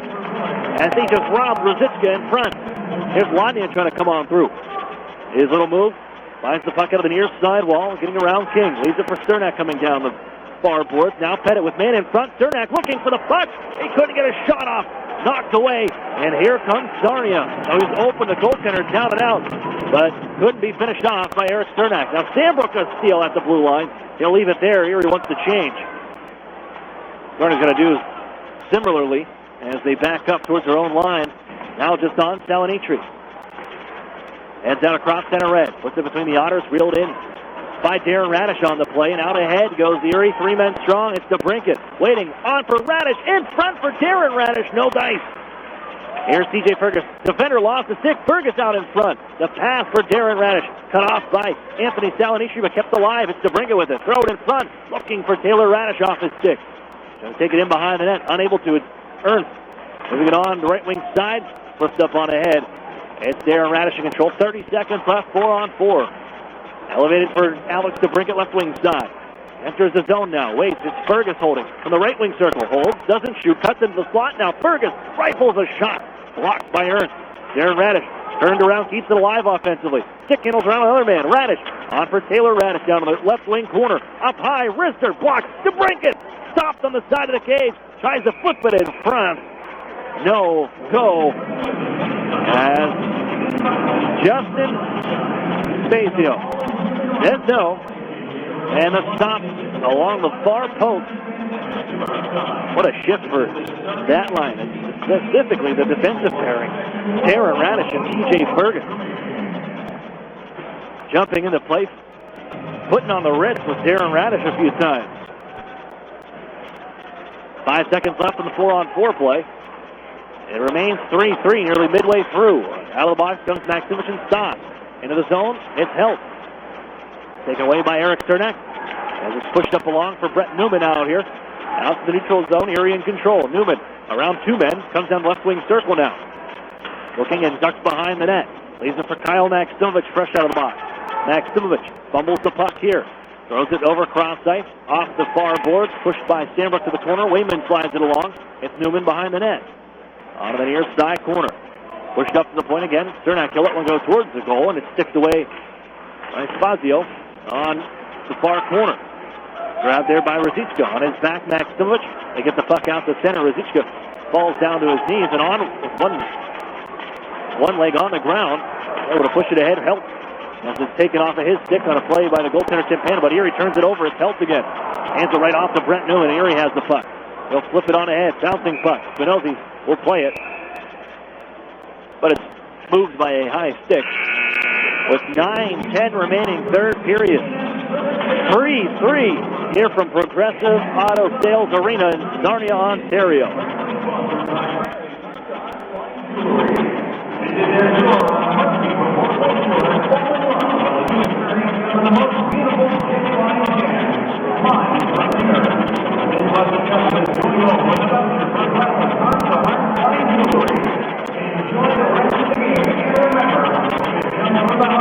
Otters fans, meet our neighbors at the new Arena Bar and Grill located at 723 Front Street.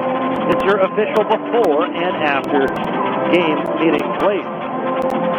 We'll look around the league and some out-of-town action. Always brought to you by the Sheraton Courtyard Erie Bayfront Hotel. With the London Knights ahead over the Niagara Ice Dogs, 8-1. Boy, the London Knights coming on strong with the last. Well, really, it's ever since they were whooped by the Erie Otters at the Erie Insurance Arena. Owens down up 2-1 on Saginaw in the third period. 4-1 Sault Ste. Marie in the third over Hamilton. Ottawa 67's a 4-0 lead over the Barrie Colts as we get back to action here from Sarnia. Christian Gurney skates ahead. Directs into the zone for Garrett Podubny. Erie with a chance to Richter. Save made. Bouncing puck in front. Finally couldn't find it. As Fazio makes the stop. Podubny quickly letting it loose, and he has a great shot. If he just get that off a little quicker from time to time, you would want him to shoot a little bit more, well, at least for my liking. It's rather accurate. Almost set up Biley on the rebound try. Push behind the net for Gurney by Podubny. Biley comes in. He'll leave it. Puts it off the referee. Got it right back. Hands off. Here's Podubny. Rifles it just high. Gurney will find it off the board. Back inside in the near side corner. Given to Podubny. Man in front. Gurney. Couldn't take it. Bouncing puck. Knocked in behind the goal by Schlichting. Bounces it off the wall. Biley keeps it alive out of the corner. Gurney's open. On for Podubny. Waits. Fire. Save. Made. No rebound. Fazio stops it. On a shift. Biley, Podubny, Gurney. And as Gurney set it over, if Podubny could get that closer to his wheelhouse and maybe one-time it, he got a better chance. But as he had it off his right skate and then set himself up, Fazio able to move from his right to his left and get in position to make the save on 39 in blue. 8:21 remains. Set it on the draw. Kick it loose. Maximovich knocked off the skate. Look around. No call. Here's Maximovich. You got to get away. Kill somebody on the ice to get a call here in the end of this game. In tight. Rolling into the near circle. Moved ahead by Ruzicka. And on for Stoss, right wing side. Puts it off the linesman who got in the way. And here he is trying to benefit off of it. Pushed up on ahead. Lajeunesse. Now Stoss. He'll send it into the Otters zone. Flowed by Timpano. And left on for the Otters, Eric Cernak. Pretty much 4 defensemen for the Otters here the rest of the way out. We saw a little bit of Ryan Martin. Not much at all with Josh Lehman. Push behind the net for Fellow. Tucked out in front, turning on the backhand for Pettit in front. Knocked it wide, and a backhander slid out in front, diving. Fazio on his belly to cover up. The Otters are fighting to play in down tight around the crease of Fazio. And a dirty goal counts just as much as a pretty one. Maybe getting a little tired here, Sarnia. We talked about 3-3. Getting to the latter stages, and they have kept up the intensity the entire game against the Otters. You gotta wonder how much they got left. Is this one off the glass and into the Otters zone? Darren Radish pushes it off into the corner. TJ Fergus on the left side. Off for Taylor Radish, directed ahead for Alan McShane. With Salinitri on back. McShane comes into the zone. Left wing side, he skates. Trying to push it in front of the net. That's off a stick. Had Taylor Radish streaking that way. But it's off a stick. Deflected behind. Now Lajeunesse will leave it there for Jeff King. Getting out the center ice. 4 in goal. Right wing side. Right back. Cross ice. Lajeunesse. Left wing circle in front. The tip try. Oh, didn't get enough on it. Jeff King. He had a step on the D. Pushed to center ice by Erie. Back into the zone they come. Lajeunesse. Chip and chase around Fergus. Slide it behind the boards. Getting a stick on it was Darren Radish, but keeping it alive, it's Jordan Kyrou behind the net. Tried to center. That's cut off by the Otters. Goaltender Timpano. Left onto the corner. They hand off. Out the left point. Walks in. Wrist shot. Off a skate. Pops up in the air behind onto the far corner. You're in a 3-3 hockey game. Sarnia in the zone. Spinozzi. D-to-D to King. Wrist shot. Shrugged away, and that one may have caught the iron. It was deflected onto the corner and spun back in front. Counter. On for DeBrincat, right wing side. Has Taylor Radish. Gives that way. Radish fires high on the glove side. Newman just on. Onto the corner as Erie are making changes behind the play. Sent in deep by Newman. DeBrincat and Radish come off. Cross left now. Trying to drag. Shoved down by Sambrook. Ain't having none of that. Erie takes the puck. Cernak launches it down ice. Biley beats that one out behind the net. Thrown in front. Newman stopped along the goal line. Washed out. No goal. Whistles down.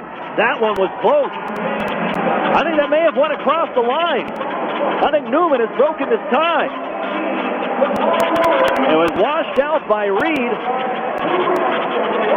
Our referee here, but you can clearly see that puck from my vantage point. With Fazio out of the net, it sat right along the far post across the goal line. It appeared to be. Erie celebrated as a goal.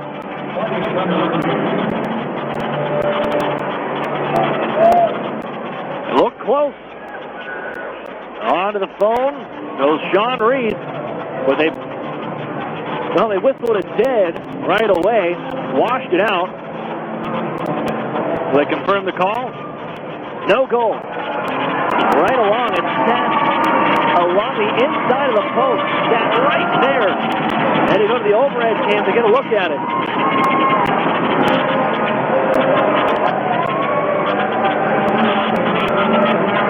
But it sat along the goal line and it was dug out by the Sarnia Sting in time. And that's the question. And that's the discussion we're having now as Darian Hatcher, head coach here for the Sarnia Sting. He wants this one to face off the outside of the zone because of the whistle, but they will not get that call. And Pettit out here to take the draw. No goal. As that puck sat on the goal line and was reached out, kept alive before crossing the goal line. As they get back in action with Erie in the offensive zone. Took it along into the far corner. Pushed along, and now we got a penalty coming up. King had lost his stick and played the puck with his glove. He had covered it up, they'll say, and a delay of game call coming.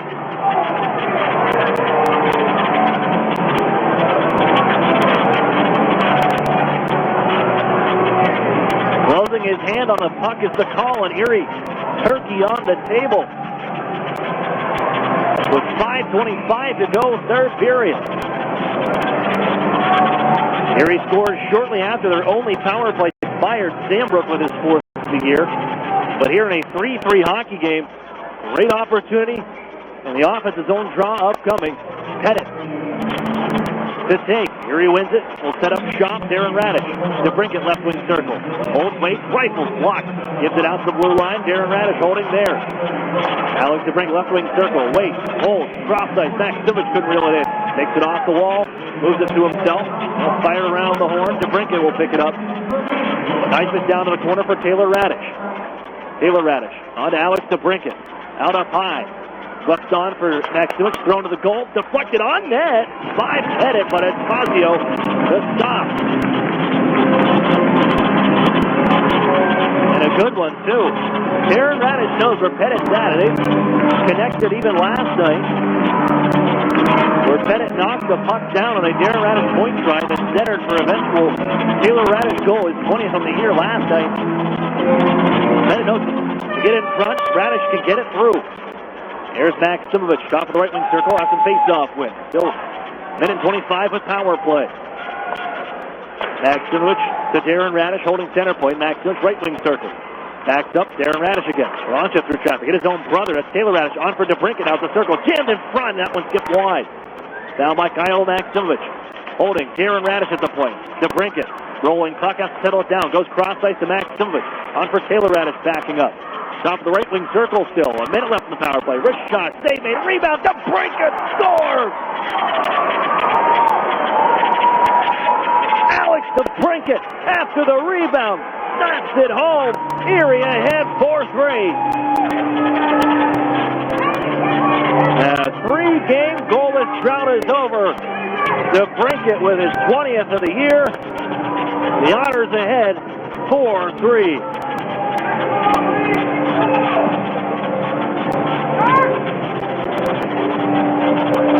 Again, that'll keep Darren Radish's 12-game assist streak alive. Now a 13th game, putting that one off the body of the goaltender from the shot.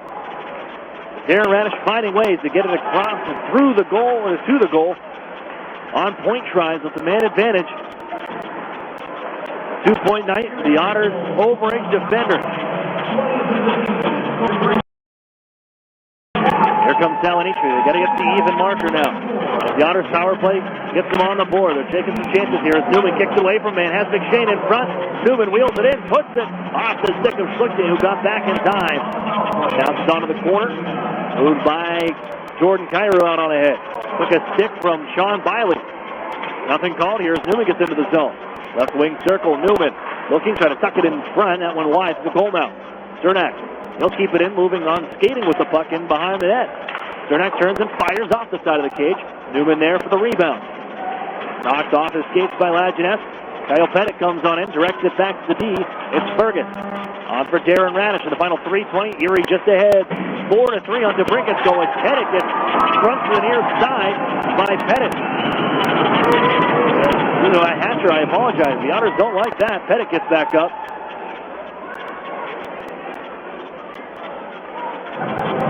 dangerously close to what should have been a smooth foot. The hit takedown from behind. Pettit went up into the air on that and into the board. Slow to get up, but it's all good. 3:10 to play. You'll need Pettit down to stretch here. Probably the Otters' best face-off man. Back into action the final 3 minutes. Erie heads 4-3. They tip the puck in the zone. Sarnia after it. Burgess leaves it on to the far corner for his partner, Darren Radish. Elevated off the window. And gloved down at center by King, who was the guilty party that allows it a power play opportunity for Erie. As King wheels in, tuck it out in front, intercepted by Alex DeBrincat. Pushed up on a hand for Ivan Ladnia. Try to drop it off. Still has control. Ladnia stick handling down a fumble through traffic. Gives out to Taylor Radish into the zone. Waits and rifles and off the glove. Anastasio. And out of play with 2:34 to go in the third.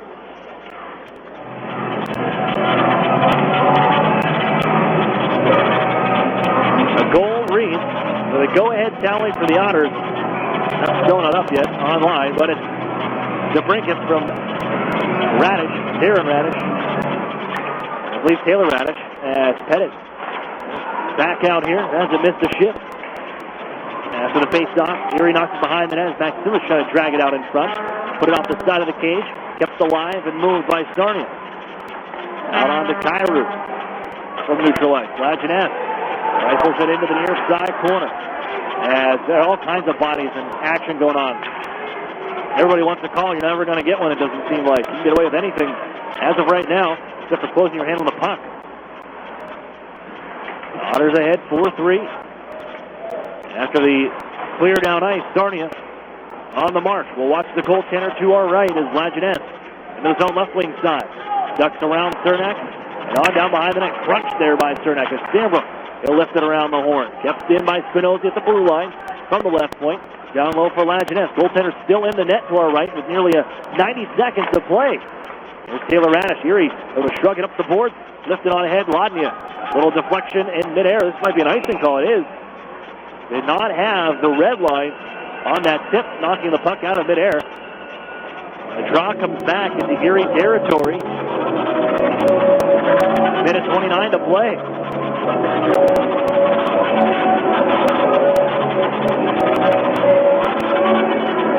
We're going to call a timeout. I think we may have. Yep, there it is from Darian Hatcher. The Sarnia coaching staff.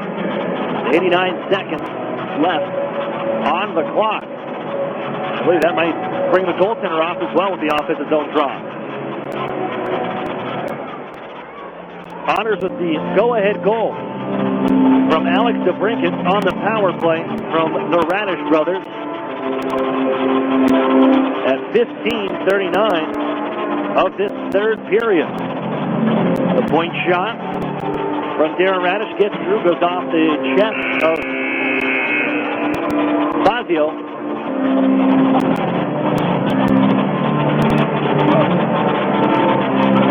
And finding the rebound to DeBrincat, the left side for his 20th of the year and first in 3 games. Snap his goal trout. I'm not sure anybody would take a 3-game goal drought for being one of your longest in a season. So here we go. 1-goal lead for Erie. Goaltender off to our right. Minute 29 to play. Face off. Lead to the left of Timpano. Won by Sarnia. King gives off to Kyrou. On to Karostelev at the left wing circle. Gives off to King at the blue line. Center point. Wrist shot through traffic. Deflected down. Pass save made. Jammed it. Still loose on the near side post. Around the goal. Does the whistle sound? It does. Now did the puck go across the line or not? Could see anything in it. Ton of bodies in and around the Otters goal line. Radish and Darren Radish covering up along the near post. Timpano made a couple stops, including one on a deflection. No goal as the Otters keep it out, and the draw will be to the left of Troy Timpano.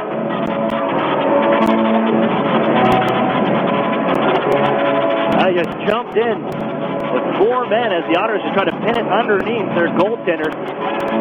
Radish may have stopped the goal as he sat along the near post.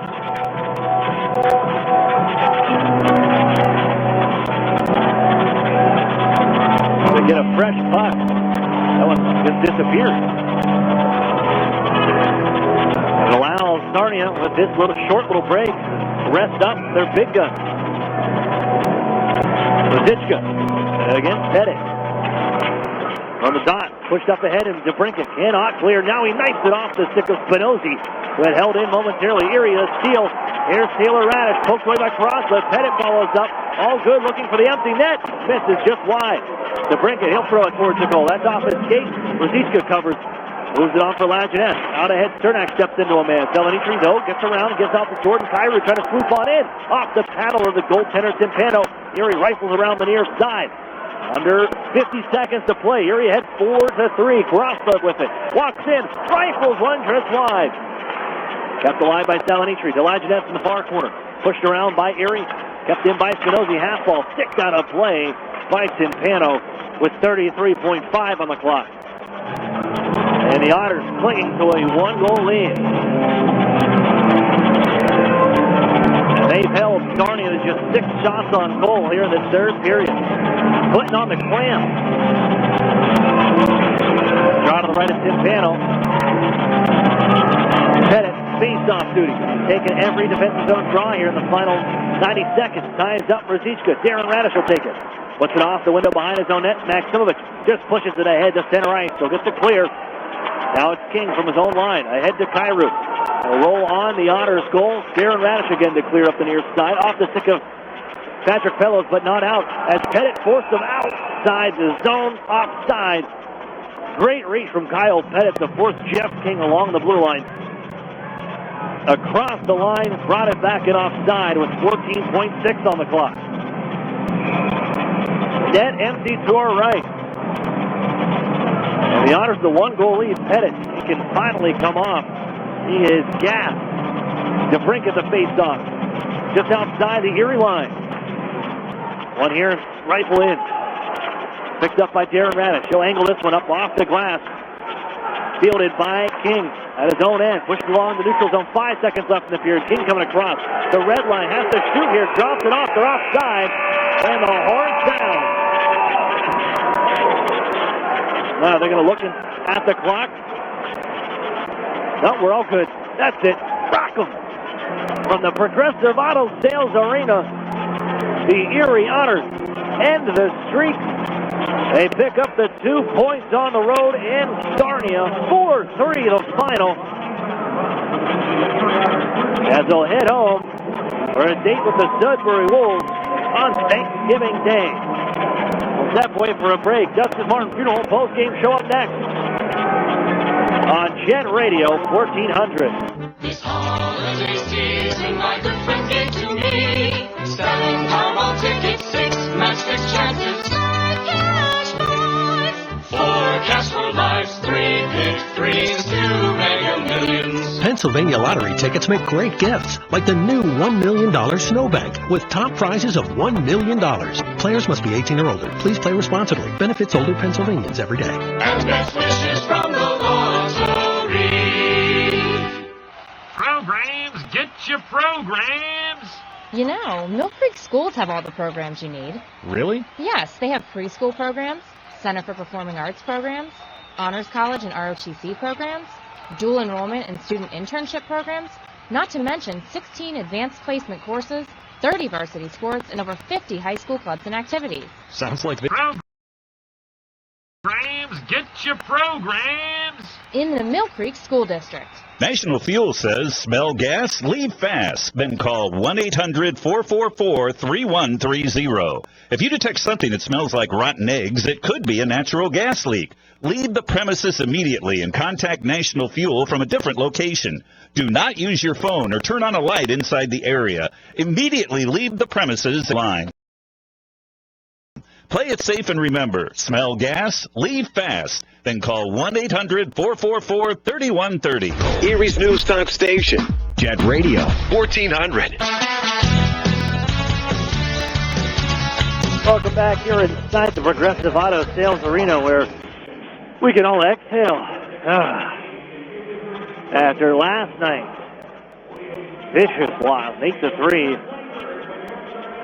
for the Saginaw Spirit, the last place team in the OHL. The Otters battling here with a Sarnia Sting team that's lost 3 in a row as well. And it's Erie off the schneid. 4-3 final over the Sting from Sarnia, Ontario. Aaron Cooney here with you, welcoming you back in. This is the Duskus Martin Funeral Home postgame show. Duskus Martin working tirelessly to give your loved ones dignity. And jump into our Arctic Spas recap. As the Otters, in the first period, again, find themselves down and behind the 8 ball as midway through. It's Jordan Cairo with the unassisted power play goal after the Otters failed on a clearing attempt. There's a little pass from Sandbrook onto DeBrincat, who had turned. It goes off DeBrincat's skate and sits in front of the net. Cairo all by himself, no one there to check him. Backhander through Timpano for the goal, 1-0 to start the first period.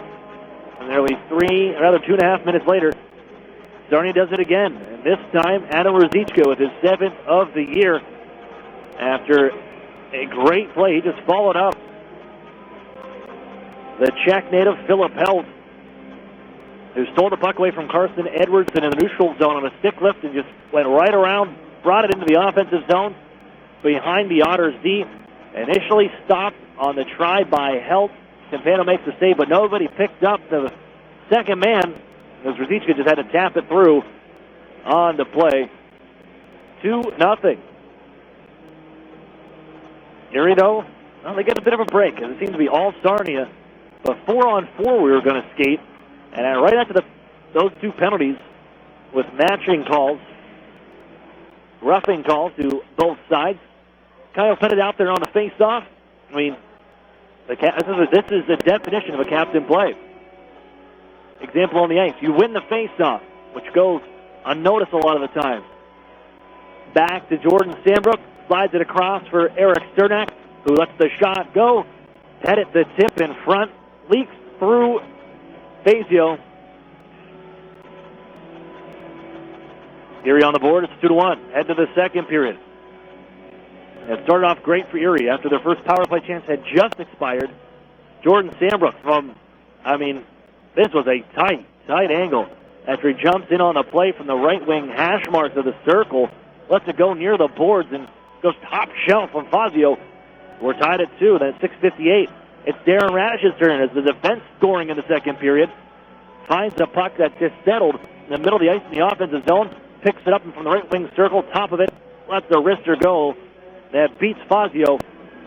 Erie had their first lead, 3-2. That'd be matched, though, by Jacob Stoss in his first OHL goal after a point shot from Spinozzi, stopped by the stick of Timpano, who was just trying to shrug it off, whether it goes up into the netting and onto the near side corner. That was the plan, but it goes off of his stick, pops in the air. He tries to glove it down, and in doing so, kind of slides himself out of position for the puck to be picked up and just poked behind him by Jacob Stoss for his first 3-3 after 2. In the third period, tight checking. And it seemed like Sarnia just started to wear out a little bit. They were playing their third game in a third day. And the Otters kept pace, shortened the bench a little bit. Eventually drew a penalty as Jeff King, guilty of delay of game for. And as Darren Radish, he probably got 2 or 3 shots in through traffic from the center point area. He lets this one go, goes off the chest of Fazio. And as he makes the save, the goaltender, the rebound bounces to his right. Alex DeBrincat right there, jumps past the goaltender. Go ahead. Goal for Erie, 4-3. That was all they need. They hold it down, lock it down on the defensive end with the goaltender pulled in the final 90 seconds. Pettit some great work on defensive zone face-off as the Otters snap the 3-game skid. 4-3 your final in regulation here from the Progressive Auto Sales Arena. Inside the Duskus Martin Funeral Home post-game show as we begin to wrap things up from the Progressive Auto Sales Arena and home post-game show. We're going to look at the Iron Worker Local Union number 3's Ironman of the game with tonight's 3 stars. You're taking 2 of 3 on the road. Kyle Pettit, your 3rd star. Some great defensive work and also a goal to get Erie, spark them a bit in that first period. as Pettit has his 12th of the year, closing in on his career high for goals set a couple years ago.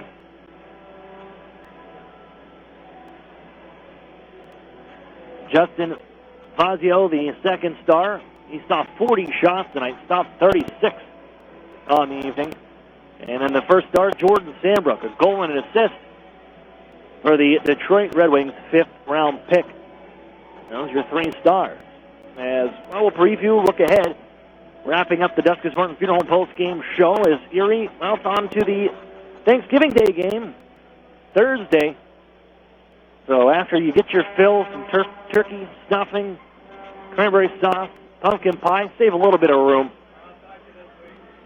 As we'll have dessert, second dessert, if you will.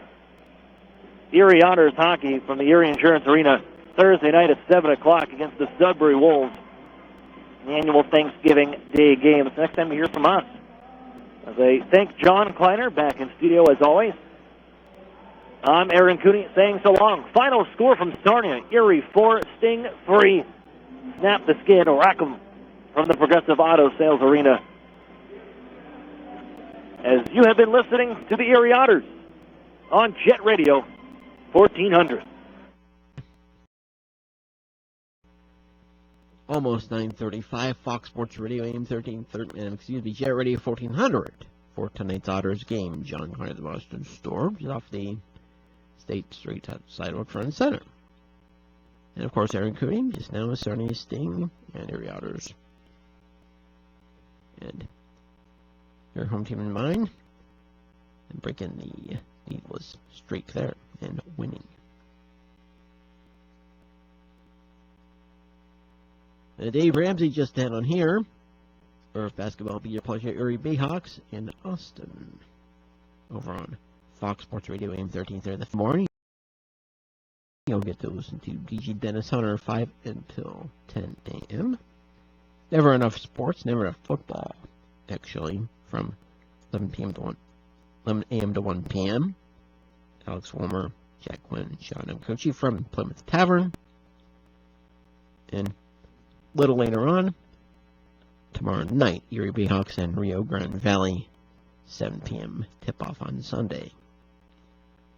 Indiana University Golden Knights, women's and men's basketball on here tomorrow afternoon versus Cheney State. Sean McCreachy bringing that one to you. Actually, Sean will not be at the Plymouth, will be in Cheney. Jack will be at the Plymouth. That's why you'll hear a little bit of me during Never Enough Football tomorrow on 1330. But at any rate, getting men's and women's and men's games at Cheney, 1 and 3 p.m. Theoretical tip-off slatings, 12:50 or so airtime on Jet.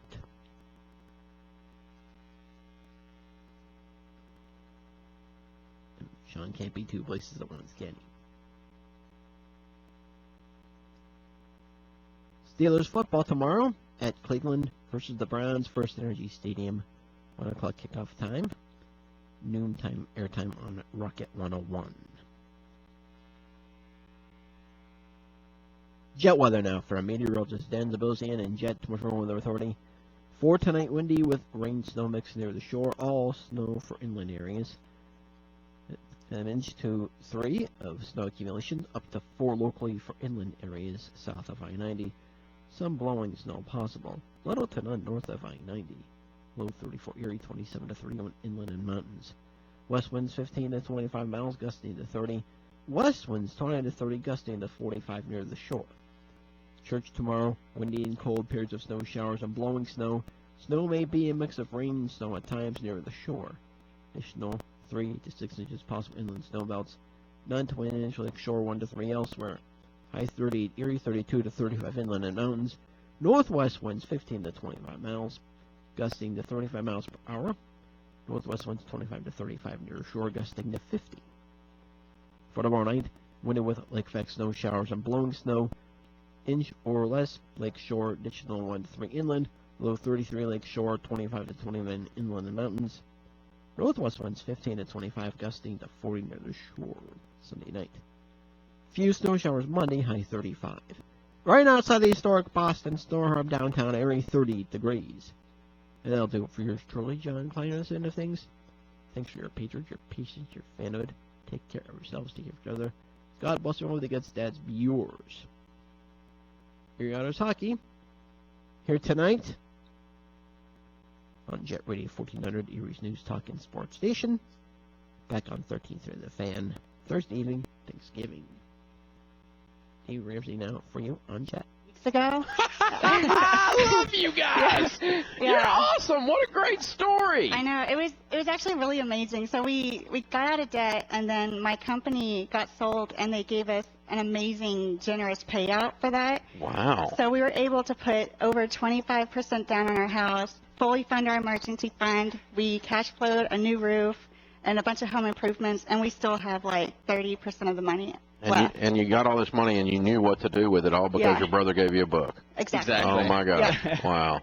Well, way to go, brother, huh? Yeah. Awesome stuff. Very cool. Man, you guys are on fire. Yeah. You got this thing by the tail. Way to go. Very, very proud of you. Congratulations. Thank you. I was going to ask you what the hardest part is, but the whole time you're talking about doing the hard stuff, you're both just smiling. Yeah. I mean, you're like working extra. Oh, we worked extra jobs. Yeah. I mean, you almost made me think you liked selling the motorcycle for a second. That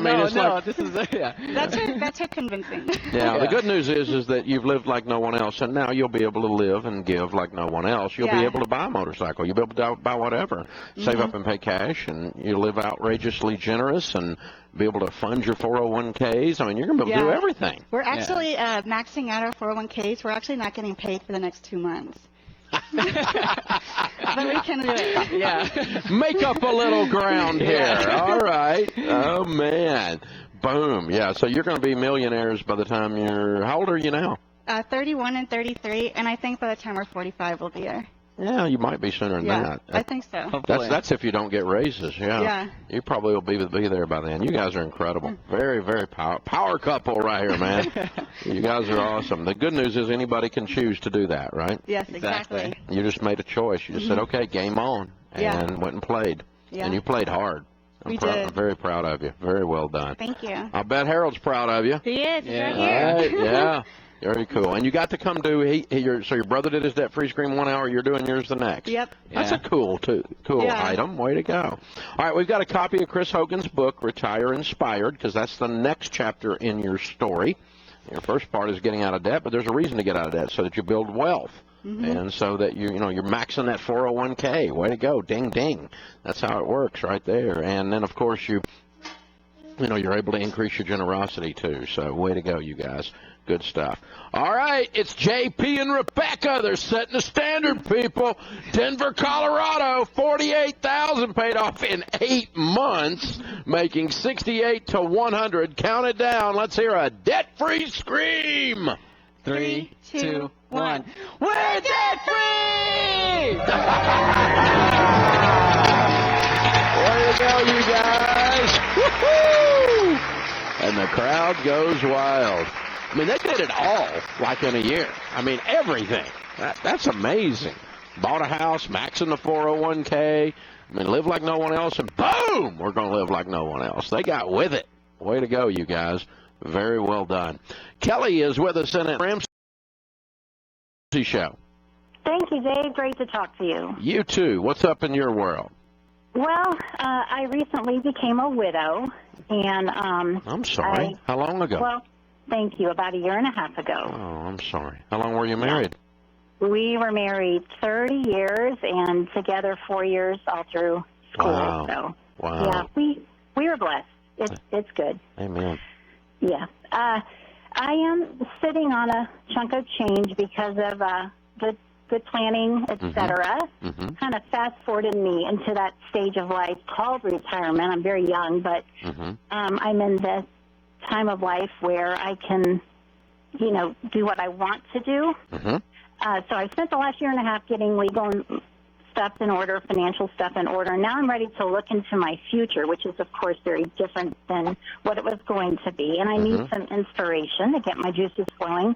You're having a sale, and I love sales. And so I just want to know two things. One is what books would you recommend to me because I'm there, I'm above my RIQ, you know, I'm just way beyond what I need, and what books would you recommend for me to sort of get my juices flowing and inspiration? Okay. And then secondly, I don't know how to budget. You need a plan, you need a dream, and then a budget to match the plan, and I want to do that, but I've got to start from square one, and I don't know how to budget when what is your net worth? Oh, it's north of about $4 to $5 million, probably. Phenomenal. Way to go. And how old are you? 54. Way to go. Very neat. Yeah, you are in a wonderful place. Well, as long as you're very comfortable with your investing side of things, and you get very comfortable on your income, you're right, you need a budget, and you're right, you need a goal. And not having a goal, you got no juices flowing, and you don't have financial independence or financial security as a goal anymore because you've achieved that. Do you have children? I do. They're all grown, Good, but good. part of my planning is to, give to them and their children. So. All right. I'll tell you what I'm going to do. I want you to get on everydollar.com. You run your budget on that. That's free. And I'm going to send you a copy of my book, The Legacy Journey, because that's what you're looking for. You're looking for legacy things to lift you and to give you an inspiration to move. And I think you'll enjoy that. I'll throw in a copy of Chris Hogan's Retire Inspired just to make sure, but I think you're already retired and inspired. So hold on. Kelly will pick up. We'll send you all of that. This is the Dave Ramsey Show.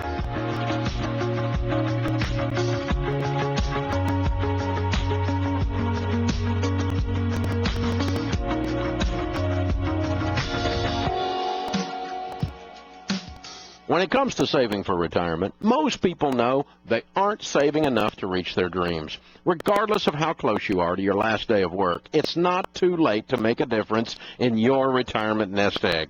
If you're not sure where to begin, you should talk with an investing professional who can help you stay on track with your retirement goals. Our SmartVestor pros put their clients first and will help you work toward your long-term investing goals. With a SmartVestor Pro, you have more access to hundreds of investment options to help you reach your goals. Share your retirement dream with your SmartVestor Pro, and they can help you develop a strategy to get there. Whether you want to spend more time with your family or take that all-inclusive dream vacation, planning for retirement doesn't have to be difficult or complicated. Learn more about SmartVestor and find your SmartVestor Pro for free today at DaveRamsey.com. Erie's News Talk Station. Jet Radio, 1400. ErieHelpWanted.com salutes the Employee of the Month, the one who works hard for that special parking space and shiny brass plaque. Wouldn't you like more of them and fewer? Well, let's just call them Dave. Oh, hey, Dave. Hey, Mr. Employee of the Month. What you been up to? Oh, just consistently meeting my sales projections, adjusting my workflow to compensate for low performance. That's second pot of coffee when the first one runs out. How about you, Dave? Oh, me? Well, let's see. I made an origami hippo out of your Q4 report, and I set it up with an InstaFace page.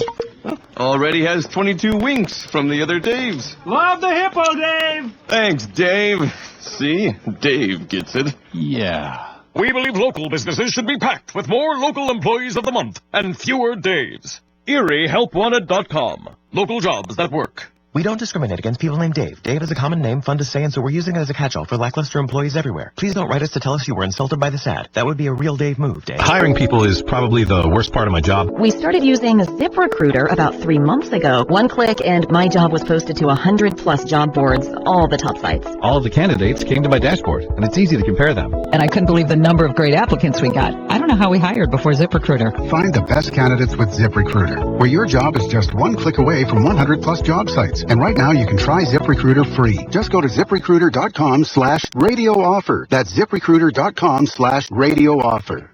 Paralyzed Veterans of America, National Service Officers. We've got an entire generation of men and women who have seen war, They're going to need voices. They're going to need advocates. Paralyzed Veterans of America is here to help. We're going to make sure that the Veterans Affairs gives them everything that they're entitled to. Get all the health care they need. Making a person's house adaptable for them to go back home and live. Education benefits. And we also focus on getting them a job. And if something happens to the veteran, then, we're the spouse's advocate. We help our veterans for free. The way that Paralyzed Veterans of America does that is through their national service officers that are located throughout the United States. Our work is important because people depend on us. And they know when they come to Paralyzed Veterans of America, they're going to get the right answer, and they know that we are there for them 24/7. Because we are. Changing lives, building futures. That's Paralyzed Veterans of America. To learn more, visit pva.org. A public service message from Paralyzed Veterans of America.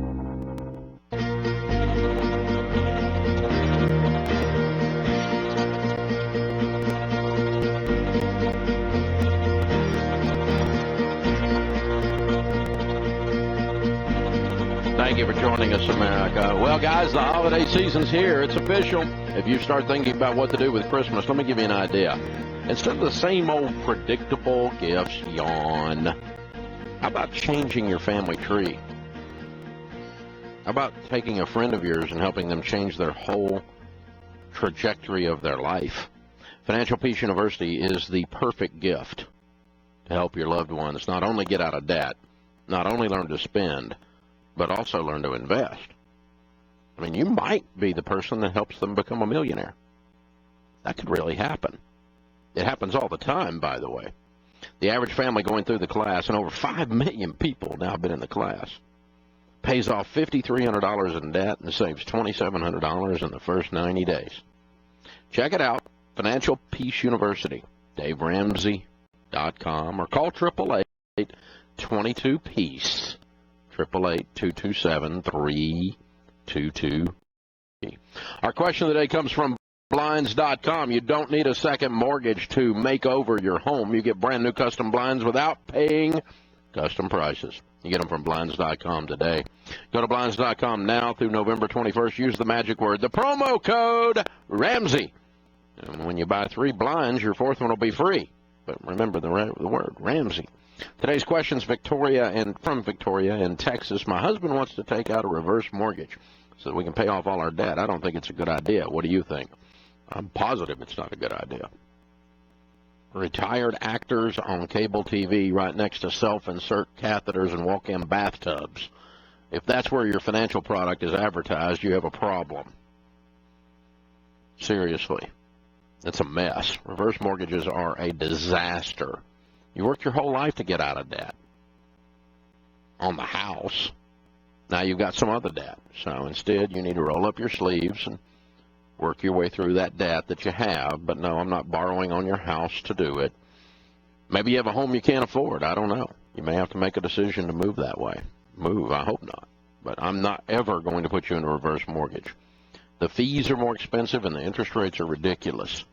And you're going back into debt on your home as a method of heading into retirement. No, that's just strange. Straight up stupid. Just straight up stupid. Monica is in Phoenix. Hey, Monica, how are you? Good, Dave. How are you? Better than I deserve. What's up? Great. I have a question that I'm a little torn about. My husband owns a business, and then we have a house. No more debt. We just have a mortgage that we're actually refinancing right now. Okay. The interest rate is 3.5%, and my husband's in the process of selling the business. So we won't have any more, or we will have income. He'll work, and he has another business on the side, and he has other stuff, but not the steady income that we've been receiving. But do I pay? We're going to receive a little under $1 million for the sale of the business, but the mortgage is about $520,000. I'd write a check and pay off the house, or I'd sell it one. Say that again? If you're unwilling to pay this house off, you should sell it. Okay. You definitely We should. definitely want to keep it forever, so maybe we should pay it. But what about if we want to use that money for investments and actually make it work for us, kind of a retirement? Yeah. If your home was paid off and you were sitting there, would you be telling me you wanted to borrow money on your house to go do investments? No. Same thing. Okay. Yeah. We'll pay it off first, and then whatever we have left, that's what we use to... That's what you use. And then how old is he? 45. And he's obviously grown a wonderful business. Congratulations. Mm-hmm. What Yeah, a wonderful deal. Man, you made $1 million. That's just like the great American dream. Did y'all grow up rich, or did you just start this from scratch? He did. He just started with a little tractor construction. It's a construction company. Yeah, after so many years of building it up, he's able to do this. I'm so proud of him. Congratulations. Thanks. Very well done. You're the great American dream I'm talking to right here. Mm-hmm. Yeah. It's been nice, and it's been. We did have our moments of debt and working through it, but it's done. We do have 5 children too, and my other person was that. That's okay. I mean, Listen. Let me stop a second. Okay, you'll have a paid-for house. You're gonna have $500,000 left over, but you know what the most important part of the conversation is? You're married to a 45-year-old guy who's really smart, and he ain't afraid of work. Right. You're going to have an income in addition to all of this. It's not like you have to retire. Right. It's not like you have to quit.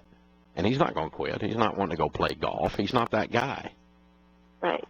He's a worker. He's a worker. I knew it. That's how you don't get to do what you're doing by 45 if you screw around all the time. That's how I know who he is. I know him. I don't know him, but I know him. You know what I'm saying? So you're going to be just fine. Pay off your home. You got $500,000 laying around. He's going to start up something else and go make another $5 million. Okay, so don't worry about the income to invest and do other things. And my other question is: real estate one of the best ways to invest our money, or where should we place it? Is there a book?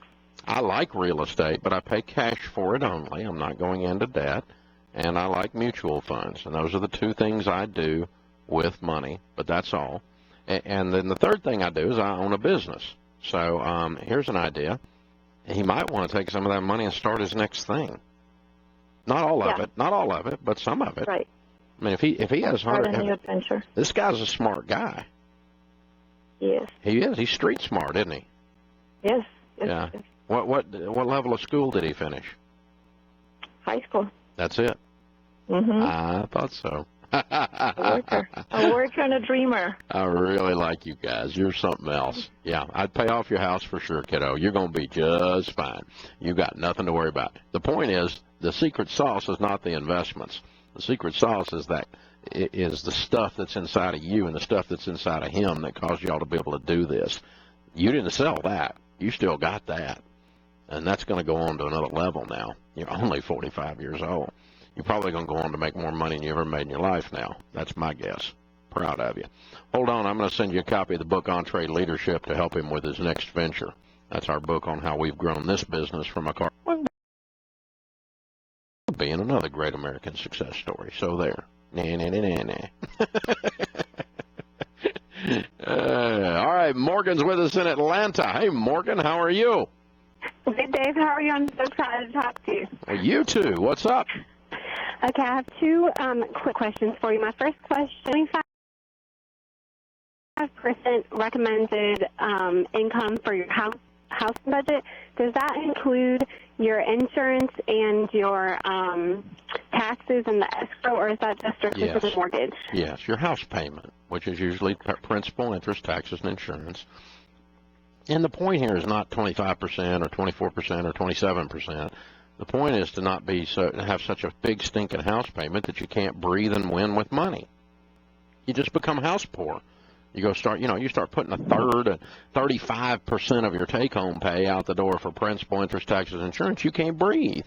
You got no room in here to do other stuff like kids' college, and you do your investing long-term. And so you end up, all you do is work for this house. And that's what we're trying to keep from happening. It's not a perfect formula, in other words. It's a guideline. But it is, when we say 25% of your take-home pay on a 15-year fixed rate, we're talking about principal, interest, taxes, and insurance, your PITI, which is your typical house payment. And that's what we're talking about when you go that way. Hey, thanks for the call. We appreciate you joining us. Open phones at 888-825-5225. Krista says, I'm a first-time home buyer. What can you tell me about a rural housing development mortgage? If it's the one I'm thinking of, it's a subsidized mortgage that has a tremendous hold around your throat that if you ever try to refinance or sell it, it all gets paid back. It is like a USDA type loan. Bad loan. It's a bad loan. I'd stay away from it. I would not do that loan. Don't get into a situation where you're being, quote, subsidized and you've got a bad plan. Hope that helps you. That puts this hour of the Dave Ramsey Show in the books. Thanks to James Childs, our producer. Blake Thompson is our senior executive producer. Kelly Daniels, our associate producer and phone screener. I am Dave Ramsey, your host, and we will be back.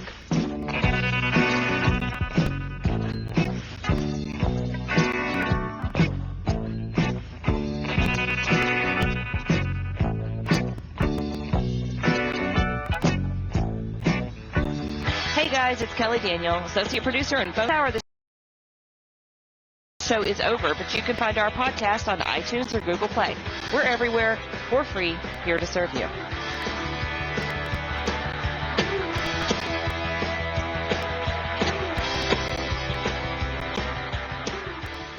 Did you know you can change someone's future this Christmas? This year, we're all about making futures bright with great gifts that will change lives. Our famous $10 sale is back and happening now in our online store. Get our most popular books, audiobooks, and ebooks, including Chris Hogan's #1 bestseller, Retire Inspired, for just $10. My best-selling book I wrote with my daughter Rachel Cruz, Smart Money, Smart Kids, will show you how to talk to your kids about money. Get envelope systems to better manage money or learn how to be a better steward with the Legacy Journey. All this and so much more for just $10 each. Plus free shipping on orders of $45 or more in the store. Shop our online store today for gifts this Christmas that bring hope and inspiration and a brighter future. It's the $10 sale and it's happening right now. All at DaveRamsey.com. That's DaveRamsey.com or call us at 888-22-PEACE. 888-227-3223.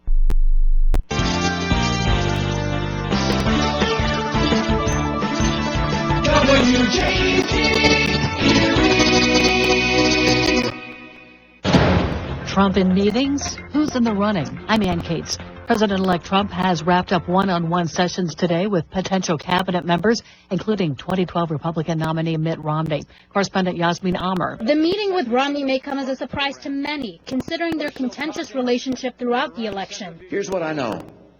Donald Trump is a phony, a fraud. But here's a disloyal guy. See, he's an elitist. His promises are as worthless as a degree from Trump University. The guy's a stone-cold loser. Also scheduled to meet with the president-elect this weekend, Democrat Michelle Reed, former chancellor of the D.C. Public Schools, for Education Secretary. Retired General James Mattis for Defense Chief. And despite being removed as the head of the transition team, Trump will also sit down with New Jersey Governor Chris Christie. I'm Yasmin Amer, reporting. Trump is also holding a series of meetings tomorrow at his golf resort in Bedminster, New Jersey. I'm Ann Cates. The GOES-R weather satellite has blasted off from Cape Canaveral tonight. Correspondent Mike Cremidas. 3, 2, 1. And liftoff of NOAA's GOES-R, America's most advanced weather eye in the sky. An unmanned Atlas rocket provided the lift from Cape Canaveral, Florida, and now the GOES-R satellite is heading toward orbit as part of an $11 billion effort by the United States to revolutionize weather forecasting. NASA launched the $1 billion satellite for the National Oceanic and Atmospheric Administration. I'm Mike Cremidas. Parts of Minnesota are digging out from the first major snowstorm of the winter season. Up to 2 feet of snow fell, triggering at least 450 vehicle crashes around Minnesota and 860 spin-outs statewide. Plus, at least 2 deaths have been blamed on the icy roads. Thousands of Minnesotans were also without power. I'm Ann Cates.